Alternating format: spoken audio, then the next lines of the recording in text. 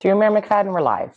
Very good. I call to order the special council meeting of the Township of Kapamonaghan on this wonderful Friday, December 3rd. Ask for approval of today's agenda.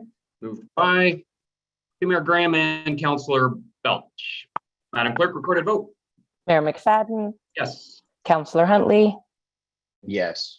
Councillor Belch,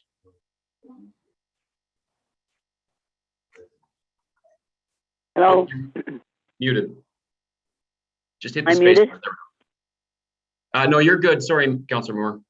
Councillor Belch is going to hit the space bar and then we're good to go. There we go. Yes. Deputy Mayor Graham, Yes. and Councillor Moore. yes, Motion is approved. I'd ask that any members of council declare any pecuniary interest in the general nature thereof at this time or when the situation arises. Seeing none, there is no closed session, so we are going to jump right into our presentations on what we shall call Planning Day. Our first planning presentation, item 6.1, Natural Heritage System, Christina Coulter. Welcome, Christina. Good morning, thank you. can't see All any right. presentation. Can everyone see the presentation or not yet? We can just Not see yet. you at this point. I think Patty's going to share it. I don't know anything's happened. Perfect. So good morning. This is a long presentation and it's a lot of technical information, but it is intended to be educational and will include an introduction on the natural heritage system, background on what we have currently. And Patty, if you could just go to the next slide, please. How we got here, what is proposed through the county official plan update, and what flexibility the township has in the implementation of the natural heritage system. We're going to leave room for questions and discussion at the end, but please feel free to ask during the presentation if something is not clear. There may be times when it might be beneficial to deviate from the presentation and reference the GIS or other documents such as the official plan and provincial plans.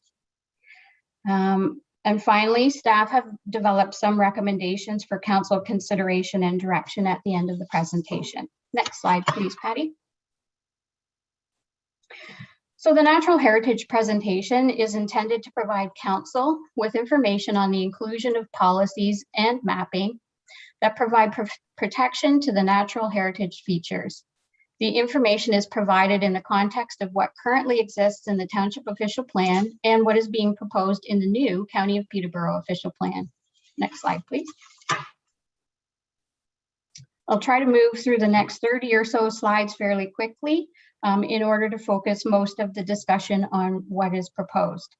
So the official plan for the Township of Kapamonaghan was approved by the Ontario Municipal Board on January 12, 2015. Next slide, please. The official plan identified a natural heritage system and environmental constraints on Schedule B, and then the next slide, please, and B1. Next slide, please.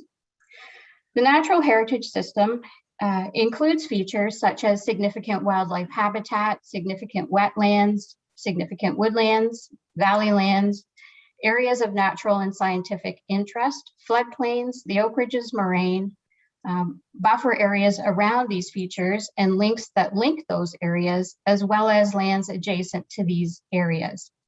The items, oh, sorry, Patty, if you could just go back. The items identified in red, they are indicated in the text of our official plan, but they're not mapped in on the schedules of our official plan.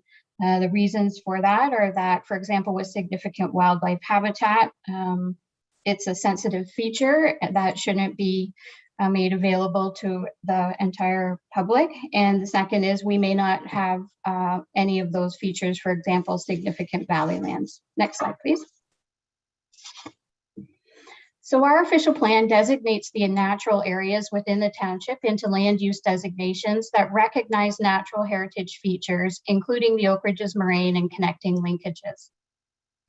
The natural heritage system within the township includes the following land use designations that are shown on schedules A and A1. So our plan has a natural core area designation, an Oak Ridges moraine natural core area, a natural linkage area designation, and an Oak Ridges moraine natural linkage area. Next slide, please. So this is Schedule A, and that's what those designations look on Schedule A. And then the next slide, please. And that's Schedule A-1 for Millbrook, and that's the designations on that schedule. Next slide, please. Lands designated as natural core areas include areas with the highest concentration of sensitive and or significant natural features and functions.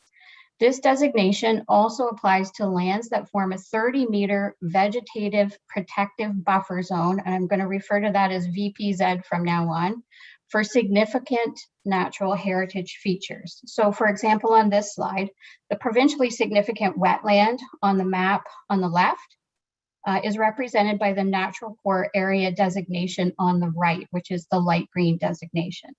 And one thing I'd like to highlight here is that while the text of the official plan states that the 30-meter buffer is included in the natural core designation, it's not always shown on the schedules. So often, as you'll see on the next slide, the VPZ is identified as a natural linkage designation. So next slide, please.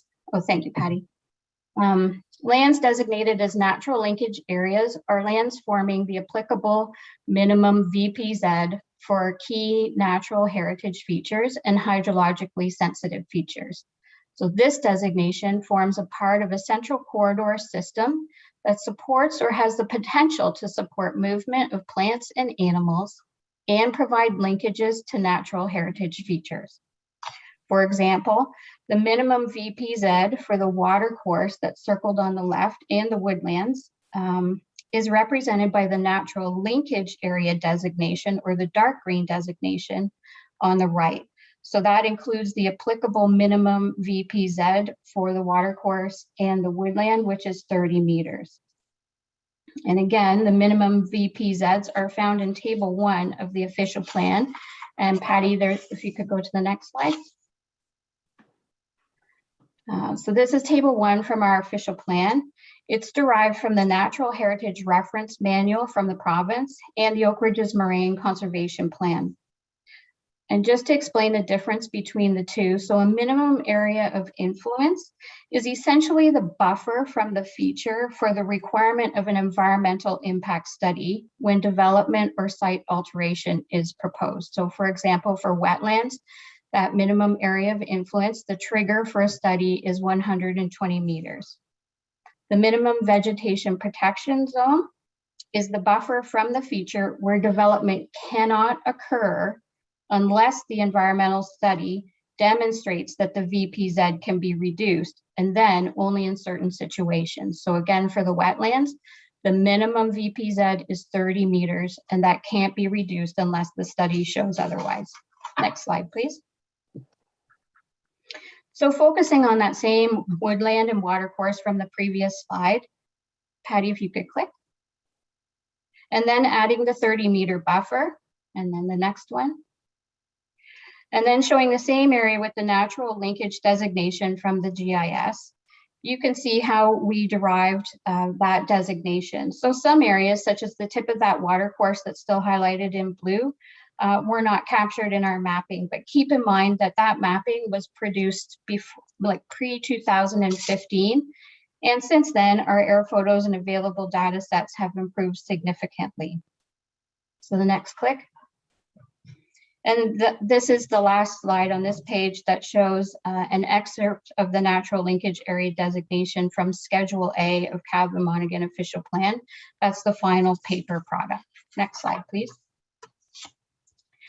So among other matters, the current official plan incorporated required provincial policies, which included the provincial policy statement, the Oak Ridges Moraine Conservation Plan, the growth plan for the Greater Golden Horseshoe, and the Greenbelt Plan. Next slide, please.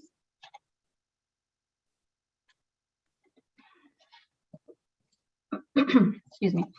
The provincial policy statement, excuse me, applies to the entire province of Ontario. I'm just going to mute for a second, sorry.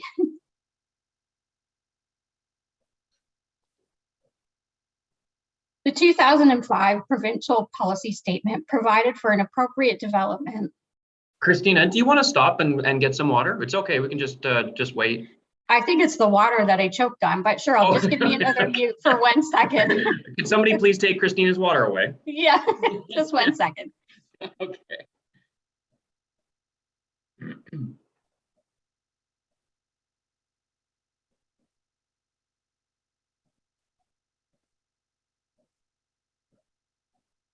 Okay, thank you. So the provincial policy statement applies to the entire province of Ontario. The 2005 PPS provided for appropriate development while protecting resources of provincial interest, public health and safety, and the quality of the natural environment. The PPS focused growth within settlement areas and away from significant or sensitive resources and areas which may pose a risk to public health and safety. Next slide, please. For the purposes of protecting natural features and areas, the 2005 PPS applied to all of Peterborough County, and the township of Cavan-Monaghan is within areas south and east of the Canadian Shield. That area is now referred to as ecoregions 6E and 7E in the 2020 PPS. Next slide, please.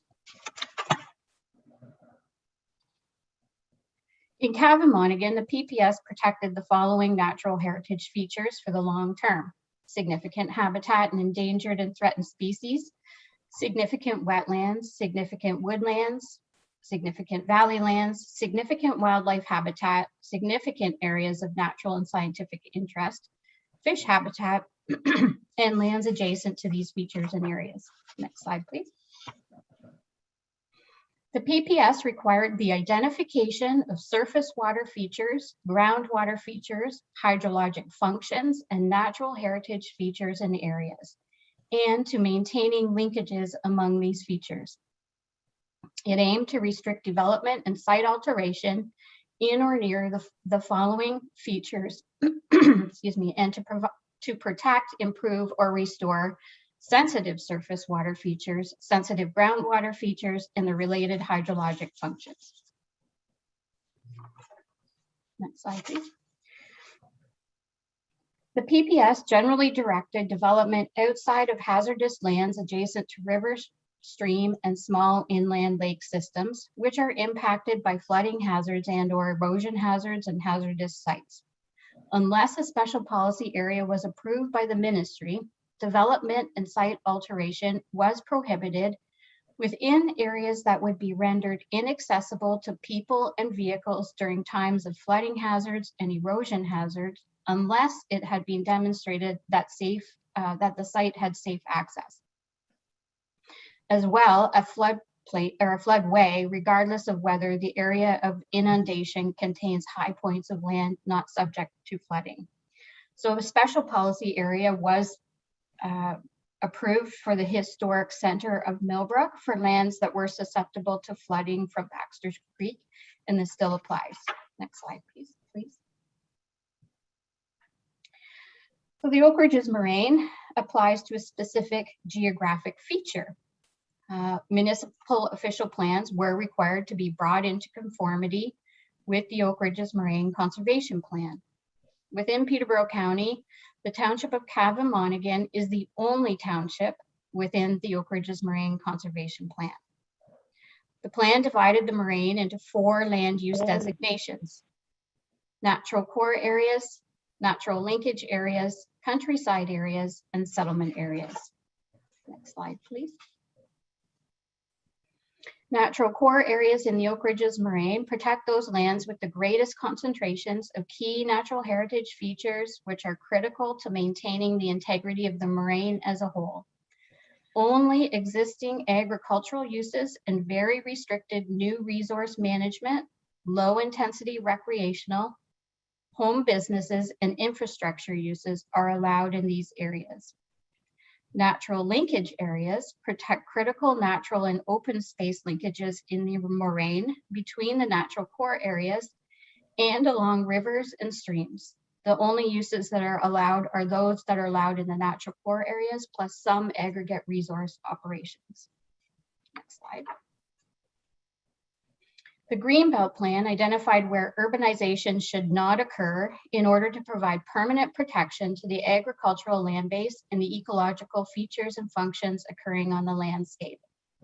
Within Peterborough County, the Greenbelt Plan only applies to the township of Kavimonaghan and only to the lands within the Oak Ridges Moraine.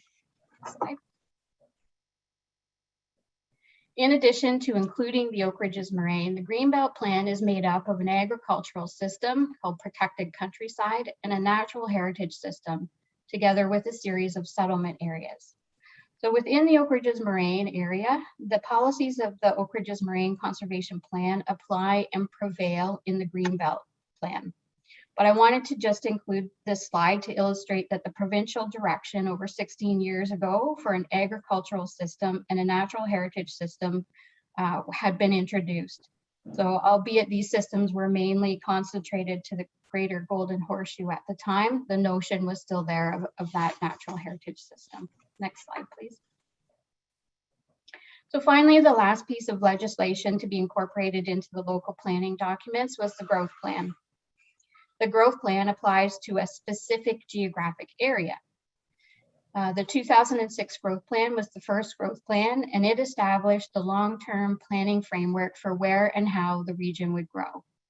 The growth plan built upon the Greenbelt Plan and the PPS and included significant natural features such as the Oak Ridges Moraine to be enhanced and protected in perpetuity.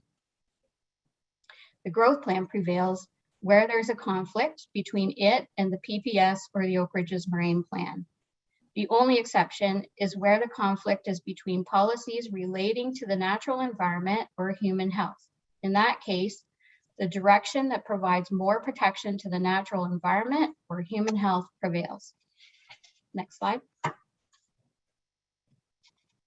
So the growth plan applies to all of Peterborough County, and the township of Kavimonaghan is the only township in the county that also includes a greenbelt area in the growth plan, and that represents the Oak Ridges Moraine. Next slide, please. The growth plan provided policy directions that prohibited the establishment of new settlement areas. It directed a significant portion of new growth to lands within the built boundary through intensification. And it directed development to settlement areas except where necessary for development related to the management or use of resources, resource-based recreational activities, and rural land uses that couldn't be located in settlement areas. So on this slide, I just wanted to explain that the built boundary, where we're talking about in the bullet number 2, identifies built-up areas across the greater Golden Horseshoe. It's a fixed line that reflects what was built and on the ground when the growth plan came into effect in June 2006. So there is a built boundary for Millbrook, and as you'll see on the next slide, the built boundary is different from the Millbrook urban settlement area boundary. So on this slide, the built boundary is represented by the purple, and then the gray on this map is the Millbrook urban settlement area. Next slide, please. The growth plan directed major growth to settlement areas that offered municipal water and wastewater systems and limited growth in settlement areas that are serviced by other forms of water and wastewater services. The growth plan committed to identifying natural systems and developing additional policies for their protection. It encouraged planning authorities to identify natural heritage features in areas that complement, link, or enhance natural systems. Next slide. The Township of Kavimonaghan official plan was the first attempt to incorporate all of those required provincial policies. The 2015 Kavimonaghan OP attempted to create a natural heritage system through the use of the natural core area and natural linkage area land use designations. Next slide. Since the approval of the Kavimonaghan official plan, all of those provincial plans have been changed multiple times. The most notable change is that a Place to Grow growth plan for the Greater Golden Horseshoe implemented a natural heritage system that has been mapped by the province. Next slide, thank you. So this slide illustrates the provincial natural heritage system on the left versus the natural heritage land use designations in the official plan on the right. For the most part, there isn't a huge difference between the two, although the township land use designation mapping is more refined, but it is lacking some specific north-south linkages. Conversely, the provincial mapping has not identified anything really in the North Monaghan ward, save and except some lands south of Highway 115 and a small area along the east side of Highway 7 between Lansdowne Street and Park Hill Road. Next slide. The provincial natural heritage system excludes lands within settlement area boundaries that were approved and in effect as of July 1st, 2017. So for example, the Millbrook urban settlement area, not just the built boundary, as well as the hamlets of Mount Pleasant, 5 Mile Turn, Springville, Ida, Cavan, South Monaghan, Bailey-Borough, and Fraserville. Municipalities must incorporate the natural heritage system as an overlay in official plans. Within settlement areas, the municipality must still protect any other natural heritage features and areas in a manner that is consistent with the provincial policy statement, and they may continue to protect any other natural heritage system or identify new systems in a manner that is consistent with the PPS. Next slide. The provincial NHS mapping does not apply until it has been implemented in the applicable upper or single tier official plan.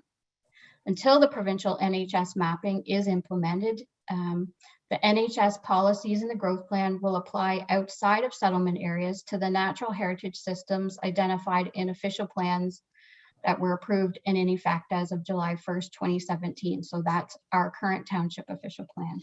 Next slide.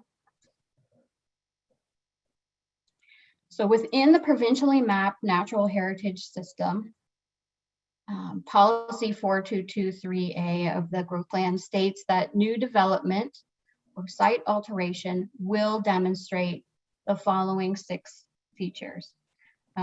There's a couple of things I want to explain on this slide is that development and site alteration. So when you see words italicized in any of those documents, there's a definition for those terms. In this case, new development represents anything that would require a Planning Act application, such as a severance application, a plan of subdivision, a rezoning, or a minor variance. And site alteration is defined as anything that would change the landform and the natural vegetative characteristics of the site, which would include excavation and the placement of fill. So there's 2 bullets I just want to focus on here. Thank you, Patty. The first is item 4, which says, except for uses described in and governed by the policies in subsection 4.2.8, which has to do with mineral aggregate resources. The disturbed area, including any buildings and structures, will not exceed 25% of the total developable area, and the impervious surface will not exceed 10% of the total developable area. I want to focus on that because that's something that's going to be new to the rest of Peterborough County. So Cavan Monaghan implements something very similar on the Oak Ridges Moraine. So for areas that are within landform, category 1 landform conservation area, or category 2 landform conservation area, we already implement something very similar through the Oak Ridges Marine Conservation Plan, which is that the net developable area can't exceed 25%, and the net developable area that has impervious surfaces can't exceed 15% for a category 1, and the numbers are 50 and 20% for a category 2. The last bullet is at least 30% of the total developable area will remain or be returned to a natural self-sustaining vegetation, except again, we're specified when it has to do with a mineral aggregate resource.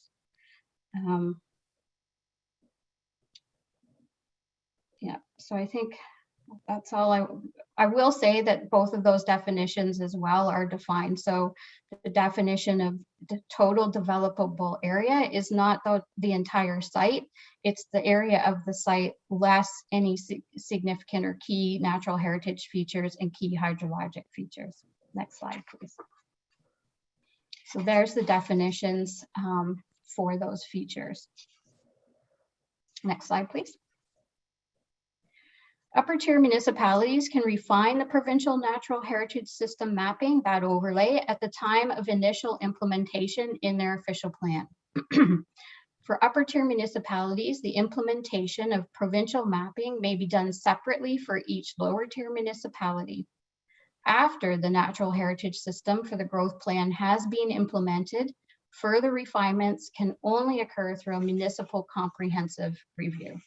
Next slide, please. The province may review and update the natural heritage system for the growth plan in response to a municipal request. Through the County of Peterborough OP update, county staff requested the ministry undertake a technical review and refinement of the provincial natural heritage system mapping. The county submitted a request to the refinement of the growth plan mapping utilizing the Kawartha Naturally Connected mapping. Next slide. So this slide shows a comparison of the provincial natural heritage system mapping on the left for Kavimonaghan versus the Kawartha's Naturally Connected mapping in Kavimonaghan on the right. Again, you'll see differences that the KNC mapping is more refined, similar to the Township OP. However, it leaves out some north-south linkages and the floodplain areas of the Otonabee River. And it's also difficult to see at this scale, but neither system truly stopped at the 2017 settlement area boundaries. Next slide. The Kawartha's Naturally Connected was developed with input from dozens of community groups, individuals, and agencies across Peterborough and the Kawarthas to create and implement a natural heritage system for our region. There's more information about how the KNC was developed in the link in the resources at the end of this presentation. Next slide. So with the refinement exercise, the ministry identified concerns with the provincial natural heritage system. The biggest difference is really in the northern part of Peterborough County, where very little land exists outside of the provincial natural heritage system. County planning staff met with the ministry and proposed including all Crown lands in addition to the KNC mapping as part of the natural heritage system refinement exercise. The proposed solution was illustrated by a GIS story map, and a link is provided in the references section at the end of this presentation. So if you have an opportunity, if you want for me to display it perhaps later in the presentation, it's a sliding bar, and you can see the difference between what the province's mapped system is versus what the proposed solution would be. After further discussions, the ministry suggested that staff identify specific priority areas in the county that may be candidates for removal from the provincial natural heritage system. They suggested that we consider there may be additions to the provincial natural heritage system. For example, some of those areas of the KNC mapping that are currently beyond the provincial mapping. And then they stated that any removals or additions to the provincial natural heritage system mapping needs to be rationalized against the principles and criteria used to develop the provincial natural heritage system mapping and documented in the refinement process. So they provided a document on how we would report those changes. Next slide, please. So just building upon the previous slide 39, this illustration shows both the provincial natural heritage system and Kawartha Naturally Connected Corridors and Preferred Scenario on the same map. Patty, if you could click. So you can see some of the more significant variances between the two. So if you just keep clicking through, I think 4 more times, there's about 5 there. Yeah, a PDF of this full map is available in the planning department, or it can be provided upon request. And I would encourage council to make an appointment if they have specific priority areas that they would like to review and have staff take back to the county OP tag. I would request that if anyone wants to do that, we meet and have a review before December 10th. Next slide, please. So in addition to the Natural Heritage System overlay, the new county official plan also proposes to create a natural core area designation and a natural linkage area designation, similar to what we have currently in the township official plan. So outside of existing settlement areas, the natural core designation recognizes select key hydrologic features and key natural heritage features, including but not limited to wetlands and streams and their 30-meter VPZ. That's the text in the draft official plan, but there is a bit of a disconnect because currently on the draft schedules, the mapping has only included wetlands and streams and their 30-meter buffer. So no other features have been identified. And we would be seeking direction from council as to whether you feel additional features should be included, including their VPZ, or whether the approach to just utilizing the wetlands and water courses and their 30 meters is the approach you'd like to proceed with. The identification of only wetlands and water courses and their 30-meter buffer would be back one, Patty. Would be a deviation from what is presently designated natural core in the township official plan. Since if you can remember back to slide 11, the township official plan attempted to designate more key natural heritage features, for example, significant woodlands and areas of natural and scientific interest. The permitted uses in the natural core area designation would include fish, wildlife, and forest management, conservation projects, and flood or erosion control projects, existing agricultural uses and accessory uses, infrastructure, low-intensity recreational uses, and existing single detached dwellings and accessory uses on existing lots of record. Next slide, please. Inside existing settlement areas, the same policies and permitted uses are proposed to apply in the draft official plan. However, the natural core designation is proposed to only apply to wetlands and water courses and only with a 15-meter VPZ. So on this slide, the dark green is the natural core area designation and the purple line is the 2017 settlement area boundary. So you can see that within the settlement area, the designation reduces from 30-meter VPZ to the 15-meter. So that means that development or site alteration, again, which is defined, is not permitted within the feature or the buffer. In very rare circumstances, development may occur within this designation, subject to an official plan amendment, and where a wetland sequence mitigation strategy is utilized. Just to emphasize, features can't be removed and they can't be not identified. As you'll recall from slide 33, within settlement areas, the township still must protect any other natural heritage features and areas in accordance with the provincial policy statement. So the PPS still applies. Next slide, please.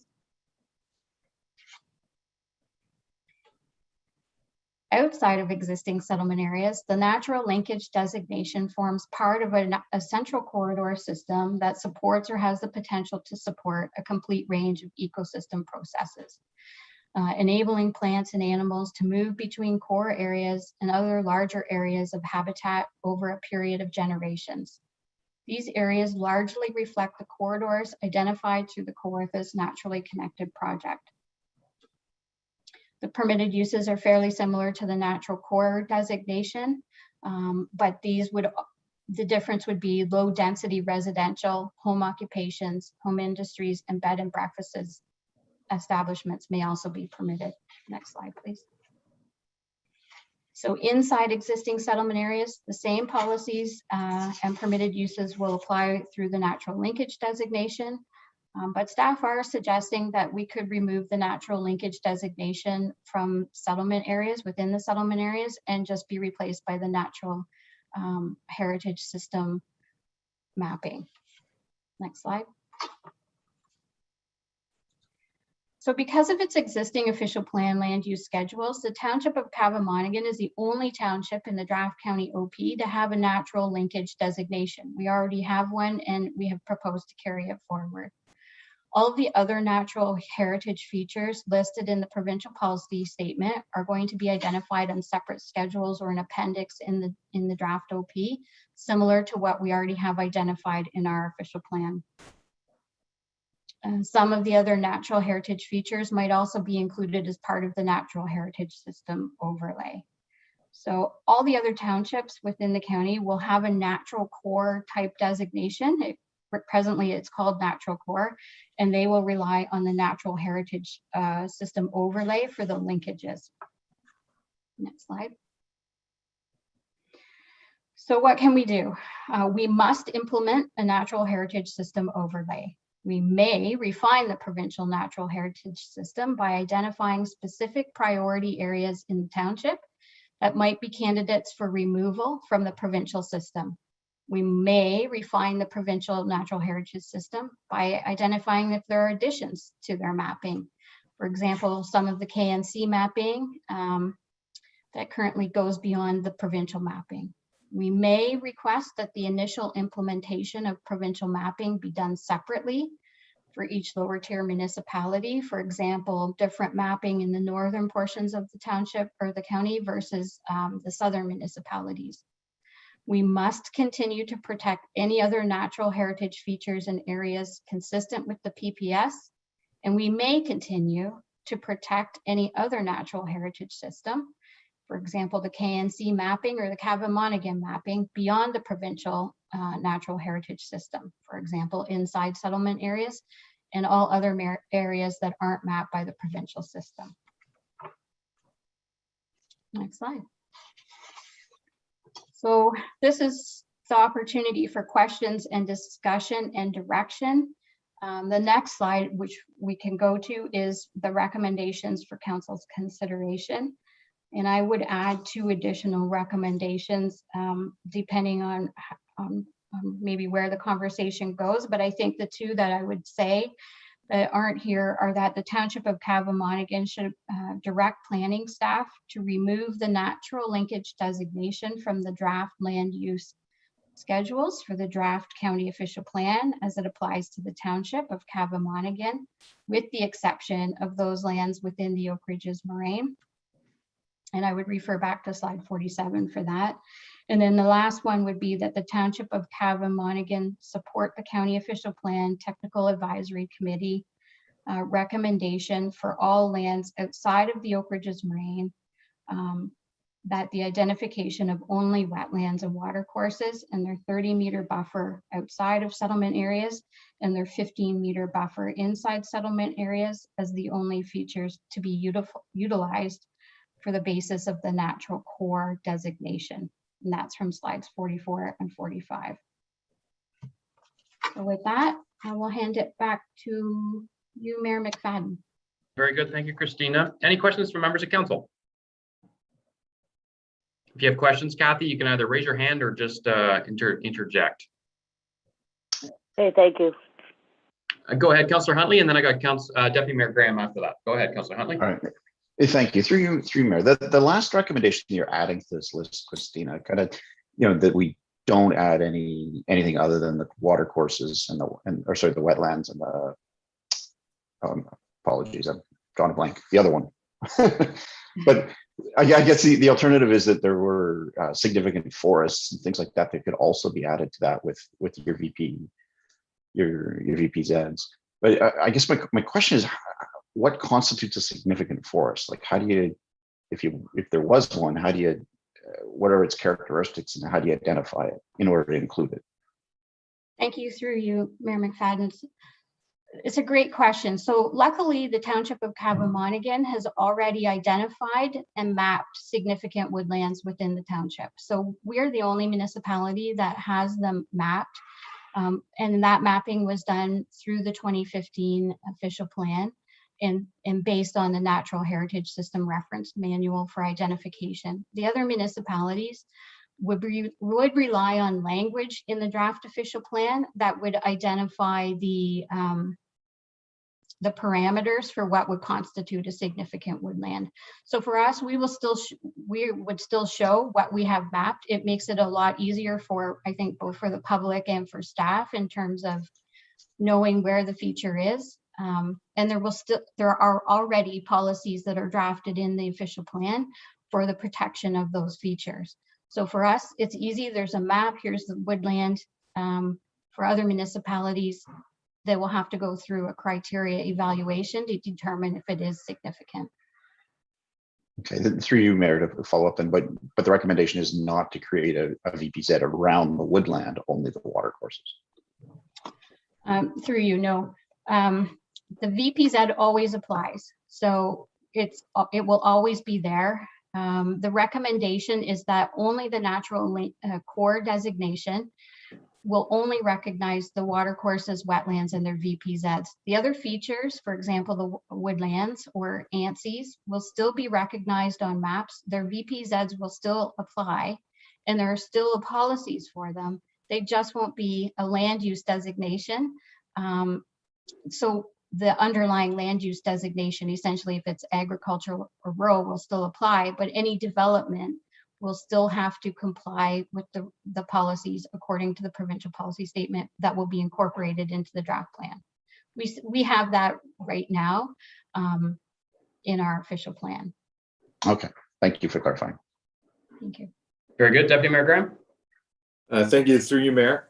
Just a question about the refinement process, Christine. And you mentioned that there's an open opportunity for council to participate in the identification. So, for other than I eat enough carrots, but my vision's okay.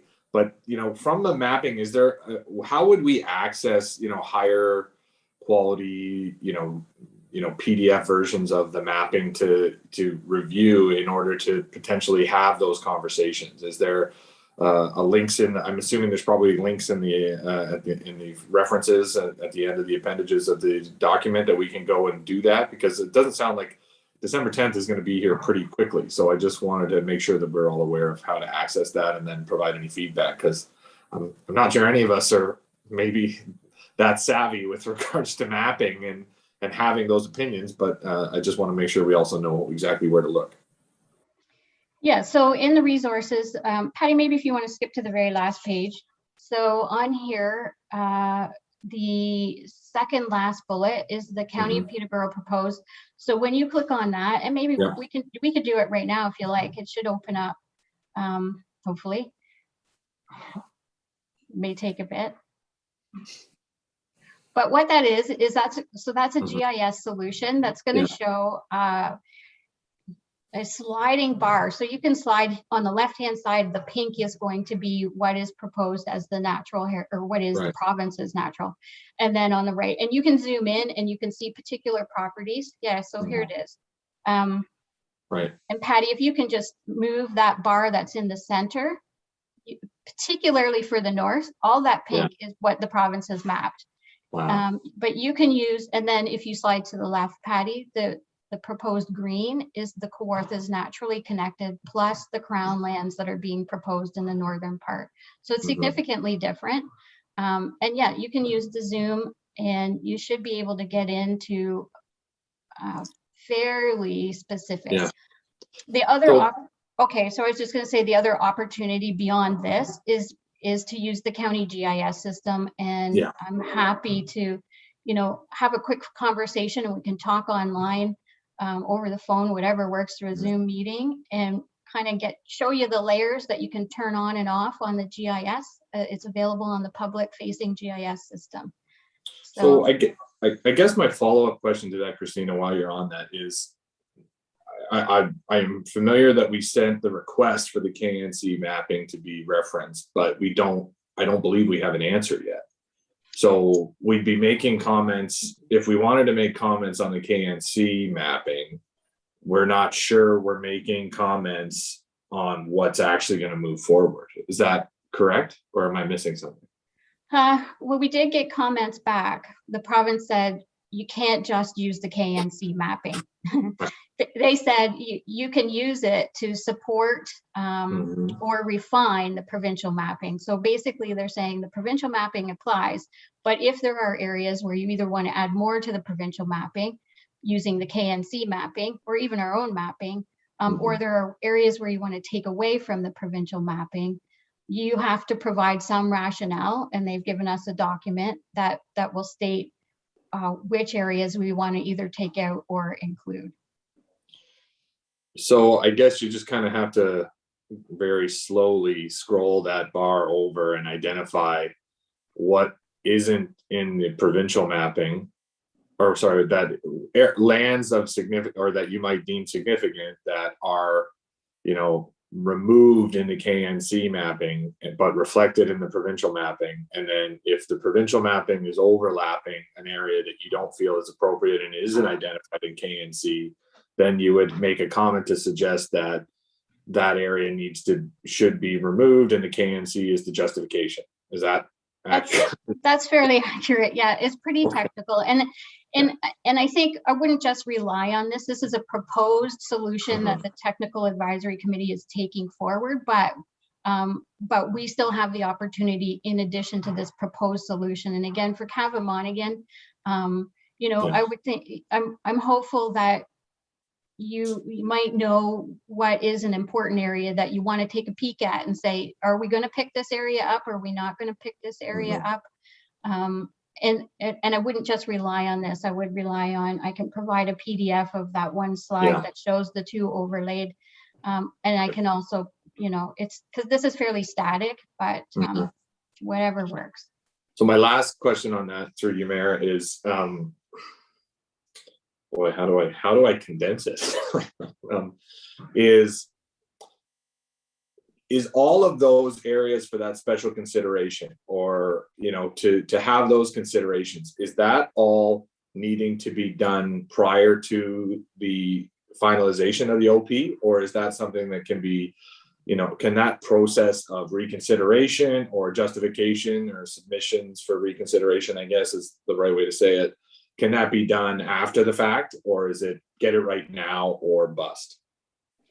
Well, I would say we have until we submit the draft or the adopted official plan to the ministry. So the deadline for that is July 2022. So we can be tweaking our maps, we can be tweaking all of this. You know, I wouldn't say, I'm saying tweaking because we will present the draft document to the public. There will be a public meeting. It will be, you know, presented to council. So I would say until that point, we have until July 2022. But once it's submitted, that's it. That's right. Okay. Unless, and then the only opportunity to refine after that would be through a municipal comprehensive review. Yeah, MCR. Yeah. Okay. Thank you. You're welcome. Any other questions from members of council? I did have a question relative to sort of the iteration. So a lot goes into the designation or selection of lands that we wish to have for whether it's residential or employment lands. And those decisions are somewhat based on the underlying designations of natural linkage, natural core, which have variances depending upon which mapping system we go with.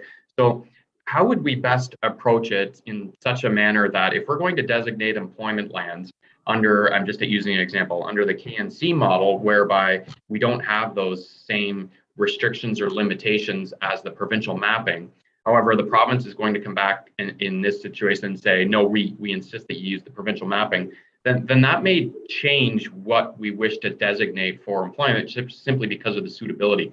So how would we work through those iterations with the province in that we don't want to go ahead and select all of the lands that we want to designate for employment and residential, because that's dependent upon the mapping system which we're going to use, because as we've seen, we can spend 3 years on a drainage ditch that literally is time and effort by staff and conservation authorities, which if we were to do it again, we might have reconsidered what we were doing. Yeah, I might pull on John or Karen, but I think, again, going back to so remember the natural heritage system is an overlay. And so if we go back to that one slide, that said what it must do, which is slide 35. So development and site alteration within the overlay. So the designation will still be, whatever the designation is, the land use designation is going to be underneath, the overlay will be on top. So it's stating that new development and site alteration will demonstrate. So it's not, I want to say it's not prohibiting development, but the development has to demonstrate that all of those 6 things can be addressed.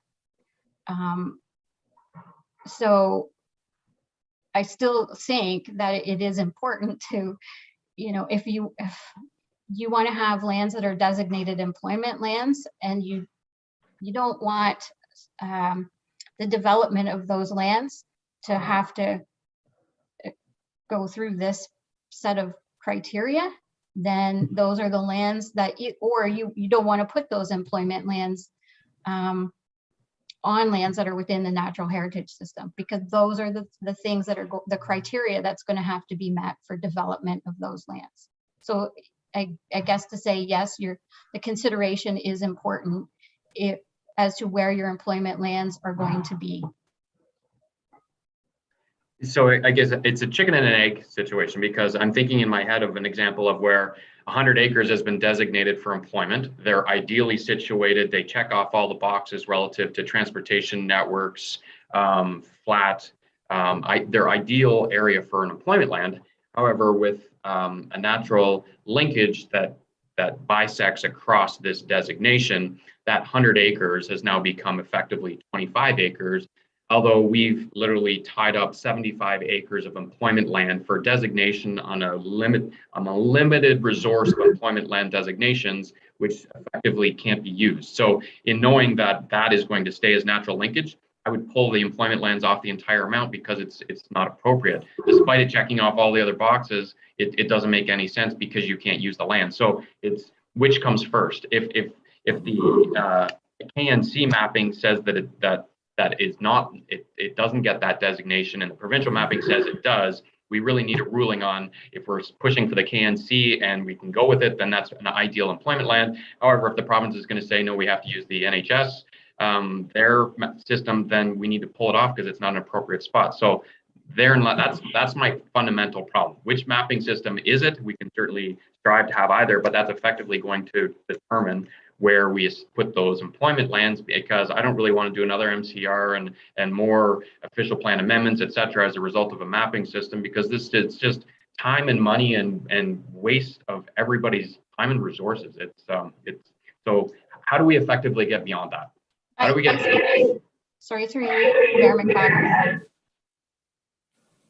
I think that it's a great point, and I think that that's where it's key that we will have to explain. So if we say we want to use the Kawarthas naturally connected in a particular spot where we want to remove the provincial natural heritage system overlay for employment, particular piece of employment land, we have to justify to the province why we want to remove that overlay from that piece of property. And the justification would be, I would think, because this is a key employment area for the township, which is, we do have to recognize those areas as part of all the other provincial legislation. We would give all of those things that you just said. It's suited because of its location, its other geographic characteristics, that type of thing. So that would be our reasoning back to the province for removing that system on those lands. There's no guarantee whether the province will accept that reasoning, though. Mm-hmm. And so do we have to wait for the official plan adoption for the province to decide whether or not they support which mapping system? I'm just trying to, again, it's the chicken and the egg, because if they say that a certain mapping system applies, then it no longer makes sense to have the employment there. So then what? Then we got to go back. Now we got to do an official plan amendment based on our official plan because they've changed the overlay of the natural heritage system. Through you, I think that the hope will be, and I think this is what we're striving towards, is that we get an answer from the province on what they will accept before we present this as a public document. That's why we're working with them in the background, and that's why I'm saying December 10th if you have comments. Again, I'll open it to Karen or John if they have any other things that might be different than what I'm saying. Okay, so based on our lands needs assessment that we've already, that the county has done, and the allocations of employment and population and residential that would appear at this point coming towards the direction of Cavan Monaghan, I can understand and appreciate the December 10th timeline, but at what point are we as a council going to sit and have the exercise of where we're going to collectively want that employment or residential lands to go, so that we can make a determination on which mapping system is more appropriate in each of those scenarios? I don't think you're expecting each individual councillor to do a complete lands needs assessment of allocating where our growth and our employment are going relative to the mapping systems and give that to you by December 10th. So at what point do we go through that exercise?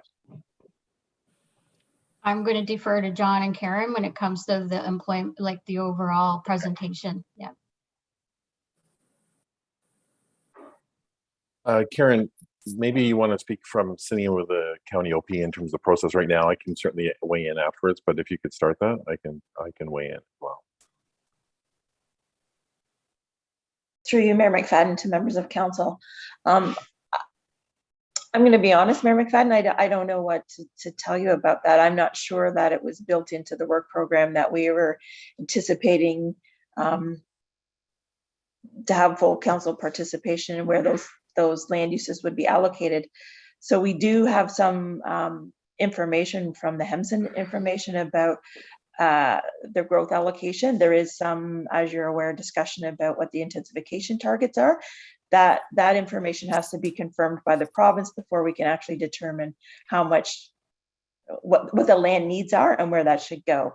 So I think it's something that we'll have to take back and determine from a scheduling point of view where that can fit into the schedule of all of us meeting our obligations in terms of the time frame.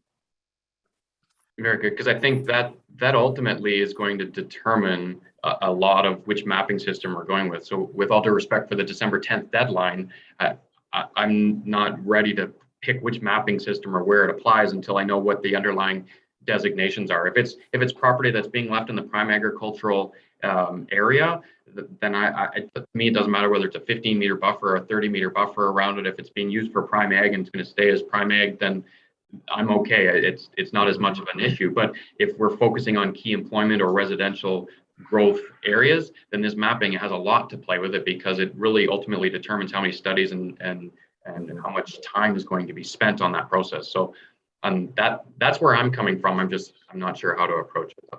Okay. Any other questions? Yeah, go through ahead, you, Mayor sir. McFadden, I think we do hear you, and I think it's something that through our own growth management exercise and through the county official plan update process, staff is, I believe, quite clear on the direction that council wants to go in terms of protecting good employment land and identifying appropriate locations, giving our experience from the past where some environmental features have constrained our goals in that respect. So we are aware, and we are taking that message forward. And when we look at maps, we always keep that in mind. The one comment I would make, just to be clear, and Christina can back me up if I'm saying something out of line, even though the natural heritage system will be an overlay, but please don't lose sight of the fact that the features are still going to be mapped. They are still there. They still have to be addressed in terms of any development proposal. So, Absolutely. okay. Yeah, no, I'm good that they exist more so than just on paper. It's just any of the layers that we can peel back for needless studies that aren't helpful is appreciated when fundamentally as a council we know where we want employment and residential to go. So any fewer consultants and reports and studies that are required, it certainly assists us along the way. Mr. Conley, go ahead. Through your worship to the rest of council, I just wanted to add on to the information there that right now Watson Associates, which is our consultant that's updating the growth management strategy, we have the first draft that council approved last year, and we have that being updated now. The work of Watson is being done in tandem and in cooperation with Hempson. There's a bit of sensitivity around some of the information on some of the work that Hempson is doing in the county that's not public yet, but that work is being done, and there's a consistency there. And building on what both Karen and Christina said, we certainly are clear where the direction from council is, and also looked at some of the challenges that have happened on some of the zoning that's happened, and then also what happens when you have a proposal coming forward and what are the takeaways. So we'll make sure that we do hear you and make sure that that's part of the consideration of the discussion. Okay, and so then I guess leading on from that, would it be appropriate then to have ultimately staff come back as a result of the studies that we've already done, whether it's the servicing master plan, the employment land strategy plan, that staff ultimately come back with a proposal for where we're going to have our focus for employment and residential moving forward, and alongside of that, your recommendation relative to which mapping system in each of the circumstances that you would be suggesting that would be supportive of those designations, bring that back for council to review, so that basically we're not just having a brainstorming effort across the entire township of what we want to do. It would at least give us a starting point for discussion and debate, and it would provide justification for which mapping system that you believe would be most appropriate given those designations. That would be my suggestion of how to approach it. To your worship, to the rest of the council, we take that direction, and we'll take that back and make sure that we take that into consideration, bringing it back. Very good. Ms. Page, do you want motions or directions fine, or how do you wish to approach? Through you, Mayor McFadden, I think motions are the best way to move forward with this, just so everybody's clear on the direction, and then I will just consult with the planning team to make sure they're clear on the motion that's on the table. Very good. I see Deputy Mayor Graham. Go ahead. Thanks. Through you, Mayor. Just one more question. I think when we were discussing this side specifically, we mentioned that to Councillor Huntley's point about the woodland protection, that there are existing components of the, I think with regards to the 25 and the 10% for the developable area. My question is more with regard to the 30%, because I think that is the most restrictive covenant when it comes to employment lands that we're talking about now, is that in protecting 30% of the developable area is such a restriction when it comes to actually accommodating, employment lands, because it's of the developable area. Is that going to be a new consideration? Because you mentioned that we have the 25 and the 10 or something similar. Maybe it was 5 instead of the 10. But with regards to the 30, is that going to be a significantly newly restrictive component? Thank you. Through you. Yep. that is new. That is not something that exists presently. This has been introduced in the new growth plan, and we don't implement anything similar even through the Oak Ridges Marine Conservation Plan.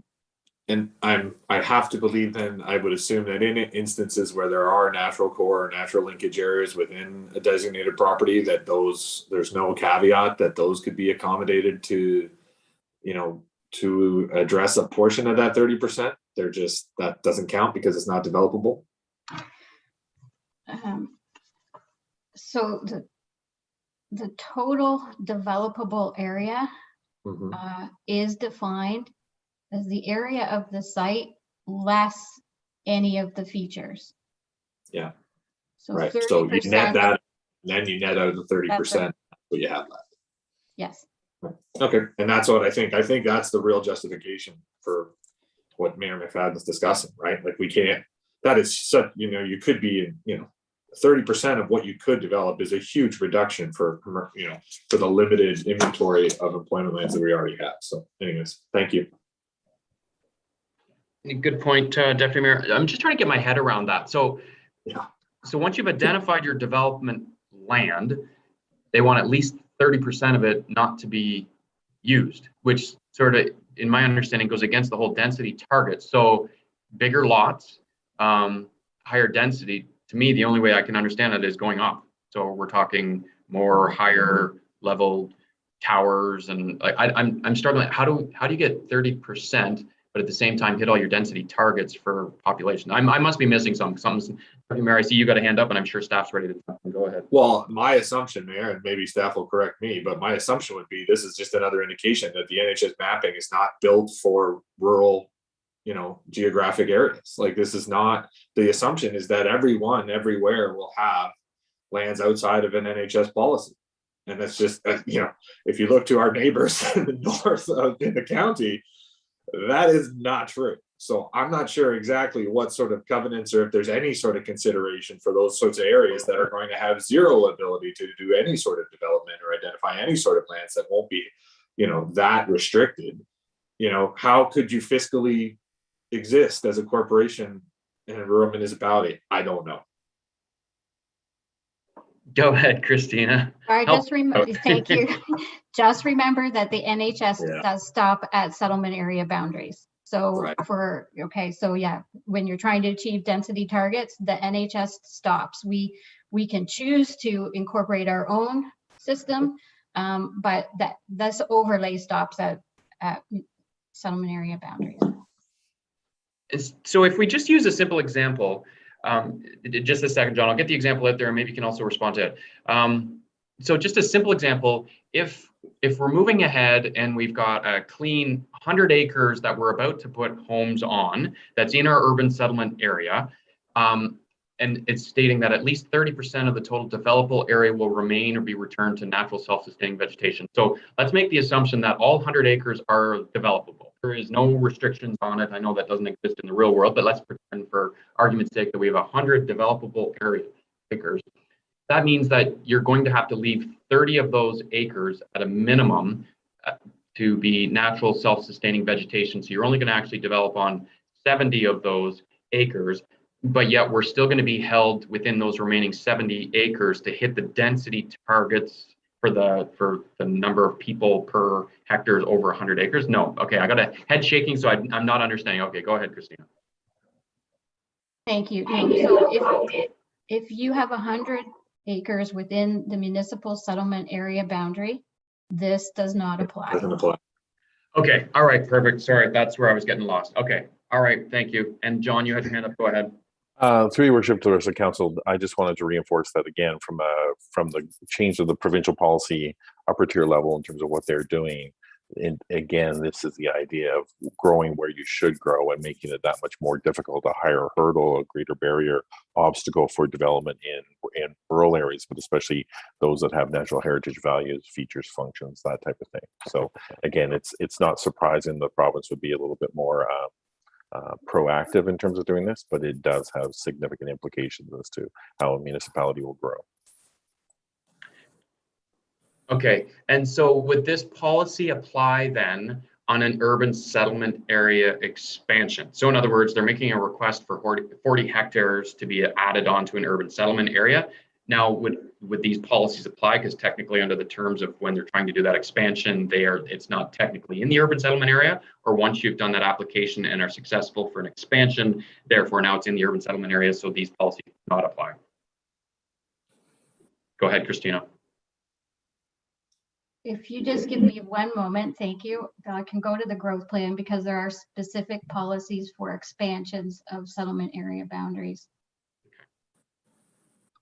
And I don't know them off the top of my head. That's okay, because as soon as you know them, then they're going to change. So it's good That's to right. be referencing the underlying material. And if somebody else does know them and wants to jump in, by all means.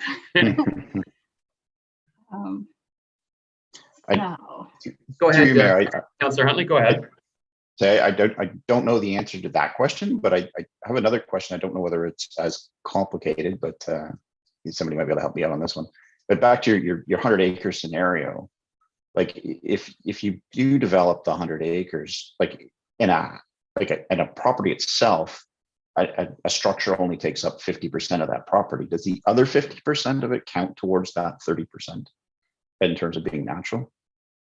Like you're talking about lot coverage at this point, right? Like does lot coverage factor into that number? I think what they said though, that none of this applies if it's in an urban settlement area, so we don't need to worry about it. But even outside of a Outside of it, we wouldn't develop 100 acres though. Okay. So a lawn doesn't count, really, is what comes down to.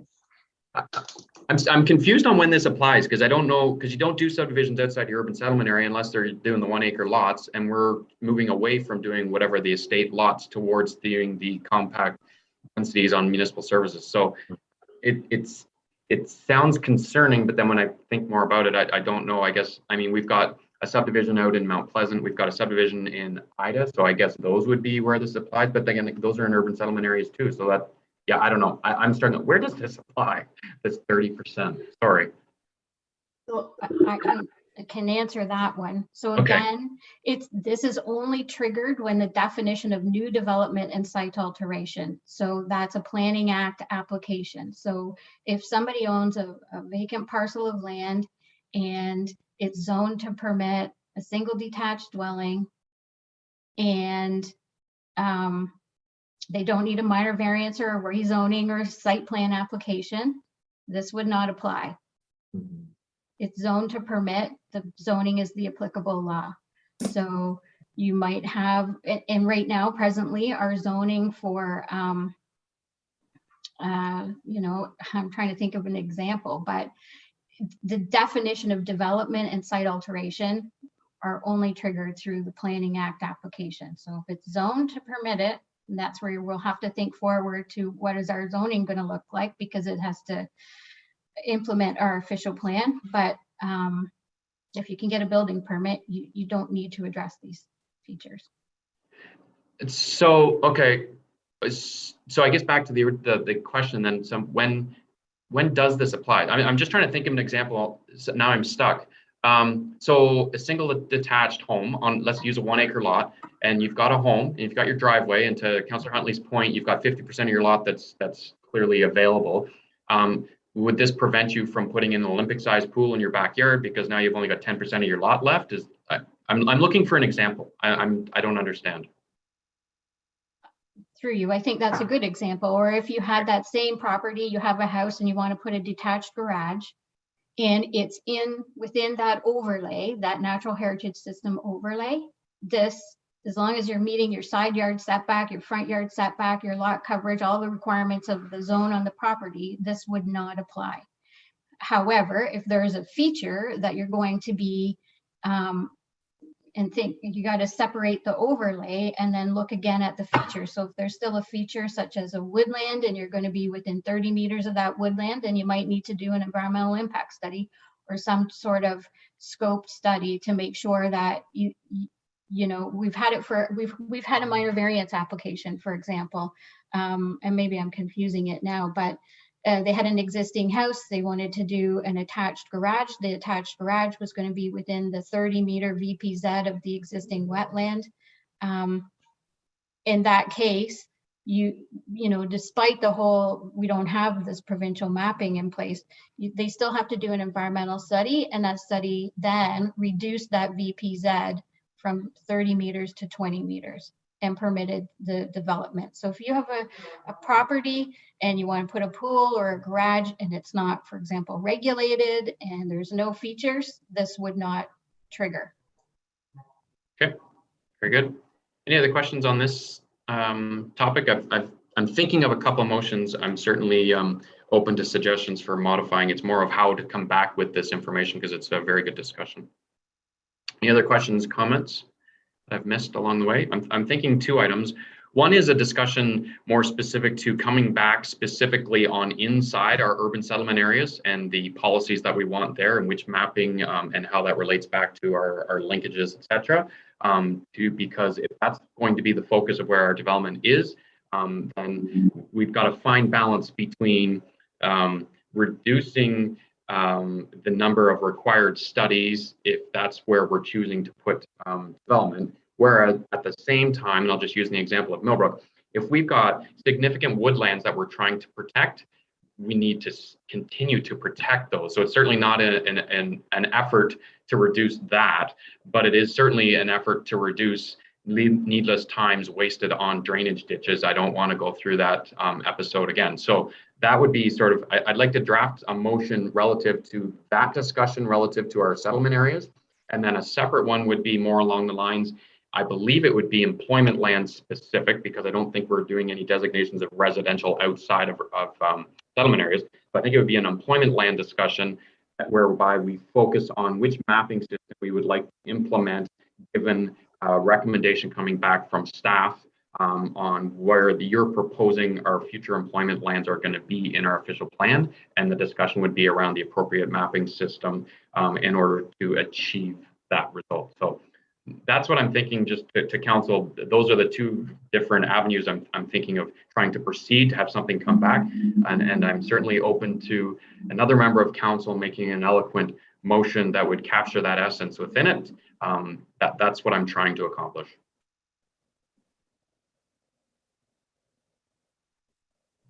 And if there's no hands go up, then I defer to Ms. Hurley, our CAO, who would have our motions ready for us.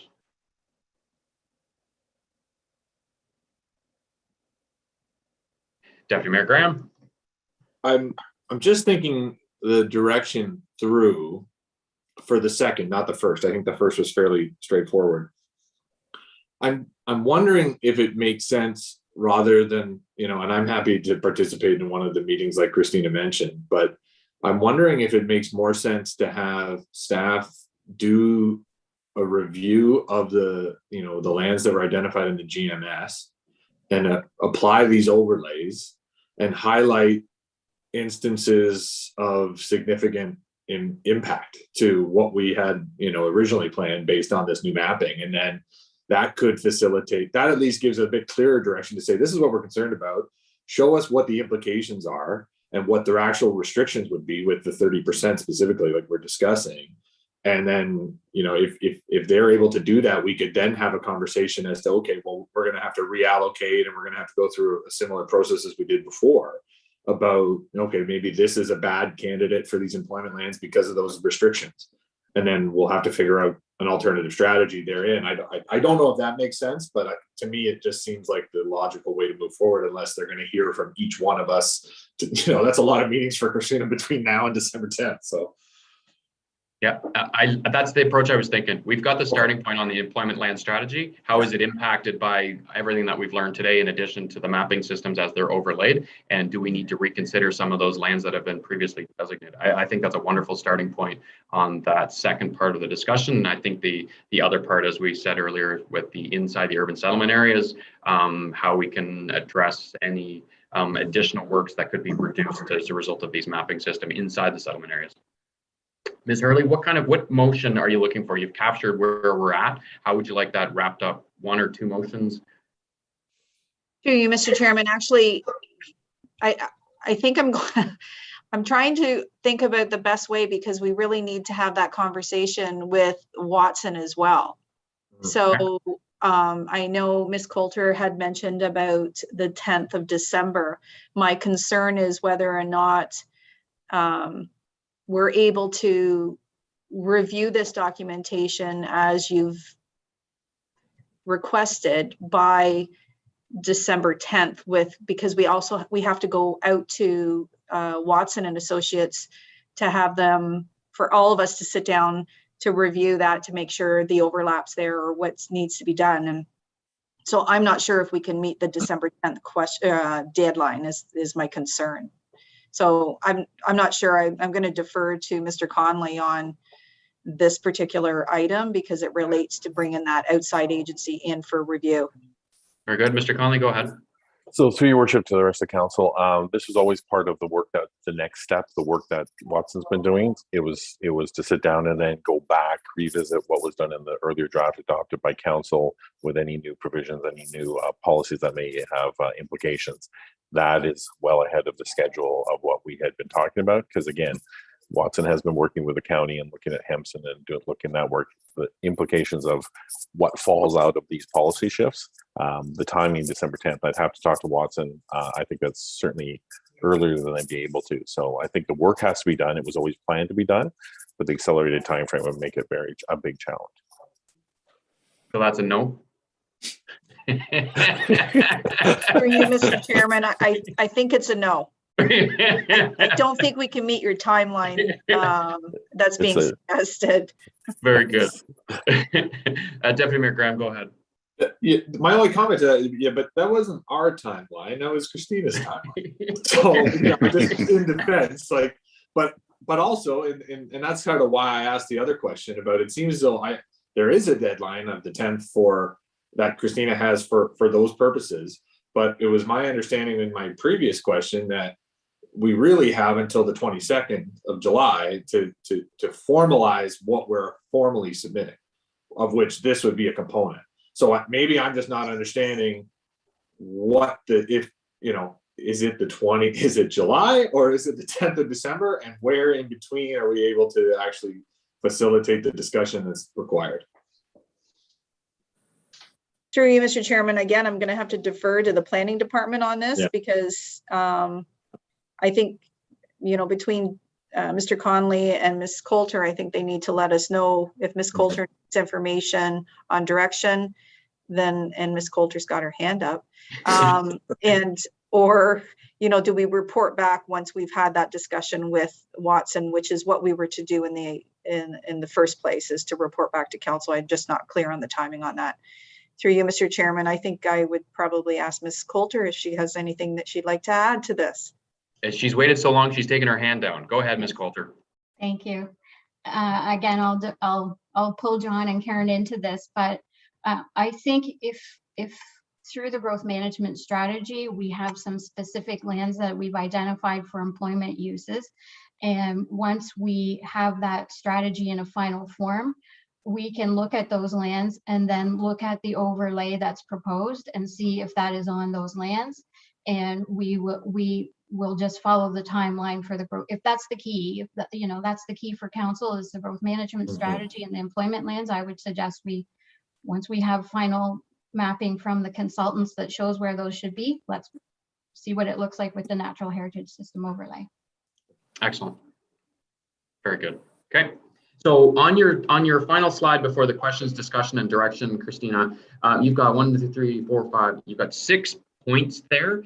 Not to take away from any of those points, but given this discussion on how we're going to come back with that information inside and outside of the urban settlement areas and residential and employment, is there any specific one of those that is still applicable to making a decision today as opposed to waiting for those results to come back? Through you, on these ones, these are just what can we do. The next slide, which is the recommend, or yes, Yeah. that one. There's Yes. 4, plus I mentioned 2 others. I would say here,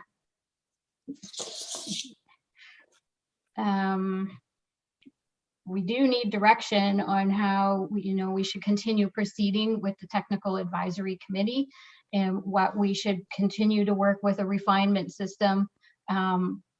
We would need direction specifically on whether council wants to see a natural linkage designation like we currently have, or whether council is fine to say nobody else has a natural linkage designation. Let's just go with whatever the overlay is and stick with the natural core designation.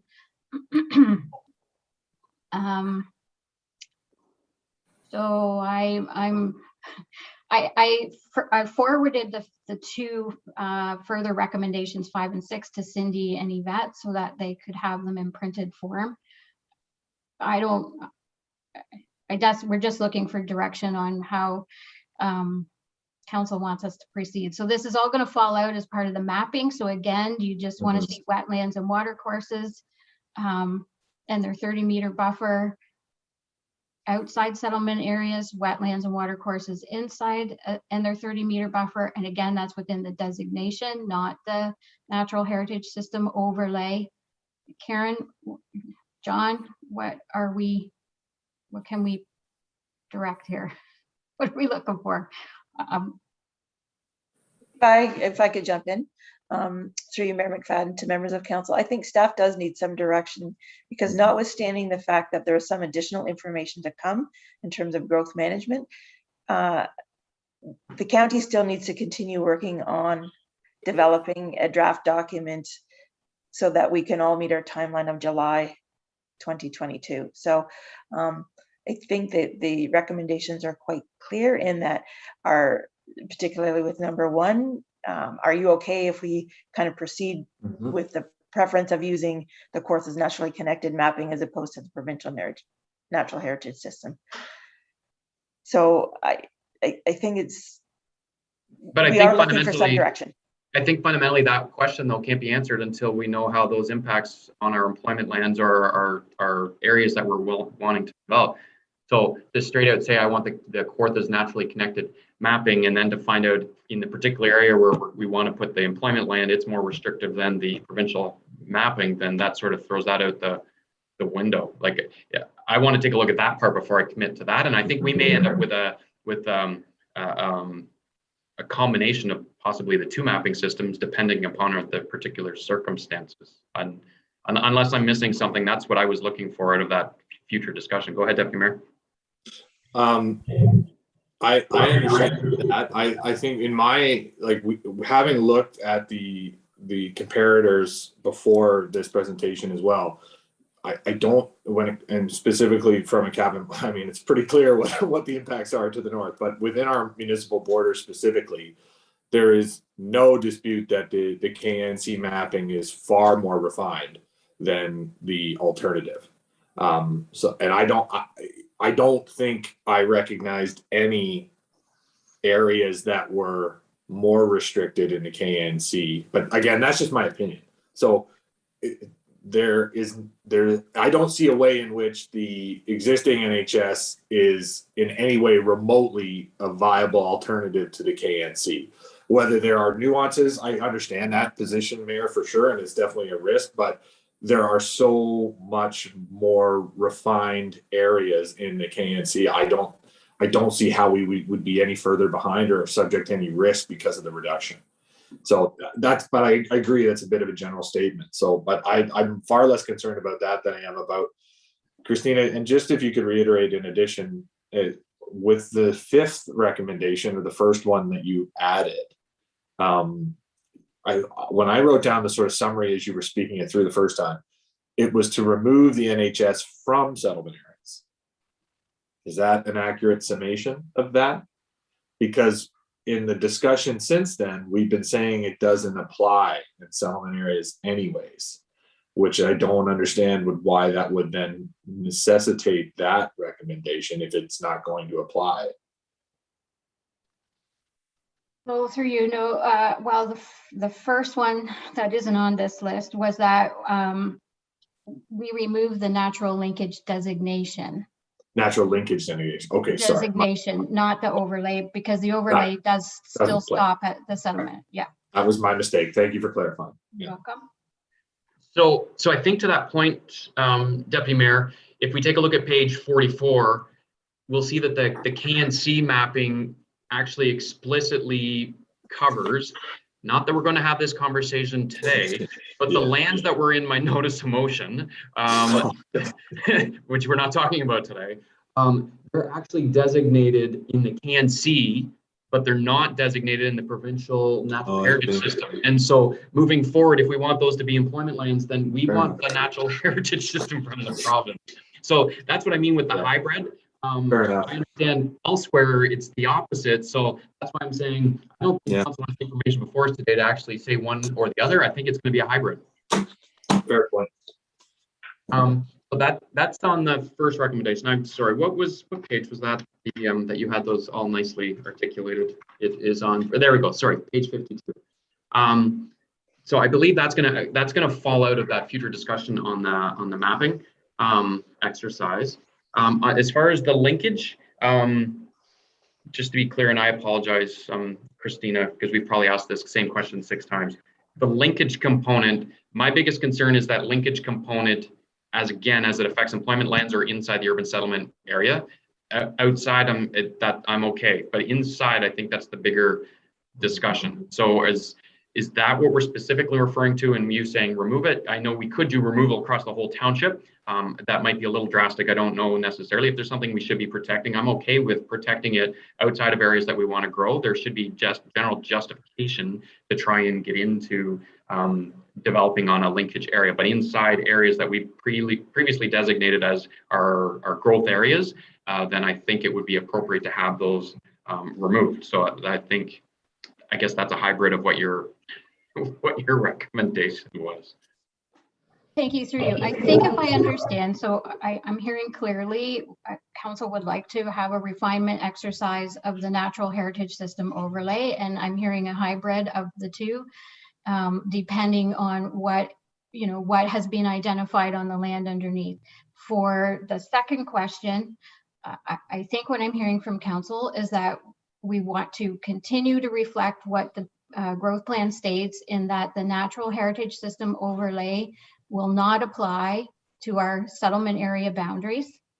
And that, but within those settlement area boundaries, as you know, we still have to recognize the features that are present. They have to be identified, and we will rely on the provincial policy statement for the direction and development of the features within the settlement area boundaries.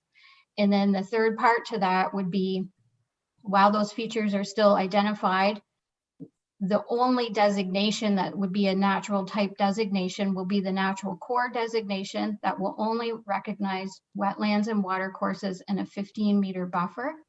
There will be no natural linkage designation, both inside the settlement area and outside of the settlement area. Ms. Page, did you get that summarized up into a nice, neat little motion for us? Very well articulated, Christina. Ish. Through you, Mayor McFadden, unfortunately, my answer is ish. So I had drafted up two other motions, but if Christina can type that up, then we can just use that if council is clear with that. And that's exactly what your direction was. I can read you what I have too, whatever you feel most comfortable with. Christine, I think you very clearly articulated. The only part that I might be differing is the linkage outside of urban settlement areas and outside of designated lands where we're doing employment, for example. Outside of that, I'm okay with the linkage and extra protection on those areas, because those clearly are not meant for development. So we should be doing all the protections we can. Where council is committing to designations of employment land or residential development inside urban settlement areas, those are the only areas that I'm very passionate about having those removed. I'm not looking for a complete strippage of all of the linkage, just those areas that we've identified as being significantly important for future development. Mhm. Other than that, I think everything else that you stated was right on target. Absolutely. Okay, thank you. So if you would like me to type that up, I don't know if we want to take a recess and I can type something up and then present it for everyone to review. Does that? That absolutely works. That'll give us an opportunity for a bio break. That's fantastic. Okay, I will do my best. Thank you, Christina. Thank you.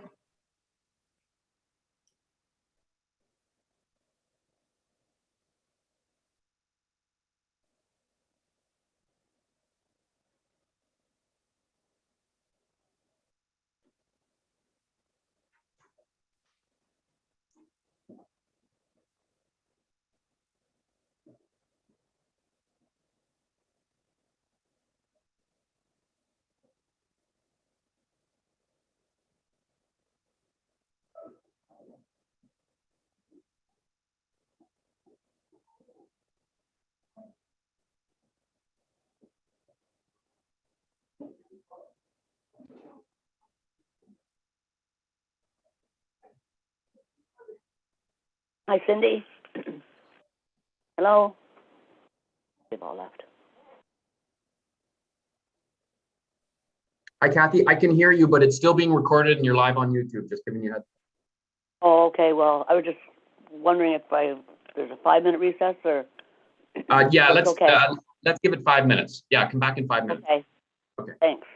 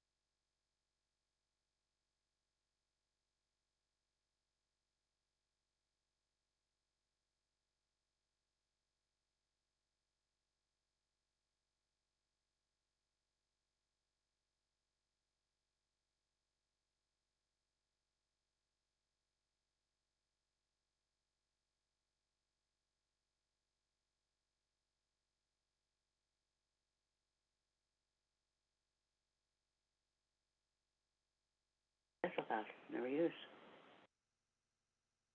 What? What's slow mean?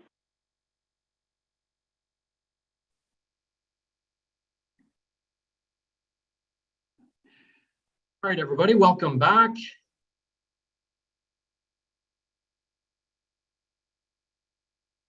Just wait for everybody to pop on here. I think we're good. Christina confirmed has a proposed motion to bring forward.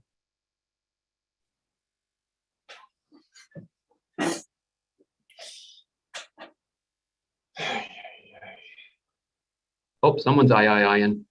That's me. Oh, I was looking for the open mic.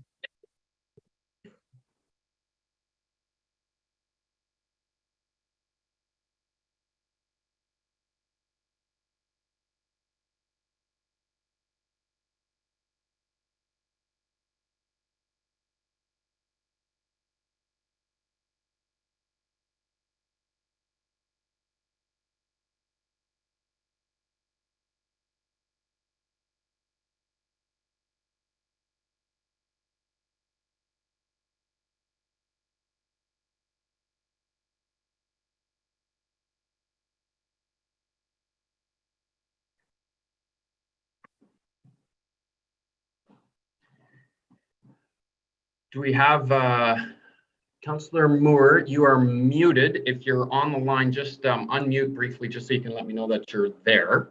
And saying, Councillor Huntley, your camera's off and your mic's off. I just want to know that you're there before we continue.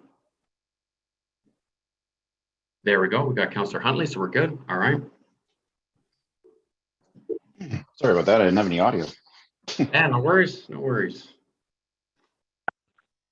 Did you get me, Scott? I gotcha. That's fantastic, Kathy. Okay, we got all members of council here now. I know Ms. Page is available. I'm just going to wait for the signal to go ahead from Ms. Coulter once we have the motion ready for display, and then we will pick it up from there. Ms. Page, you're there, right? Through you, There Mayor she is. McFadden, yes, I am. I There also she have is. the motion modified, the last version that I've just received from Christina, so I can share my screen if that makes life easier for anyone. All right, fantastic. Okay, first I'm just going to rewind a bit just for the purpose of today's meeting, just so everybody's clear.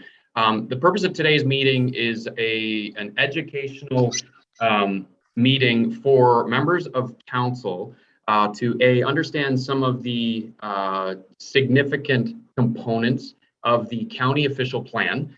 And our staff, as members of the Technical Advisory Committee, thereby referred to as the TAC, they are continually providing input into the county's official plan, and they're looking for some clarity and some direction as to how our council wishes to proceed with the county's official plan. So the county's official plan is certainly a public process. It is 100% managed by the county. And once the county has formulated and put together all of these considerations from each of the lower tier municipalities, as well as the TAC committee fundamentally as a whole, it will be publicly brought out and presented to the public of all of Peterborough County. So to provide residents an opportunity to provide their feedback at that point on the draft county official plan for consideration. So I think the process can be somewhat confusing in that in the past, the township has done their own official plan, and those residents that have been around for the last 10 years will recall us at a township going through an official plan. And this particular instance and the July 2022 timelines that we are referring to is a timeline that the provincial government has put in place for upper tiers and single tier governments to bring their official plans into conformity. So that in essence means the county of Peterborough in our situation, and as we heard last week, also the city of Peterborough as a single tier. So that's the purpose of today's meeting, to have that open discussion with our staff members to provide some direction and assistance for them as they continue their input into the Technical Advisory Committee of the county official plan. So with that out of the way, Christina, I know you've worked very diligently on this motion. Ms. Page, I believe you now have it available for council's consideration to review, if you want to display that.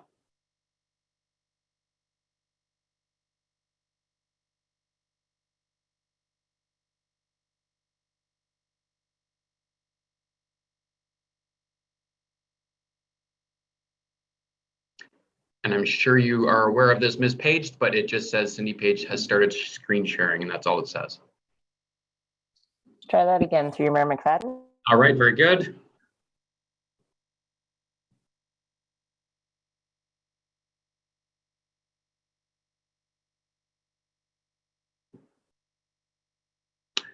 There we go. Very good. Can you make it a little bit bigger so it fills the screen, or the font is larger? Excuse me, Mayor. Oh, I'm going to read it for you, Councillor Moore, not to worry. That's why I needed it made a little bit larger so that I could actually read it. Okay. So Thank you. the motion as it states, there's 4 parts to the motion, and it reads that the Council of the Township of Cavan-Monaghan direct planning staff to continue with the refinement of the provincial natural heritage system, particularly as it applies to employment lands to be determined through the update to the Township Growth Management Strategy. 2, that the Council of the Township of Cavan-Monaghan supports a Place to Grow in its direction to implement a natural heritage system overlay that excludes lands within settlement area boundaries that were approved and in effect as of July 1st, 2017. Number 3, that the Council of the Township of Cavan-Monaghan supports the use of a natural core area designation within settlement area boundaries that were approved and in effect as of July 1st, 2017, that recognizes key hydraulic features and a 15-meter vegetation protection zone, and that the Council of the Township of Cavan-Monaghan supports the use of a natural core area designation and a natural linkage area designation outside settlement area boundaries that were approved and in effect as of July 1st, 2017, outside any potential employment lands, that recognizes the key natural heritage features and key hydrological features and areas and their applicable vegetation protection zone. Very well done, Christina. Questions from members of council or concerns on the wording? Or from the rest of the planning staff? Do you see anywhere within there that we need further clarity? Mr. Conley, your mic is off. Just my apologies, just slow on the draw. No, we've had a chance to review this within the, as Christina was developing the draft wording, and I'm comfortable with it. We've made just a few tweaks, but otherwise very good. Excellent, very good. Councillor Huntley. Through you, Chair, maybe just a little bit of clarity on number 4. You have the core natural, or the natural core area designation and linkages, and it's outside of any potential employment lands. Like, does that mean that employment lands will trump a natural core area if it is a natural core area? I'm a little confused on that one. Like, because if it's a potential employment land, we don't even know where it is. And if there's a natural feature there, are we saying disregard it because we want to make it an employment land anyway? So the intent of that is, the reason for the word potential is because it's technically not yet, because we're going through the exercise of designating. So when they come back with a map that's outlining what potential employment lands they're going to designate, we are not supportive of identifying the natural linkage within those segments, because that's the purpose of identifying. If we're going to support the natural linkage and those designations in those employment lands, then we may wish to reconsider where our employment lands are going, because it's those linkages that cause the impacts if you can't use the land. So it's potential isn't the future. Potential is the employment land designations that are being proposed. So maybe a different rows, maybe any proposed rather than potential. And we don't get to just ignore all of the other things. It's just that we're not going to designate them as linkages. That's all. It doesn't say it doesn't exist. It just says it's not a linkage. The rest of the township isn't going to be employment lands. Exactly. No, right. That's not the intent. So maybe proposed instead of potential. Does that help? If I may, Your Worship, through you to council, the intent there is that we have a growth management strategy that council adopted last year that's been updated. There are some lands that were identified there as additions and deletions. So I think that's what we would use to inform the implementation of that. But given that it's been updated and staff will be revising it based on some of the new criteria here and the discussion we've already had, which I won't go over, the idea would be to sort of limit it to that. So that exercise is to identify potential or possible employment lands. And that would be not only what we have proposed and what council's adopted, but also what would be there in the update. Through you then, Chair, would we then say the potential employment lands as identified in that report versus just leaving it that wide open? I think the purpose of this is for them to bring something back to us. So I would hate to sort of lock them up in that if they realize right off the bat that there's something that's specifically designated in both mapping system that's going to eliminate something that was previously suggested in the employment land strategy, I would prefer they remove it completely out of there because and redesignate or propose another piece of land. But I want these same factors pulled into it. That's all. So it's not a carte blanche. We're just looking for them to bring back something that technically makes sense. That's all. So through you, Chair, I'm struggling because it almost reads to me, and maybe it's just the way I'm reading it, as an employment land will trump a natural heritage or a natural core area. And I'm kind of struggling with that one a little bit. Okay, go ahead, Christina. I think I can see how that can be interpreted. If I might, this piece was added on, but I think perhaps maybe we're just going to have those designations and we're going to recognize those features.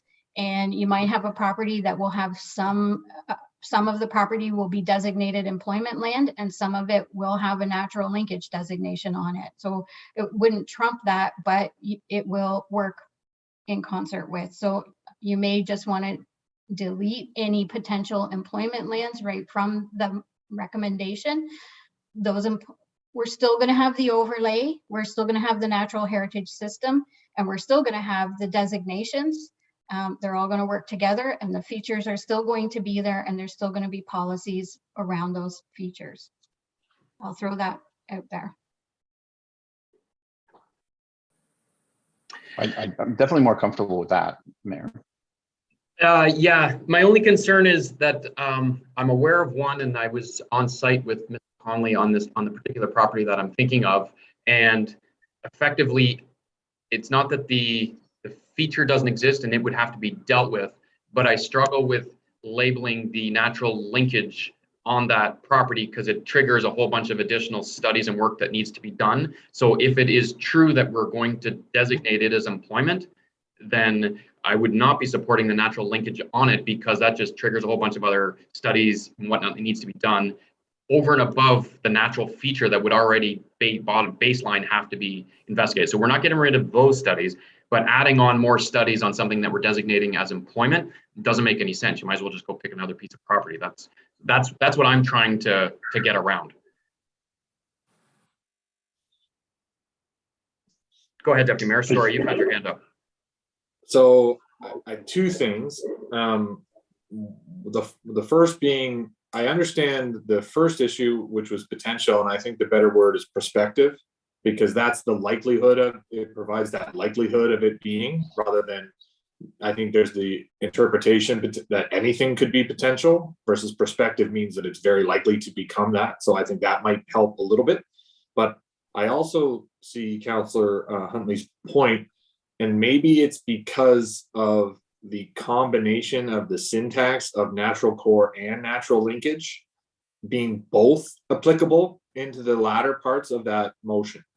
Because I don't think there's any issue or there's no intention in the suggestion that employment lands will trump natural core, but there is probable opportunity for the natural linkage to potentially be undone for potential employment lands. So I think if we were to isolate linkages from core and how we work out the language, and that's really what we're concerned about, because the linkages are far less significant than the core. If we're able to separate those two into the latter part, I'm hopeful that might mitigate sort of the obstacle here. Yep, that is the significant difference. Absolutely, yeah. It's not trying to say that a forest doesn't exist. It's trying to say a drainage ditch is a drainage ditch. That's the core fundamental difference. We can't look at the tree and say it doesn't exist, but we can certainly look at the valley between two fields and say that's a drainage ditch. Yeah. I thank you, Deputy Mayor Graham. That's exactly my issue with it. Yep.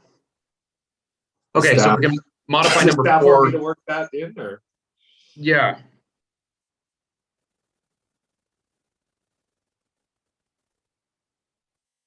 Okay. So what we want to say maybe is that the Council of the Township of Cavan-Monaghan supports the use of a natural core area designation outside settlement area boundaries. We're gonna maybe break this into two. Mhm. And Sure, I'm we, just, you know what, we could do a 4 and we could do a 5. How's that? yeah, yeah. You copy paste, do it twice, then you've It's got a natural cleaner. core and you've got a natural linkage. Yeah. Mhm. And does perspective, is that too confining for staff to incorporate that language? Because I think it means it's in, I worry about potential because it's so ambiguous and so undirected that I just worry about those languages subjecting us to challenges and things of that nature. So, Not to split hairs on P words, but I was thinking proposed. And the only reason is Okay. because it's literally a staff proposal back to council. Mhm. That's why I was thinking proposed. Yeah, potential is way too open. well, but again, But I guess, sorry, Deputy Mayor. Go but ahead. Even with proposed, you still have to, you have to still have to Yeah. kind of identify where it's proposed. No, that's what they're going to do. They're bringing back a report of proposed employment lands that's going to have to fit within our lands needs assessment. So we know the whole township can't be employment lands proposed. It has to be Right. boxed into a certain hectare. So I'm saying exactly what I'm saying. You have to box Okay. in what is proposed. it will be, yes. but my concern Go is ahead. that, and why I go back to perspective, and I never thought we'd be talking about this, is if it hasn't been proposed yet, it's not applicable. Right? It has to have been proposed in order Right. for that to be valid. So that's why I'm saying perspective, because we all understand what will be being considered. It's in the process of consideration. But if we say proposed and it's not proposed yet, it doesn't matter. Right? Nothing's been proposed. Yes. Okay. Yes. I'm not, fair enough. Mr. Conley, your mic is now open and you have another P word for us. Go ahead. No, I was going to propose. I think again, I don't want to get caught on the language. I think we have an idea of where council's going to, and the intention is that staff come back with a report and we will look at the idea of the employment. So keeping the 4 part, the original part as Ms. Coulter has recommended, keep that. And then the idea would come back with a report that would examine the applicability of natural linkage area designations within whatever employment lands potential perspective. I certainly appreciate where the deputy is making that nuanced difference. And then we'll come back. But again, council will have a chance in light of this conversation, be able to look at that with that lens.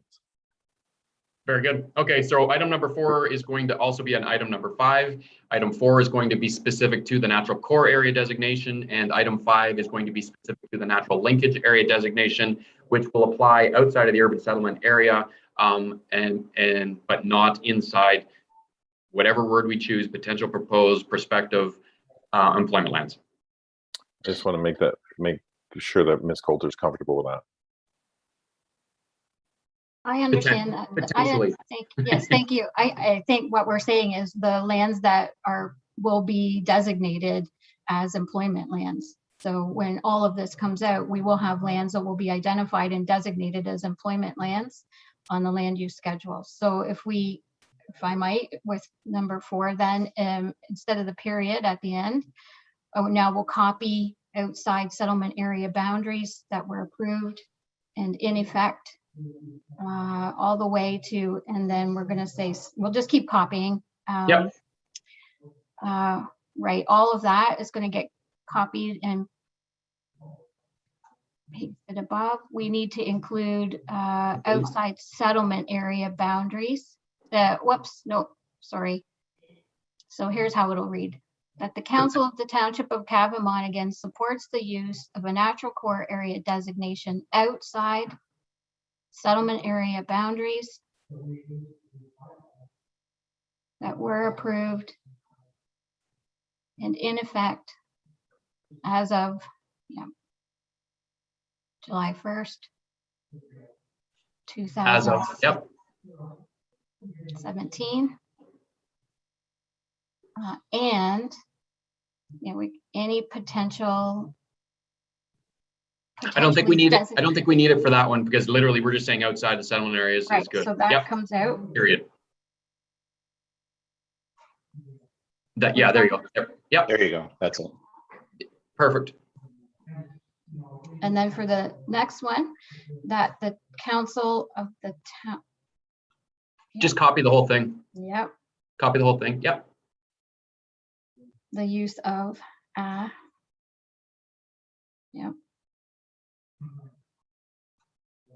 Yes.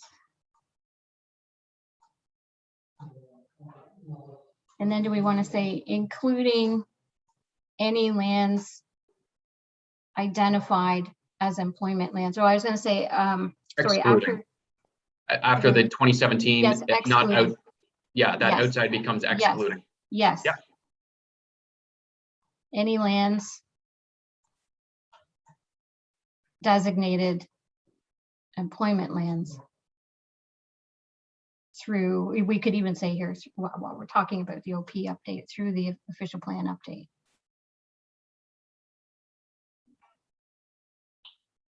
Yeah, we avoid the P words altogether. Yes, and then delete Well done. outside, yeah. Keep so that recognized, yeah. How does that read? Excellent. Much better. Yep. You might want to read them for Kathy though. Yeah, sorry. Okay, so number 1, 2, and 3, Kathy, Councillor Moore are fine. We've left those thus far. Number 4 now reads that the Council of the Township of Cappamonigan supports the use of a natural core area designation outside the settlement area boundaries that were approved and in effect as of July 1st, 2017, that recognizes key natural heritage features and key hydrological features and areas and their applicable vegetation protection zone. And number 5 is that the Council of the Township of Cappamonigan supports the use of a natural linkage area designation outside the settlement area boundaries that were approved and in effect as of July 1st, 2017, excluding any lands designated employment lands through the official plan update that recognizes key natural heritage features and key hydrological features and areas and their applicable vegetation protection zone. Should be an S on the end of those, shouldn't it? Or no, protection zone or zones? Thank you, Mayor. Okay, very good. I guess zone is fine, sorry. Any other questions on any of those now 5 items? Very well worded motion and direction, Christina. Thank you. That's very helpful, obviously, for to set our expectations and for you to have direction of what it is that you're working on. All members of council, good? Okay, a mover then. I saw Deputy Mayor Graham's hand for a move. Councillor Huntley, second. Very good. Madam Clerk, recorded vote. Councillor Moore, Yes. Councillor Belch,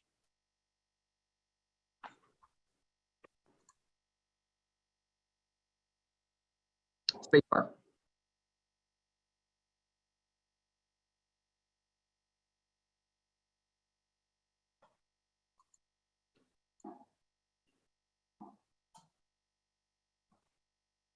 Just try tapping your spacebar. It should mute. There you go. Perfect. You got it. Councillor Huntley, Yes. Mayor McFadden, Yes. and Deputy Mayor Graham. Yes. Motion is approved. Christina, what a fantastic job. Thank you. That was a lot of work and right up to the very end, and a motion on the fly that's very articulating of the details that we need for what to come back with. So thank you very much from all of us. Thank you. Next up, I believe we have Miss Ellis.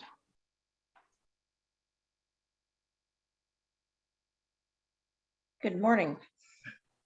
Good Again. morning. Well, what a hard act to follow. So I am going to present to you today some information about the agricultural system mapping. Like Christina's presentation, the order of the presentation will follow the standard introduction, background, what we have, how we got here, what is proposed, and what we can do. There'll be time for some questions and discussions, and of course, there's recommendations for your consideration at the end. So if you could move down a couple of slides, please, Patty. Keep going. Okay, so I thought Christina did a fabulous job of outlining all of the layers of the documentation policy framework that we are all required to abide by in terms of developing new official plan policy. So the official plan that's currently in place in the township was approved in January of 2015, and that's the document we use today. Next slide, please. In our current official plan, we have designations in the countryside area that include agricultural land, rural land, mineral aggregate extractive lands, rural employment, and recreational uses. This presentation will focus on the agricultural and rural areas designations. Next slide, please. So this is just a map of Schedule A. You've seen it in Christina's presentation. The map indicates the white area is the prime agricultural area.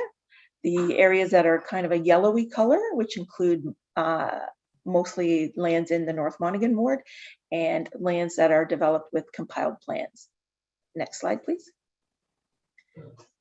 So in Cavan Monaghan, the agricultural areas designation does apply to lands that have a high capability for agriculture. Generally, the lands are classes with soils classes 1, 2, and 3, according to the Canada Land Inventory of Soil Capability. And these lands are predominantly used for agriculture. The rural areas designation generally applies to those lands that have soil classes 4 and higher, organic soils, or class 1 to 3 soils that form part of a large and contiguous block of poorer agricultural lands, and areas where previous non-farm development and lot creation has effectively limited the future of intensive farming activity. So in that regard, that's why you'll see that the North Monaghan ward has been designated rural for the most part, because there is a significant fragmentation in terms of existing development. You'll notice along Lansdowne Street in particular, there's lots of different uses along Highway 7. So that's why you'll find that the lands in North Monaghan ward have been in the past designated rural areas. Next slide, please. In developing the new official plan, all policies must conform to the growth plan and be consistent with the provincial policy statement. Agricultural policies have been included in the PPS since 1997, and they've remained largely unchanged. The current document that we're working with from 2020 does require that prime agricultural areas be protected for long-term use for agriculture. The current growth plan policies focus on an agricultural system, the geographic continuity of the agricultural land base, and the function and economic connections to the agri-food network. Next slide, please. The agricultural system terminology was first used in 2005 in the Greenbelt Plan, and I think Christina elaborated on the development of that plan and how it has then rolled over into our current documents today. That Greenbelt Plan did refer to an agricultural system as a continuous and permanent land base necessary to support long-term agricultural production and economic activity. The 10-year review of the growth plan and the Greenbelt Plan resulted in new agricultural system policies and definitions that were incorporated into provincial plans in 2017. In 2019, an update to the growth plan resulted in a more flexible agricultural system policies in a place to grow. Next slide. So for everyone's information, the agricultural system is defined in the growth plan as a system mapped and issued by the province in accordance with this plan, comprised of a group of interconnected elements that collectively create a viable, thriving agricultural sector. It has two components: one, an agricultural land base comprised of prime agricultural areas, including specialty crop areas and rural lands that together create a continuous productive land base for agriculture. Secondly, the second component is an agri-food network, which includes infrastructure, services, and assets important to the viability of the agri-food sector. In this regard, with an agricultural system, so the province has released mapping that identifies prime agricultural areas and candidate areas. Next slide, please.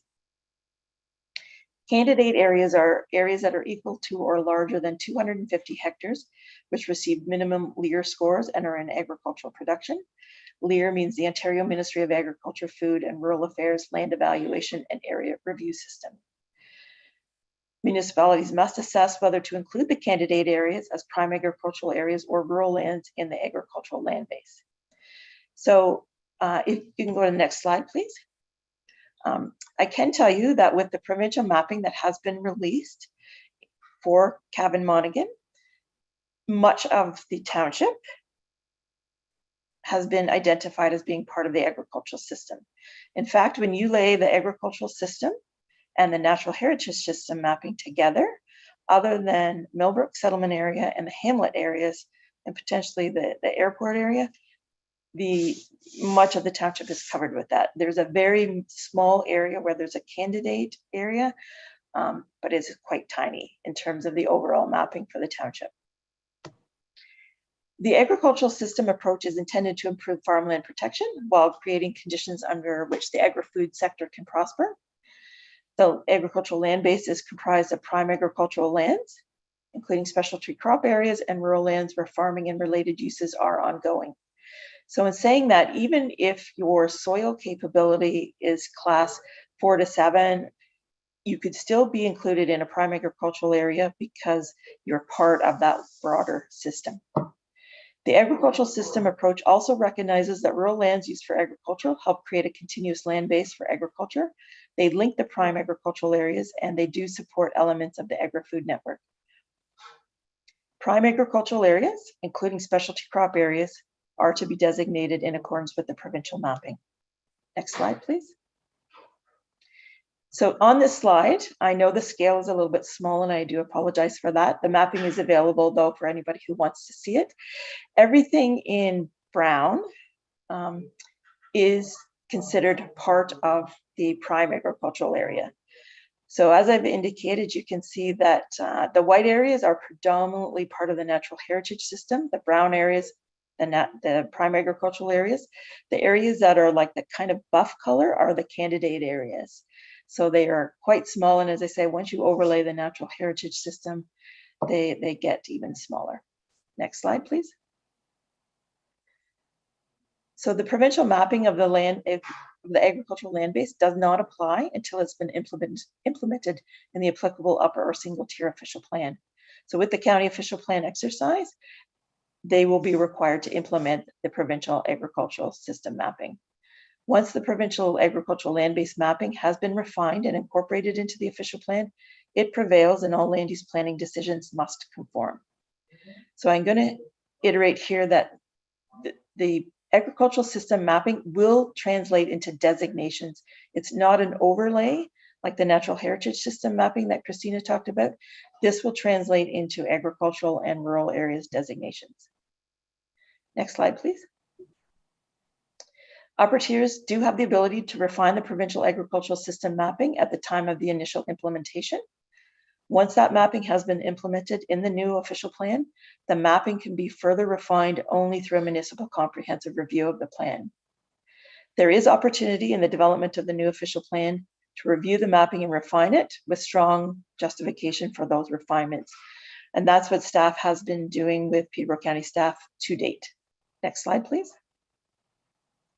So we're going to go now to what is proposed and what we as the Township of Cavan-Monaghan can do. Next slide, please. So the agricultural designation will apply to areas where prime agricultural lands predominate and where the province has identified the lands as being agriculturally productive through the agricultural system mapping. These areas will be protected for agricultural uses. The agricultural system mapping that the province released for the Township of Cavan-Monaghan has been reviewed by staff. We have suggested refinements to the mapping based on our knowledge of the township and the existing uses in place today. We've submitted that mapping to the county for consideration. Next slide, please. In this slide, I've provided a couple of examples of the proposed changes that we've identified for consideration by the county. On the two smaller examples on the left or in the middle of the page, those represent areas that are developed primarily. One is the hamlet of Ida, and the lower map in the middle of the page are compiled plans that currently exist and are currently developed primarily with residential land uses. The larger map on the right-hand side of the page represents the existing rural employment area at the intersection of Highway 115, County Road 10, and Sire Line. So we did ask the county to consider removal of those lands from the agricultural system mapping because they are already developed with non-agricultural uses in the case of the hamlet area and the registered compiled plans, and because of our intended land uses and existing development in the employment areas. Next slide, please. This slide provides some of the proposed changes in the North Monaghan ward. Again, staff have recognized our existing rural employment area along Whittington Drive. We've asked that the Heron Landing Golf Course be removed and some of the existing commercial employment areas along Lansdowne Street in particular. These changes were requested of the county many, many months ago, and these will continue to be further refined as we get new information. and overlay some of the other existing information in terms of potential employment areas or prospective employment areas based on our growth management exercise, and additional interpretations and application of the natural heritage system. Next slide, please. So draft schedules for the official plan are not yet available for review. But I did want to remind you that once the new official plan is approved, refinements to the agricultural system mapping can only occur through a municipal comprehensive review. So this is a key point to all of us to make sure that we get the mapping as correct as possible at this time. Next slide, please. So the permitted uses, as drafted, the permitted uses in the agricultural designation will include agricultural uses, agricultural related uses, on-farm diversified uses, agritourism uses, existing residential uses, home occupations, home industries, bed and breakfast establishments, wayside pits, conservation and forestry. Kennels, sawmills, abattoirs, etc. may be permitted provided that alternative locations within other designations are not available, and there's no reasonable alternative within the designation on lands with lower agricultural priority. The location of such uses may be informed by an agricultural impact assessment. And you'll notice that the use of the word may, and that is it's not, if you remember from previous education sessions, shall and may. So shall is mandatory, may, there is some discretion. So there is some flexibility in that part of the applying those permitted uses. Policies for the development of agricultural related and on-farm diversified uses are included in the plan as well. Next slide, please. Municipalities will be able to set additional limits for agricultural related and on-farm diversified uses in our zoning bylaw. Event venues, such as a wedding barn, are encouraged to be located in service settlement areas, rural settlements, or other land use designation where the land use may be more compatible. And lastly, the processing of cannabis is not permitted. The township can, however, identify if they want to permit the use in the agricultural designation. Next slide, please. So with regard to the cannabis use, you'll notice at the end of the slide in the recommendations that we provide direction to the county upon completion of our own official plan and zoning bylaw amendment process. With regard to the rural designation, this designation will apply to lands located outside settlement areas and rural settlements, outside waterfront areas, and outside prime agricultural areas within the county. The rural lands are intended to protect the natural amenities and rural character of the community while providing opportunities for agricultural uses, resource-based activities, recreation, tourism, and other rural land uses. Next slide.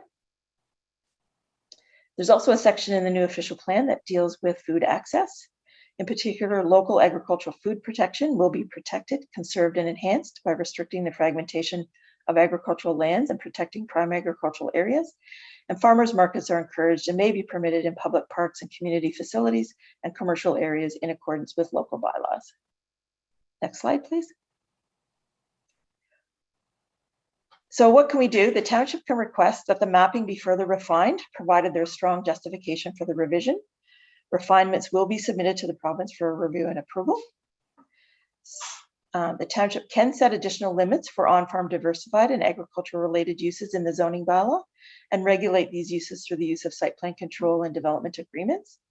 Further information and discussion on agricultural related and on-farm diversified uses will follow in a subsequent presentation.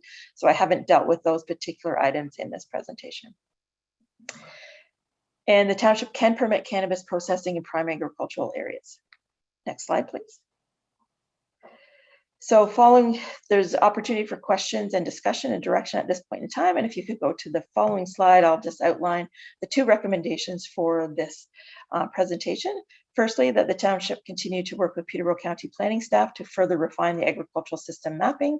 And secondly, that the township position on permitting the processing of cannabis in the agricultural and rural designations be relayed to the county upon completion of the township official plan and zoning bylaw amendment processes.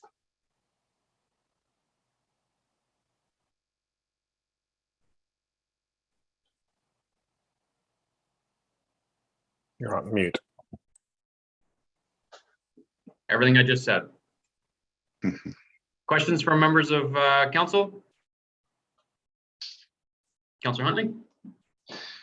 You, Chair, I guess I'll start with a I think a relatively easy one for Ms. Ellis is number one, the township will continue to work with the county to further refine that. Like, what are we basing that refinement on? Like, do we have, like, in the last one, we had another, formal document that kind of gave us, kind of insights. Like, what are we using in this case? Just local knowledge? So we're using local knowledge, and we're using the existing land use that might occur on the property. So if you notice from the mapping, like, there are subdivisions that are developed with residential land uses that are included in the agricultural system mapping. So we have recommended, and unless otherwise directed by council, we'll continue to try and identify those areas that the existing land use does not contribute to the agricultural system at all. Similarly, we are aware that we are in the process of looking at the most appropriate locations for our rural employment lands. So we have requested that our existing employment lands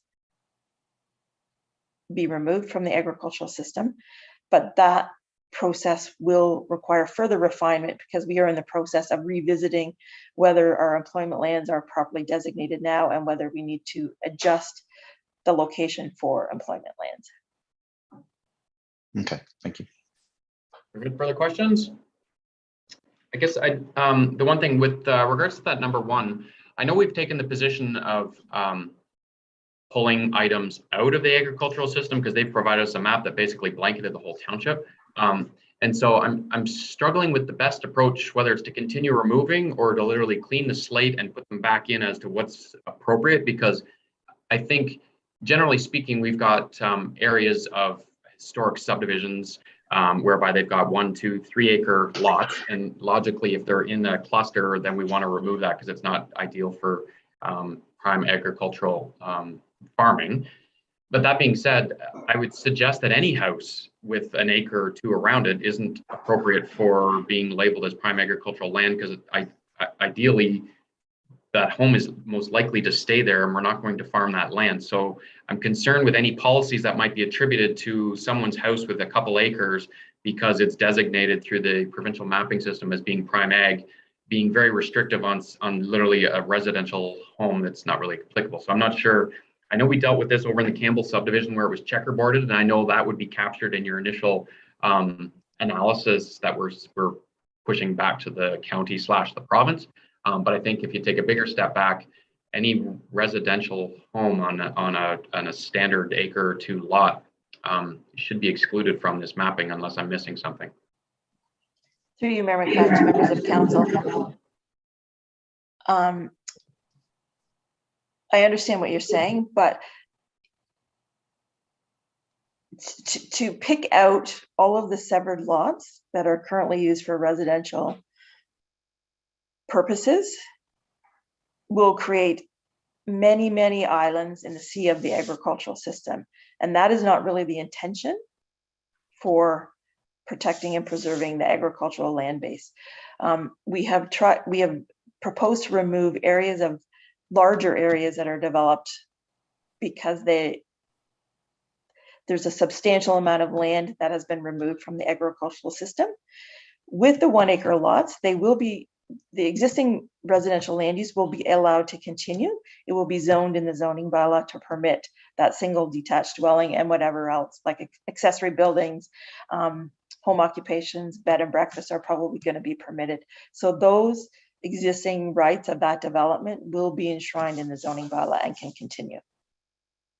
So what's the implications then of this agricultural mapping on residential homes? What does it matter whether it's left as agriculture as they've designated or whether it's pulled off? What's the significant difference between the two? Through you, Mayor McFadden, to members of council. I'm not sure, to be quite honest, that the township would approve us removing all of our severed lots from the agricultural system. I think that through the use of the zoning bylaw, that the rights and privileges of that existing residential land use can continue. Because I don't think it's anybody's expectation that the residential land use will cease to exist and we will return that 1 acre parcel back to farmland. I think we recognize that they do exist. They have rights and privileges that go with that existing development, and we will capture that in the zoning. So I guess back to the original question then, what's the significance of this mapping, recognizing that the underlying zoning is going to trump this agricultural mapping? Like, am I missing something? Why would we request any of it being removed then if the underlying zoning is going to overrule? Through you, Mayor McFadden, to members of council. So the application of the agricultural system mapping is a requirement of the province. So if we don't refine any of it, we will implement the provincial mapping as proposed. Having said that, we could have the Campbell's Avenue subdivision in North Monaghan. You could have it remain in the agricultural system, and we would zone it. We have to zone it to recognize what's there. I think we're trying to strike a balance between recognizing those more intense residential areas as not being part of the system. And it makes it easier for people to understand by removing them, designating them rural, and then zoning them as per the land use today. Okay, so I can appreciate that. I'm just wondering fundamentally what's the difference? If somebody shows up in from the Campbell subdivision that has agriculturally designated land and the neighbor shows up and they don't have it, what does one have that the other has? Or essentially it doesn't mean anything because the underlying zoning trumps whatever the agricultural system. Like, is there a fundamental difference of something with that designation on top? Through you, Mayor McFadden, to members of council. I guess in terms of the implementation, it could the difference could come in the zoning, like we have experience in our current situation where we have in the zoning bylaw, we did permit the keeping of some livestock on larger residential lots. And so if you were in a hamlet area, you can only have chickens per se. In some of the compiled plans, we expanded that based on livestock units, so you could have maybe a goat or rabbits or whatever. So we're seeing a little bit of a conflict between agricultural and residential. So by removing the residential development in the plans of subdivision, it makes it clear that this is the intention, this is the land use, it's been established, it's been duly approved for the most part. And it is not intended, or it's not expected that those lands will ever go back to being used for agricultural purposes. So within our zoning, could we explicitly set those terms such that in cases of residential development, i.e. homes, that agricultural mapping system effectively is irrelevant? Because obviously in the Campbell subdivision, if we leave it as is, and if I understand correctly, potentially you could have chickens at one house, but not the neighbor's house because they're agriculturally designated. Their neighbor's not, even though it's the same size lot. Like, could we just deal with this in the zoning rather than I'm trying not to create a make work project. In other words, we'll accept the agricultural mapping system as is. However, ultimately our zoning trumps it with what's on the ground right now. Ultimately, would that help? Otherwise, we're going to have people asking why mine is designated rural or agricultural and mine isn't designated when we both live in a residential home on a 1 acre lot. Through you, Mayor McFadden, to members of council, that is true, and we understand that. I guess that question does relate to the next presentation that talks about severance activity. If you are designated prime agricultural, there is no potential for any creation of new lots. If the land is designated rural, under what is proposed, there is the potential to create new non-farm residential lots. That is a key consideration moving forward. The zoning cannot help that. Very good. And that being said, that lies outside of the caveat that rounding out of settlement areas. Through you, Mayor McFadden, to members of council, yes, that is a separate issue. Okay. All right. So you could still have your agricultural mapping around a settlement area, but you could still technically do a rounding out and get a lot in the agriculturally designated lands, technically. Through you, Mayor McFadden, to members of council, the potential is there in the provincial planning framework to request an amendment to round out a settlement area. Very good. Unless the council approves that, or the people above council approve that, then there would be no severance potential in the agricultural designation. And that That means no farm retirement lots, no lots for your 3 children, no lots because your mom is moving here from Greece and she needs a place to live. There is no potential to create a new non-farm residential lot unless that severance is to deal with a surplus farm dwelling. Okay, very good. Any other questions from members of council on this particular topic? Councillor Belch. For you, Mayor, I'm not sure where to start. Our family moved to Sherbrooke Street back in 1968, and much of the land was agricultural. Now, on Sherbrooke, I think we're one of the last farms along there that does any agricultural work. On Lansdowne, you've got a farm right at the edge of the city that's owned by Brookfield. What exactly happens with Brookfield? They own quite a few properties that are on agricultural land. You're saying that from here on in, it doesn't matter if it's agricultural land, screw them. No, I think we'll be cautious of naming particular developers, so we can speak in general terms of developers owning agricultural land and the potentials moving forward. We can have that question, but we'll avoid specifics as to who owns the land.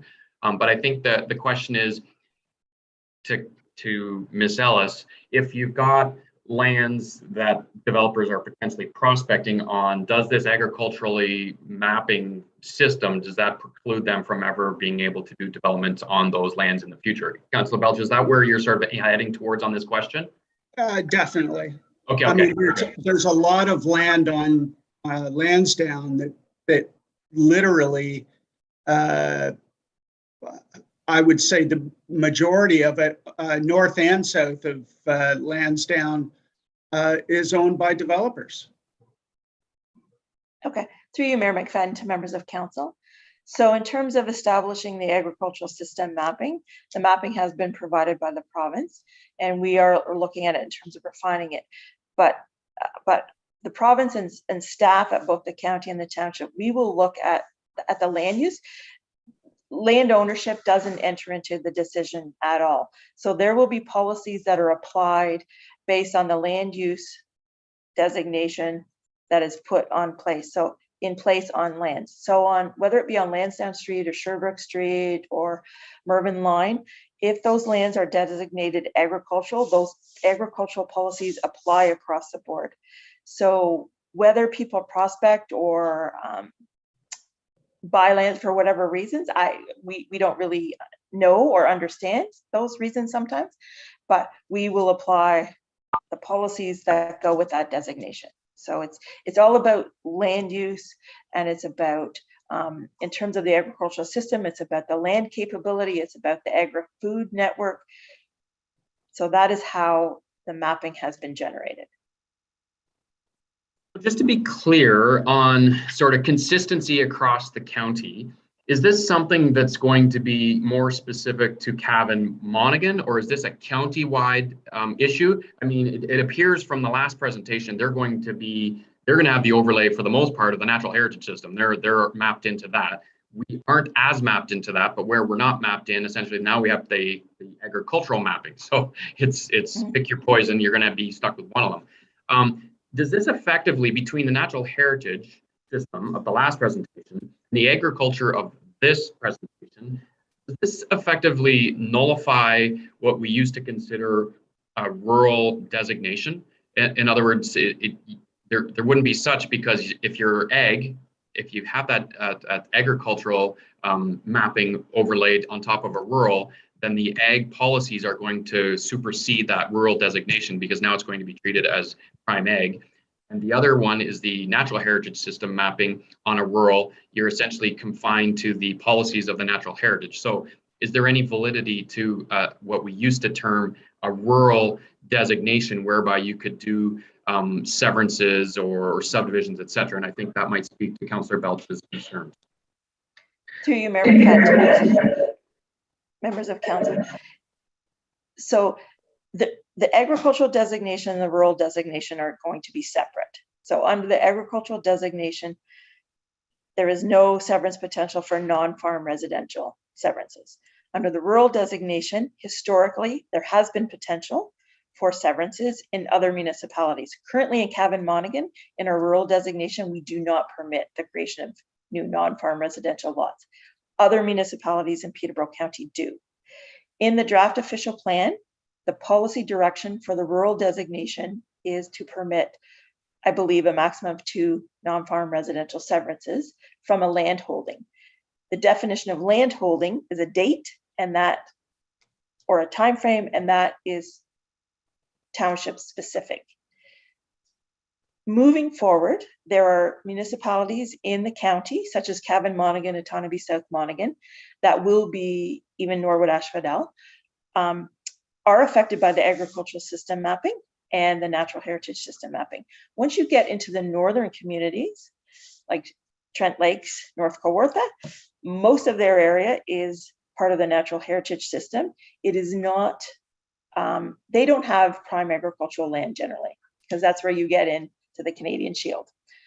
So you're quite right in that we're all affected by provincial policies that provide us with a policy direction on how we move forward, but it's not necessarily the same. Every municipality with the agricultural system mapping has been given the same opportunity as Cavan Monaghan to refine those areas and present that information to the county for consideration. So we're the same, but we're different. So we're all subject to the same provincial policy framework, but we're all working toward refining our map based on our own individual experiences in terms of what the existing land use is, what we know to be true in terms of, is it really part of the agricultural system? Is it not? What our position might be on terms of, do we want to permit some limited severance activity? Correct. And I think part of this, this exercise is in bringing together each of the 8 lower tier municipalities is establishing somewhat of a consistency across the county, so that based on a jurisdictional boundary, you're going to have most of the same policies on both sides. There's obviously can be their intricacies upon which, but I think a severance policy is a major currently different policy that's applied differently across the various municipalities that we may want to consider bringing into conformity, so that it's not as confusing to be on one side of the geographical boundary and be permitted, and then for the same circumstance on the other side and not be permitted, sort of takes away from this overarching conformity exercise with the county. So I think that might be something that we need to look at. But to get back to this agricultural mapping system, I guess what I'm asking is if it's important that we are going to support conformity on this severance application across our township, does that need to be taken into consideration when we're looking at this agricultural mapping system implementation across the township? In other words, if we just apply it as is, does that effectively take away any ability to do those severances that you may have historically been able to do in other townships on a farm? Through you, Mayor McFadden, 2 members of council, yes. In the agricultural system, when it's identified as prime agricultural land, there is no ability to create new non-farm residential lots other than the surplus farm dwelling situation. If you are designated rural under the current proposed policies in the plan, there will be potential to create a maximum of 2 new non-farm residential lots. Again, that potential is based on the land holding. So right now, and we'll deal with this in the next presentation specifically, but right now in Cavan Monaghan, we define a land holding as existing as of January 1st of 2012. So if you had already had 2 severances to create new non-farm residential lots since January 1st of 2012, you are done, regardless of your designation. In some other municipalities, that date might be 1998. They might do a rolling thing that if you've had a severance in the last 15 years, you can't have another one. So the definition of land holding will be township specific, but the policies at this point in time are to be implemented across all municipalities. Okay, I think we've got two issues. One is is there a push from the TAC to have consistency on that policy? In other words, everybody's got different dates and different functions. Is there any suggestion from the TAC that we should be consistent, or this is a Wild West free for all on whatever policy we like relative to severances based on factors that are specific to the local municipality? So that's the one topic. So I'll let you answer that one first. That's the first question. So to date, to the best of my knowledge, and Christina or John could correct me, but I do not remember having a discussion about making the date the same for everyone. We've all provided information to the county to identify the definition for landholding for each individual municipality. Okay, and then the second question, just so I'm clear, is there a significant difference in light of the fact that we have this agricultural mapping system? Is there fundamentally a difference in the zoning designations between rural and agriculture as far as the OP designations? Is there fundamentally a difference, or is this agricultural mapping system trumping that when it gets back to the severances? And I want to be clear, because my understanding is the Cavan ward, for example, is all prime ag for the most part, whereas the North Monaghan ward is currently designated as rural. And will that need to continue to have those distinct differences, or it's irrelevant now that we're overlaying the agricultural mapping system? Through you, Mayor McFadden, to members of council. So right now in Cavan Monaghan, we have an agricultural designation and a rural designation, but we have a rural residential zone. So that rural residential zone gets applied to existing non-farm residential lots, regardless of whether they're in the agricultural or the rural designation. Moving forward with the agricultural system mapping, almost all of Cavan and almost all of North Monaghan will be part of the agricultural system mapping, unless we can justify the appropriateness of removing it. And as I've indicated, to date, we have identified existing substantial residential areas and our employment areas as the areas to be removed. So in the zoning bylaw moving forward, I don't think that we would make a difference between lots within the agricultural system and lots that are designated rural. But I hesitate to commit absolutely at this time, because we have not even put our mind to how this will be implemented in the zoning bylaw. Okay, because I guess my concern was, and I'm going back to the last time that we dealt with the official plan, and we did this, Councillor Belch and I were on the council at that time. We supported the prime ag in the Cavan ward, but we did not, and we only supported the rural in the North Monaghan specifically for these reasons. It was more urbanized than obviously than the Cavan, and we were trying to be very protective of the Cavan agricultural system. And so my question is, in light of this new mapping system, that's really what I'm focused on. Is there a specific difference? And I don't mean like the 1 acre lots in North Monaghan. I mean, just to use as an example, a 100 acre parcel in North Monaghan that's currently designated as rural. Is there fundamentally a difference moving forward if it's applied as rural or as prime ag in light of this the agricultural system overlay? I guess that's fundamentally what I'm getting at. Is there a need to have them as two different ones now? Through you, Mayor McFadden, to members of council. Yes, the province has provided mapping that shows the bulk of North Monaghan is in the agricultural system. So according to that mapping, it will be designated agricultural. So we would have to justify why it's appropriate to remove a 100 acre parcel from that agricultural system and have it designated rural. Okay, so basically what they're saying is our existing official plan at the township level of designating it as rural is null and void unless we can demonstrate otherwise why it should remain rural, because they're saying it should be flipped to agriculture, if I'm understanding what you're saying. That's correct. Okay, very good, excellent. Any other questions from other members of council relative to our recommendations for consideration at this point? Excuse me, Mayor. Yes, go ahead, Councillor Moore. Yeah, I have a little bit of a problem with this because we're totally eliminating all the farmers in the township. If they want a building lot to retire on, they can't have it. And to me, that's wrong. We're just going to the developers and worrying about them in the settlement areas. But there is a lot of people in this Cavan Monaghan area that want to stay here, but they only need a lot, and they could, the rest of it, they would still stay agriculture. But I think we're forgetting about all those people.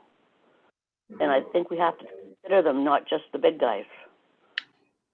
Councillor Moore, that's a wonderful point, and I believe it's been a concern of several members of council that moving forward, I think we need a policy that's consistent with the needs of our community, and each and every one of us has heard it loud and clear. We have heritage farms with families that literally have been there for generations. And they are at the point in their life where they do not want to leave our municipality, but they're faced with the unfortunate circumstance that they're unable to get a lot off of their farm that's been in their family, and so they're stuck. And I think we need to provide that direction to Ms. Ellis and the TAC to take back to come up with some means by which we can provide that opportunity for those that fit that narrative. And I don't mean individuals that purchase 100-acre farms and the next year they're trying to lop off 2 1-acre lots to pay for a portion of their farm. That's not, I don't believe, the intent of anyone at this point. But we do recognize the long-term residents of our community that need to be provided the opportunity, Councillor Moore, that you've just described. So I guess to Ms. Ellis, how would you like council to articulate that need to you to figure out how best to approach that that very sensitive topic? To you, Mayor McFadden, to members of council, I will remind you that it is provincial policy that severances are not permitted in the agricultural designation. It is a provincial policy. There will be nothing that the county or the township can do to put a policy in the official plan to permit that, because it will not conform to the provincial policy statement and the growth plan. So if I could respectfully suggest to you that this discussion needs to go higher up the food chain to the province, because they are the ones who are setting that policy. And that policy is set in place in the context of all of the other policies surrounding how land uses get developed in the province of Ontario. You will know from the provincial policy statement and the growth plan that development is supposed to go to urban serviced areas predominantly. There is some flexibility to permit some small scale limited development in rural settlements, but ultimately they want, rightly or wrongly, they want development to occur in the settlement areas that provide full municipal services in terms of piped water and sewer services. So the mapping system that we're talking about today is being put in place to protect that agricultural land base. And so by fragmenting that land base with non-farm residential severances, notwithstanding that the people have lived here forever and farmed and contributed significantly to the betterment of our community, the severance of the farmland and the fragmentation of the land to grow food is an issue. And I don't know what to tell you to put forward to the county, because I think they'll come back and say, we can't do it. We don't have that flexibility within the provincial framework. Okay. But we will certainly take the message back. Okay, so I guess my concern is more with regards to consistency, and maybe I'm wrong in my understanding, but I know the township in the past, historically, as a result of our last official plan, was very hard on no severances in the Cavan ward because we ourselves designated that as agriculture. So I understand that was something that we chose to do. And as a result, then we didn't provide the severances unless you're rounding out a settlement area. Otherwise, there was no severances. So I understand that, and I can appreciate that. And that fundamentally was different than the policies that might have been deployed in other neighboring municipalities who seem to use a rural designation in order to permit the severances off of their family farms. And so fundamentally, historically, that's been different. But if I understand what you're saying is, as a result of this agricultural mapping system, moving forward with this official plan that's going to come into effect by July of 2022 or be submitted to the province for conformity. As a result of that submission, those other neighboring municipalities such as Otonabee South Monaghan and Asphodel Norwood that may have had more generous opportunities for severances in the past are going to be pulled into conformity of which we are already faced. So therefore, we won't continue to hear how neighboring municipalities are able to take off 1 acre lots off their prime agricultural farms, and we're not able to, or provide some sort of insight to that. I think that's ultimately, we're looking for fairness across the county. Okay. Through you, Mayor McFadden, to members of council. So just a matter of clarification. So in our last official plan, the lands that are designated agricultural, there is no severance potential on them. That is a provincial policy. So we conform to the province in that respect.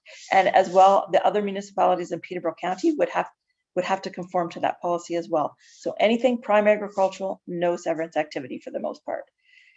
On lands designated rural, historically, there has been some flexibility. In Cavan Monaghan, the council of the day decided not to permit rural non-farm severances. That was done based on additional work that was generated to assess the financial implications of scattered residential development.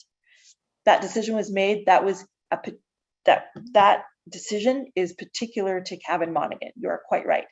In other municipalities with lands designated rural, they have flexibility to permit severance activity. And that policy framework, they could permit 1 lot, they could permit 2, they could permit 3, whatever they determined is best for their municipality. So that's what exists today. There is a difference for sure. Moving forward, once the agricultural system mapping gets put in place, it'll get put in place with the application of an agricultural designation. Those provincial policies are going to have to be implemented in the county's official plan, which means no non-farm residential severances. The rural designation is where the flexibility will still apply. And so the agricultural system mapping for each local municipality will have to be refined. And if there are lands that can be designated rural, that is where each individual township can determine, do we want to permit severances in that rural designation? If we do, what do we want that to look like? There will be limits. You won't be able to have 10 kind of thing. But if you wanted to have 1 or 2, that might be possible. And that's where the definition of the land holding comes in, because the severance activity will be limited based on that definition. Plus other things in terms of the natural heritage system. Do you have frontage on a public road? Can you be serviced? Et cetera, et cetera. Very good. I see, Christina, if you've got your camera on and you're ready to inform us on more aspects of this very important topic. Thank you. No, I wanted to support Karen in that even today, there is a prime agricultural designation throughout the county of Peterborough in the other municipalities. It's not exclusive to Cavan Monaghan. Otonabee South Monaghan has a prime agricultural designation. Asphodel Norwood has a prime agricultural designation. The more northern municipalities do not have a prime agricultural designation because mostly it's stone. They have a rural designation. They have prime waterfront. They have prime waterfront. Those municipalities also have a rural designation, the same as we do, but their rural designation allowed for limited lot creation. They still could not have residential lot creation in their prime agricultural designation. So that's the same as what we have. And going forward, we'll be going forward the same way in that all the municipalities will have an agricultural designation and a rural designation. Just the rural designation might increase a little more because of this provincial mapping. So for Cavan Monaghan, the option is we already have it, but do you want to look at refining that system so that you have some rural designation beyond that prime agricultural system? Very good. So what I was thinking, and along the same lines, and I do see your hand there, Deputy Mayor, I want to sort of close this one off, so we made that choice in the last official plan. We have the prime agriculture in the Cavan ward, and we have a rural in the North Monaghan, and our severance policy was such that we weren't permitting them. And I understand all that and the intricacies of it. Other municipalities have the rural designation, and they're more open to the severances, and I understand that. But moving forward and understanding and respecting what Councillor Moore is bringing forward, and I'm just throwing it out there for discussion, what is preventing, if we're trying to address that concern, what is preventing our township from saying we don't have a designation of prime agricultural land moving forward? Everything is rural. However, we will only permit a severance if you have, I'm just throwing it out for discussion, 25, you've had to own the land for 25 years, and if you've held it for 25 years and no history of severances off your 100 acres, you would qualify for 2. And I'm not suggesting a motion, I'm suggesting a topic of conversation so I can understand, because I believe, Councillor Moore, that is more or less what you were looking at, is that historical thing, and what prevents us from changing the designation from prime ag to rural, even though it's going to have the provincial agricultural mapping system overlaid. So if I could jump in, Mayor McFadden, just to be clear, this is not an overlay. The agricultural system mapping will be implemented with designations. You will have a prime agricultural and a rural designation. It is not an overlay. Okay. So we could designate all of our lands as rural then with that agricultural. No. Okay. So if this system identifies the property as agriculture, then the underlying designation, which may have previously existed in some other municipalities as saying it was rural, it will now be agriculturally designated. Through you, Mayor McFadden, that is correct. So Okay. what is happening with the implementation of the agricultural system mapping, it will be implemented with an agricultural designation. Everybody will be subject to the policies of that agricultural designation in terms of what is permitted and the restriction on severance activity. The rural designation is where it's a little bit more flexible. The primary permitted uses are still going to be agricultural, but it's a little more flexible in that you could have tourism uses, you could have some recreational uses, and there may be limited severance activity. But just to caution you, I don't think that it will be possible to remove the agricultural system from the township of Cavan Monaghan. There is a substantial document in terms of implementation procedures for the agricultural system in the Greater Golden Horseshoe. There would be a ton of work, and I don't think we could prove that those lands are not prime agricultural. So I don't believe that anybody in Peterborough County is going to have the ability to wipe the prime agricultural designation off the map. And you have to remember that land use planning goes with the land use, and we don't really do people planning, other than they have to have somewhere to live, they have to have somewhere to work and go to school and all that, but we don't differentiate between who lives where and for how long. Generally, it goes with the land holdings. Very good. I think I was just more looking to the consistency. It seems we're very strict on our prime ag, and it's not that I'm not trying to protect our prime ag. I am, but it just seems that other municipalities historically have had a more open rural context, which permitted the severance policies. But if I understand you clearly, moving forward, that's irrespective of the fact that now they're going to be implementing an agricultural mapping system, which is going to trump that rural designation because it's saying it is agriculture. And so despite you having a more open rural designation that permits severances, it doesn't matter, because now we're going to put this agricultural mapping system over top, and you're not going to be permitted those severances now because our map trumps your map. Okay. So through you, Mayor McFadden, to members of council, to be clear, we are not overlaying anything. The new agricultural system mapping will be implemented with an agricultural designation. The former rural designation that's in place today is gone. Okay, all of perfect. the policies, Good. like this new official plan, is replacing everything everybody has. So we are starting over. So rural will only exist outside of that map. Yes, and there is as we've talked about, there is an opportunity to refine the map, but refinements don't mean wiping it off. So 100 acres at a time. Exactly. Okay, perfect. Okay, so we are starting with a brand new slate, and everybody will be playing by the same rules. Okay. And just another tidbit for information that Christina just gave me a nice note on, that just for you to remember, there are opportunities under the current policy framework to permit secondary dwellings for full-time farm help and that type of thing. There's policies that permit accessory apartments. We have policies that permit granny suites. So there are other options to allow people to remain on the farm without having to necessarily be the farmer anymore. So Perfect. Deputy Mayor, you have been very patient. Go ahead.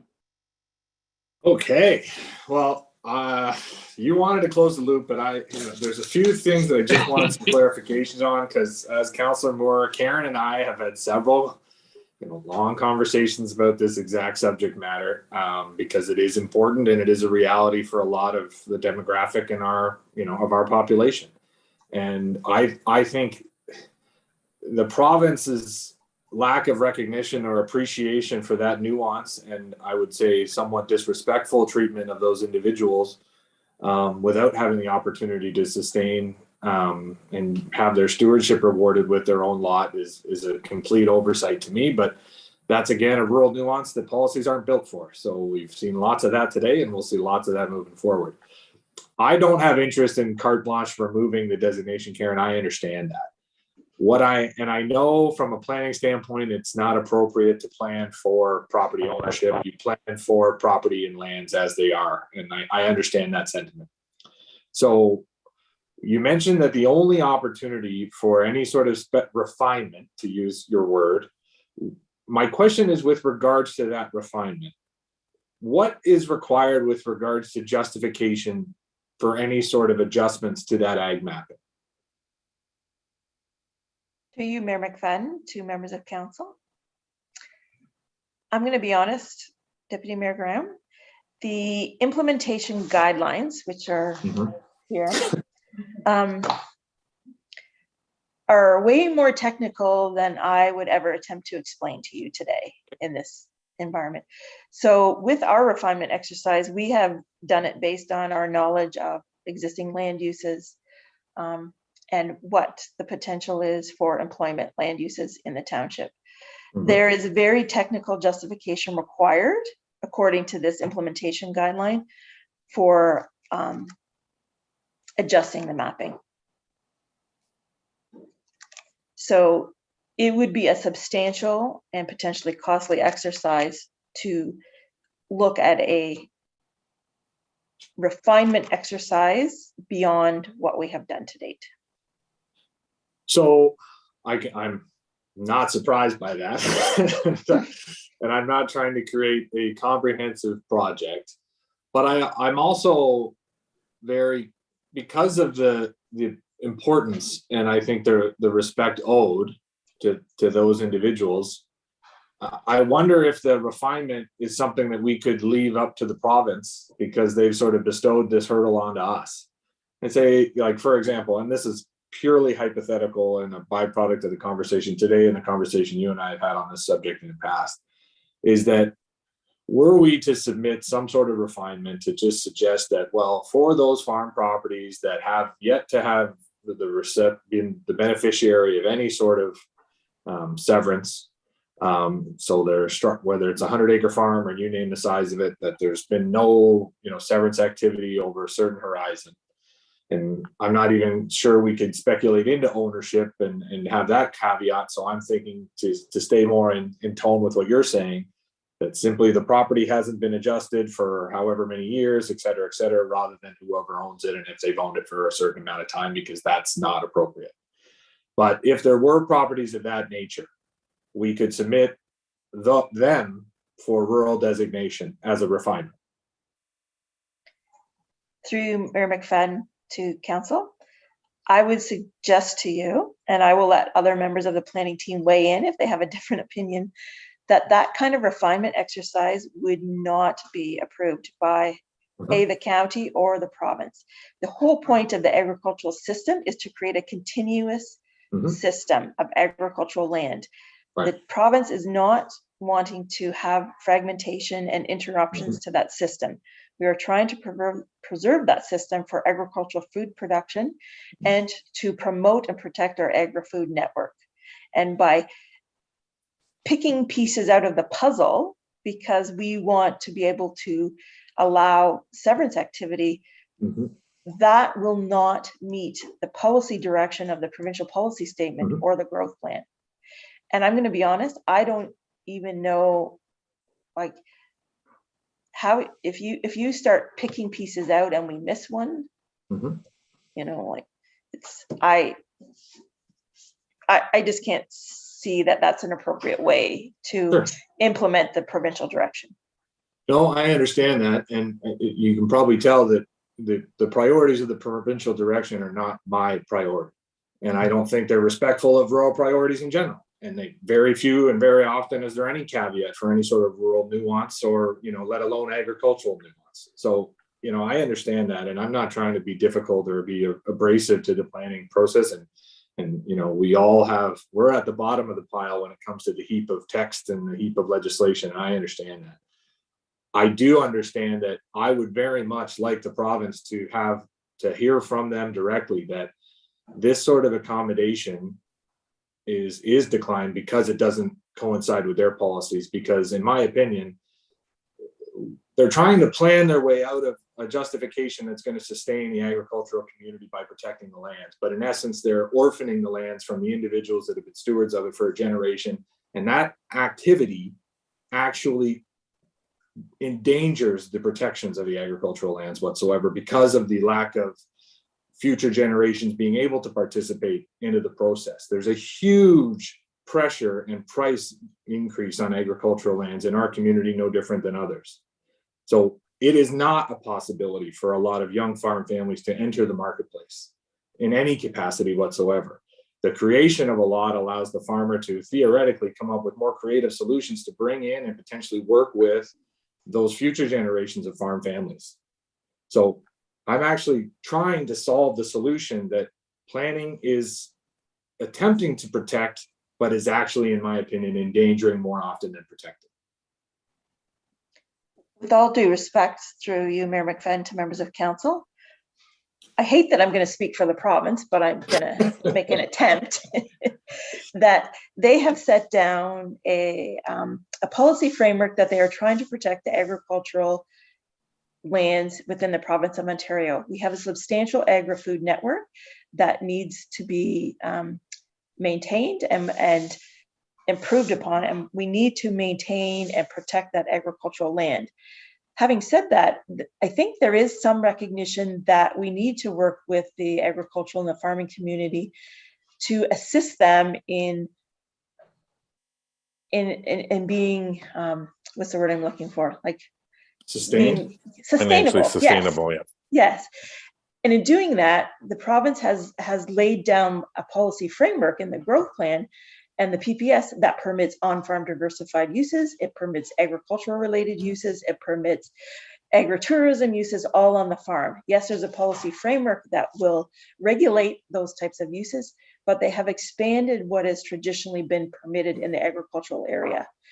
And we're going to talk about on-farm diversified uses later as well. But essentially, the Ministry of Agriculture, Food and Rural Affairs has said that almost anything can be considered agriculturally related.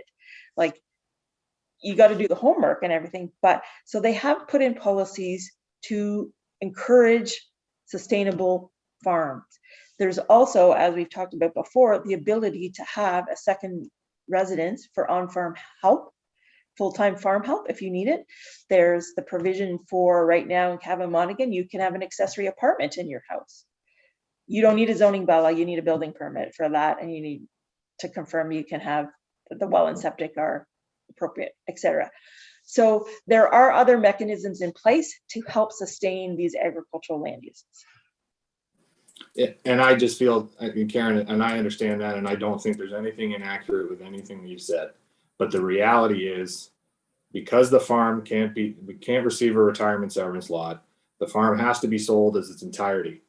And then farmers can't afford to buy it. And who does? Developers. So we are not sustaining agriculture. Maybe we do until, the 50 and 100-year horizons of development, and there can be sustained, whether it's cash cropping operations, et cetera, on those lands in the interim, but it's a matter of time until it's all gone. It's not actually protecting agricultural activity for any sustained amount of time.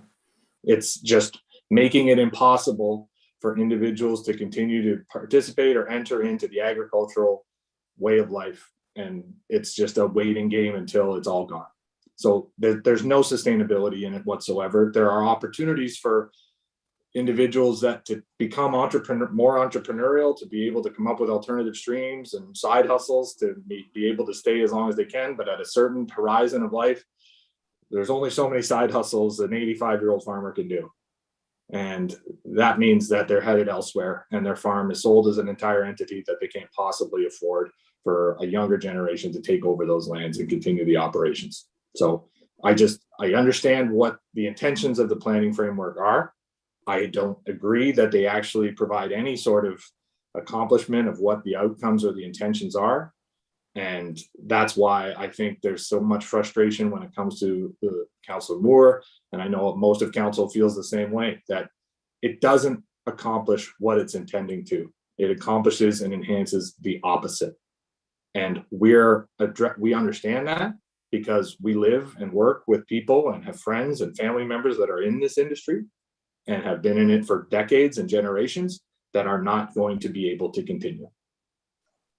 That's the reality. It's not a policy. It's not a intention. It's not a guide work. It's not a, that's the reality. Boots on the ground. And I think to add to that, I'm very supportive of everything that you're stating, Deputy Mayor, and I believe true to heart, Ms. Ellis it understands the complexities of this, and unfortunately she's stuck to relay as the messenger the policy that the province has set out. So it's not a fun position that Ms. Ellis is sitting in, and I know she feels our pain. All I was looking for is work with us, Ms. Ellis. How can we, and I will use the word, manipulate the system before us to accomplish our end means? But what I've heard from you is the manipulation is over, and the nuances that other municipalities have enjoyed throughout the course of the last several years are going to quickly shrink and diminish, and they're going to be stuck to the same policies that we've effectively implemented close to a decade ago. So if I'm correct in that, great. But I think to Deputy Mayor Graham's point, moving forward, once this is implemented, we don't want to hear about other municipalities that are able to have lax policies. That effectively is what we were looking for, because those opportunities will no longer exist. Through you, Mayor McFadden, to members of council. Moving forward, we will take that message forward for sure. All the way to the province? No, because that's your job. That's your job. Yeah. But to be clear, so as much as things are going to be similar across the county, they are not going to be exactly the same. You have to remember that places like North Kawartha, Trent Lakes, they do not have an urban settlement area with full services. So in looking at the complete provincial planning framework, that those 4 urban service settlement areas in the county is where the bulk of the growth is supposed to go. For those municipalities that don't have an opportunity in an urban service settlement area, their only growth option is rural severances. So they, in fact, may have greater opportunities for severance activity because they don't have prime agricultural land and because they have no other option.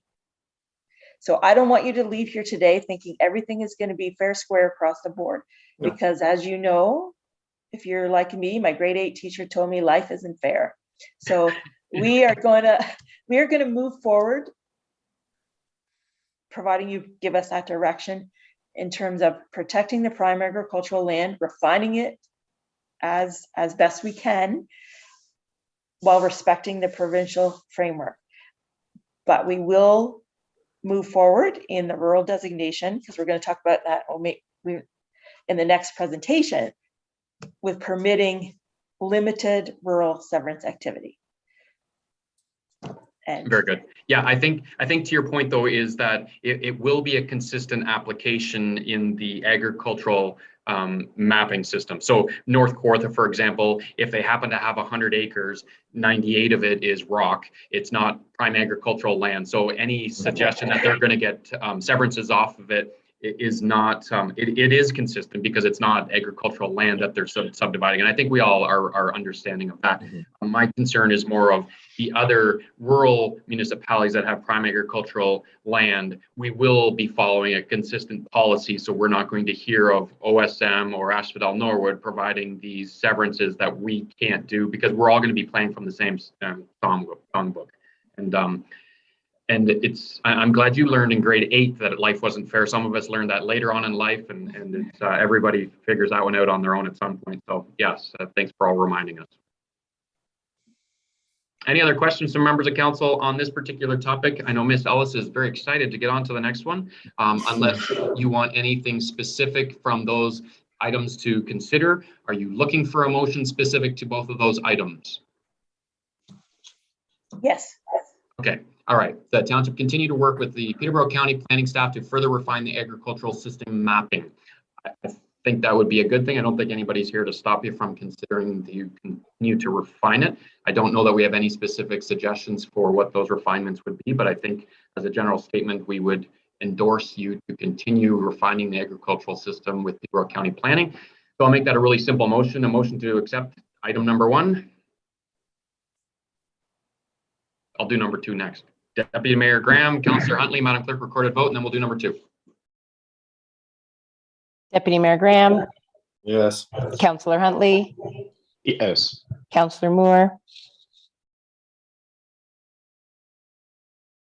Councillor Moore, Councillor Moore, just for your benefit, because I know you can't see the screen, what we are voting on right now is the motion of that the township continue to work with Peterborough County planning staff to further refine the agricultural system mapping. That's it.